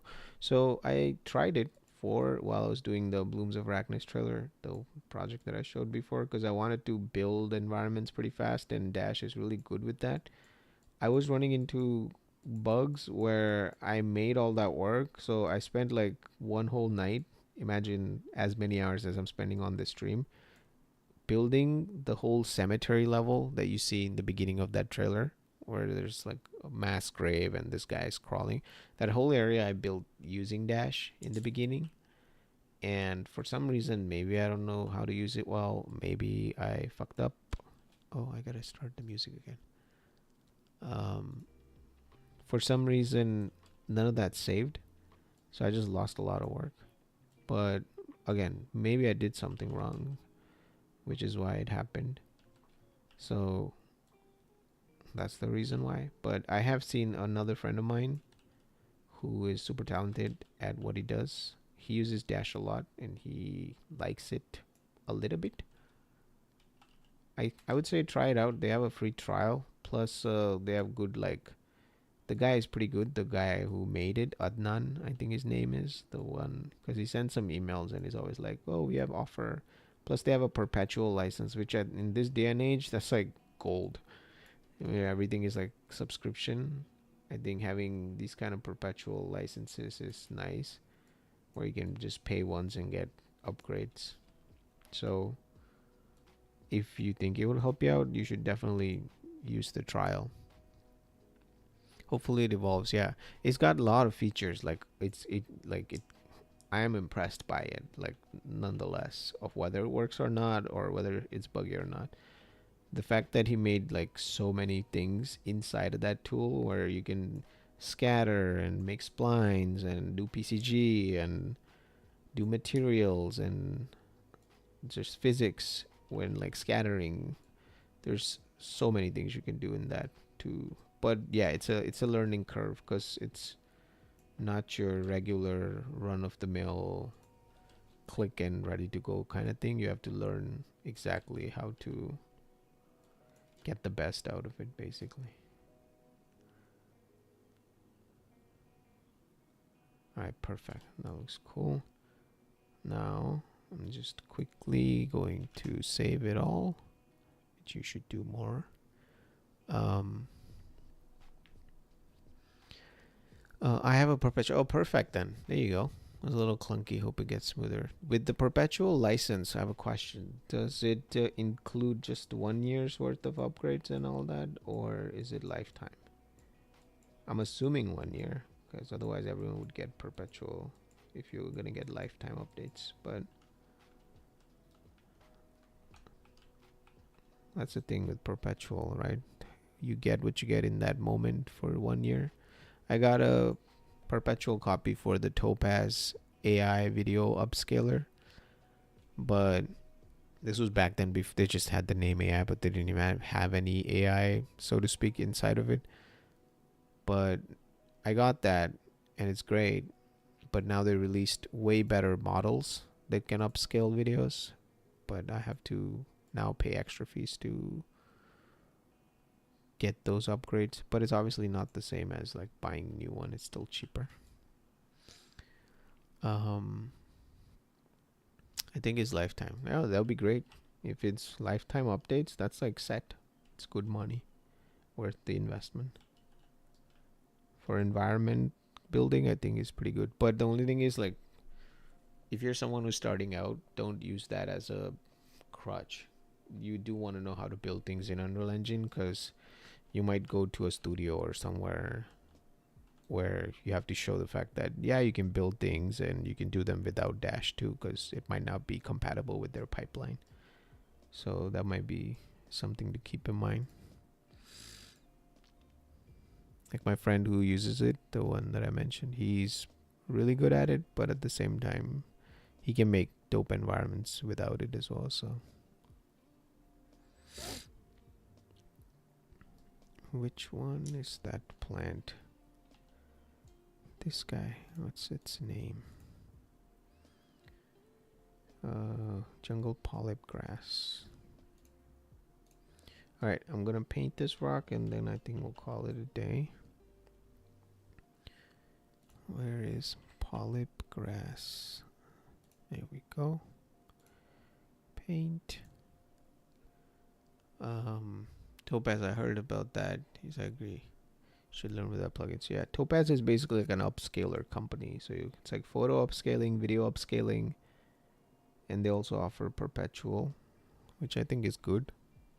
And recently they have some AI models that they added, actual AI models, not just AI for the name of AI, that can upscale really well. Whoops.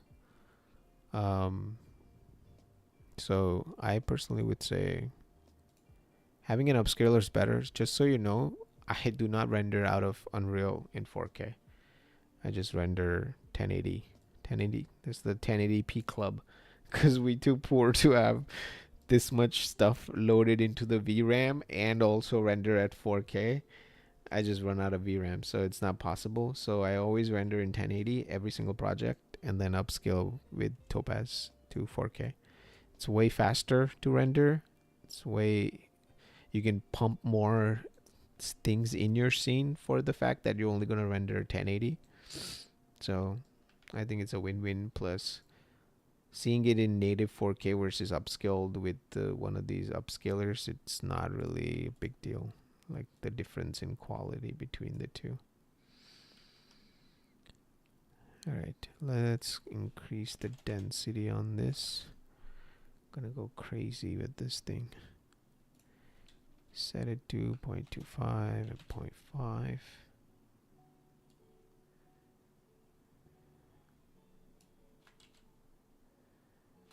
Okay, that's not enough. We need a lot more. So here goes nothing. And we hope we don't crash.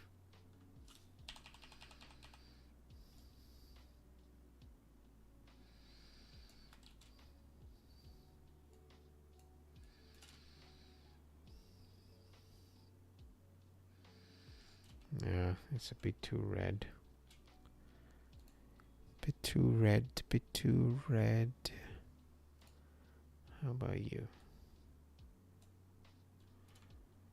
Whoa, that's cool, but it's too big.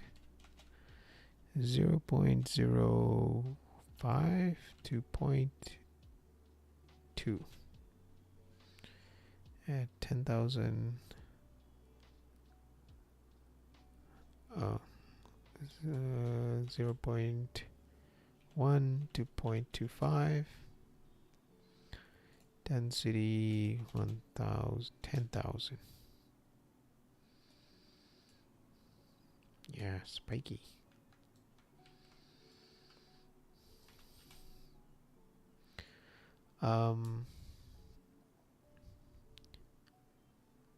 Actually, Dash is only 1 year. Yeah, I figured, because they're updating so much, they'll run a loss if they give you lifetime of updates. Might as well upscale. Also render every second or third frame. Use optical flow. Yeah, that also works. That's a good workflow. Anything to do less rendering is good.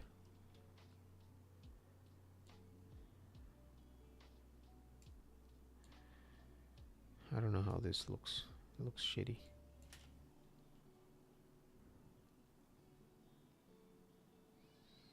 Yeah, it's catching too much attention. You want to add things, but you don't add so much cyberpunk neon shit to a point where it's like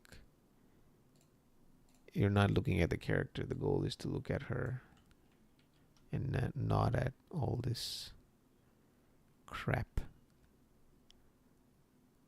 Jungle under foliage.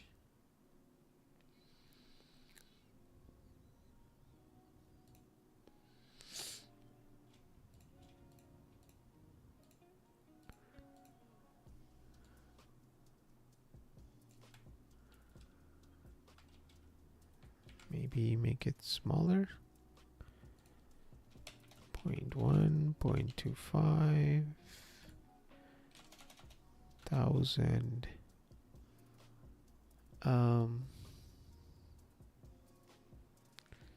Yeah, you're right. I 100% agree. I'm getting down the same line where populating too much. I should probably have empty areas so it's not too busy to look at. But I think I'll make this stuff a little bit darker so that it's not as bright, so the focus goes on there immediately.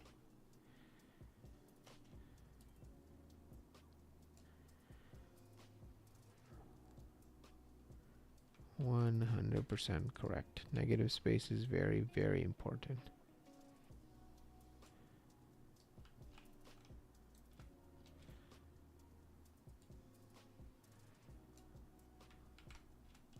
That's why I have these water bodies that are down there. I think I should have more of that. This kind of looks cool.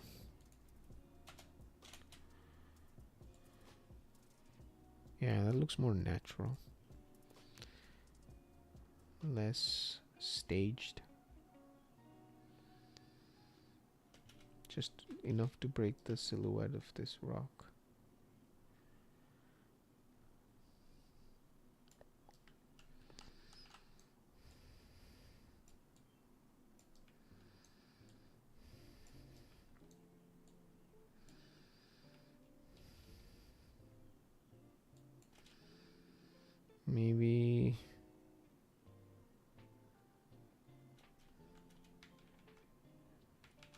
Maybe we just need to erase all of this. The thing that it actually needs is variation in size. So we select paint, select this 0.1, 0.2 to 0.7. So there's some larger chunks in there. Okay, that's too much, I think. Yeah, it's too big. So maybe 0.55.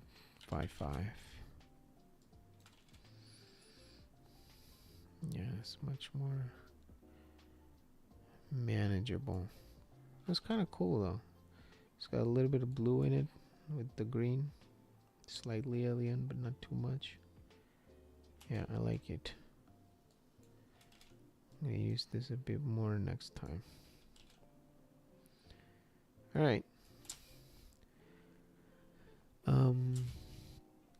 Do you usually render lumen path tracing? So I've been rendering most of the projects that you'll see on my channel with lumen. I looked into path tracing and it is beautiful sometimes for some scenes, but no, the last project that I did, the Blooms of Arachnis, was entirely lumen, simply because the purity of path tracing and the realism and all of that is great, but honestly it's not worth the sacrifice of waiting hours to render things, especially when you're doing sprint projects like that where you're really trying to get things out fast. I personally wouldn't recommend. But yeah, if you have all the time and you're just testing things and you just want to make cool shots that are not part of like deadlines and stuff, then you can go with lumen 100%. Sorry, with path tracing. But I think even Unreal is like slowly pushing their tech to make lumen as close to path tracing as possible, and also increase their path tracing render speed. If if you look, check out the Omniverse, they have a lot of because obviously it's made by Nvidia, and the fact their cards are Nvidia, there is a tremendous amount of support internally to render really fast. So Omniverse has the option where you can almost do real-time path tracing, which is crazy. If you follow, if you're like on my Discord server in the YouTube, the general section where the YouTube videos come in from all over YouTube, one of them comes from this channel 2 Minute Papers, where the guy just breaks down like latest papers that are going around. And let me tell you, that thing, they have some papers that are crazy where like Nvidia is working on doing like real time path tracing, which I think is going to be the future soon, where eventually I think few versions down the line they'll just merge in Lumen with path tracing in Unreal Engine, and you'll just have one single thing. I don't know, they'll name it something, but it'll just be real-time path tracing.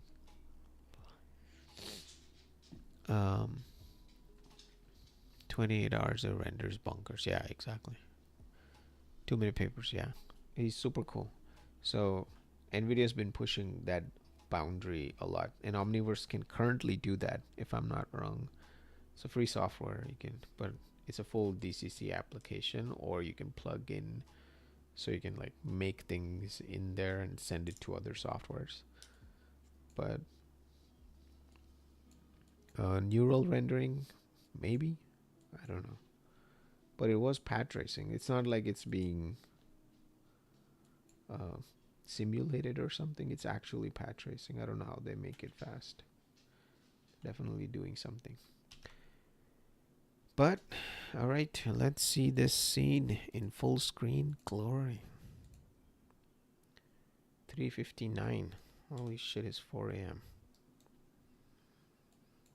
I have to wake up at 10, even though it's a weekend, and take my dog for a walk.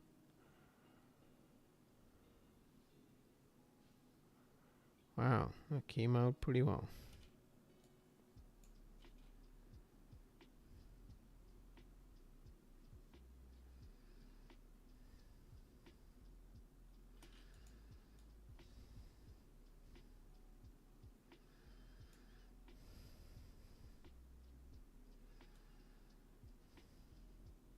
Maybe not so many leaves up here.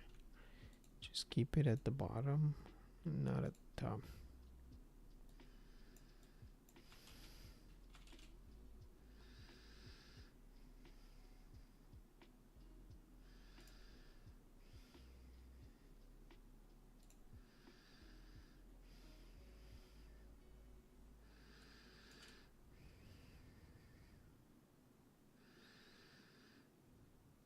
Cool.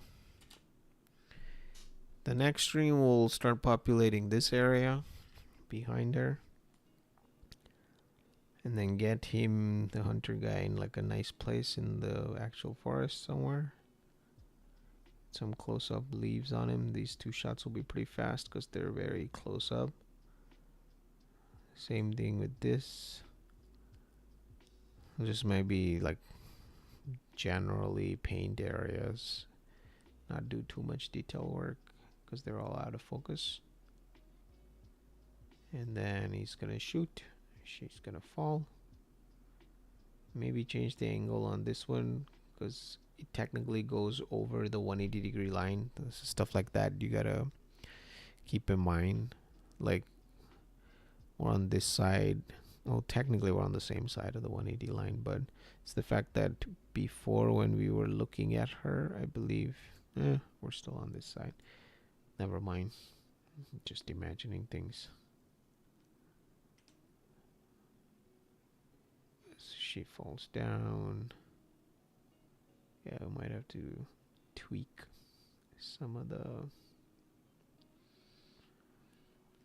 cameras a tiny bit. She's in pain. She's screaming. And then falls down.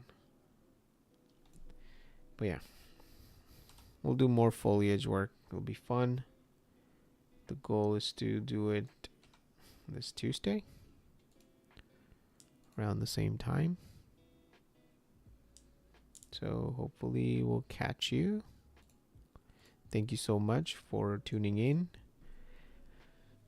Better get some sleep. Yeah, 100%. I don't know if Steel is still around. He's probably going to be like, let's play a game. Because he's 3 hours back. It's probably 1 a.m. for him. But yeah, thank you for sticking around, Ghostlink. I appreciate it. I didn't catch your name.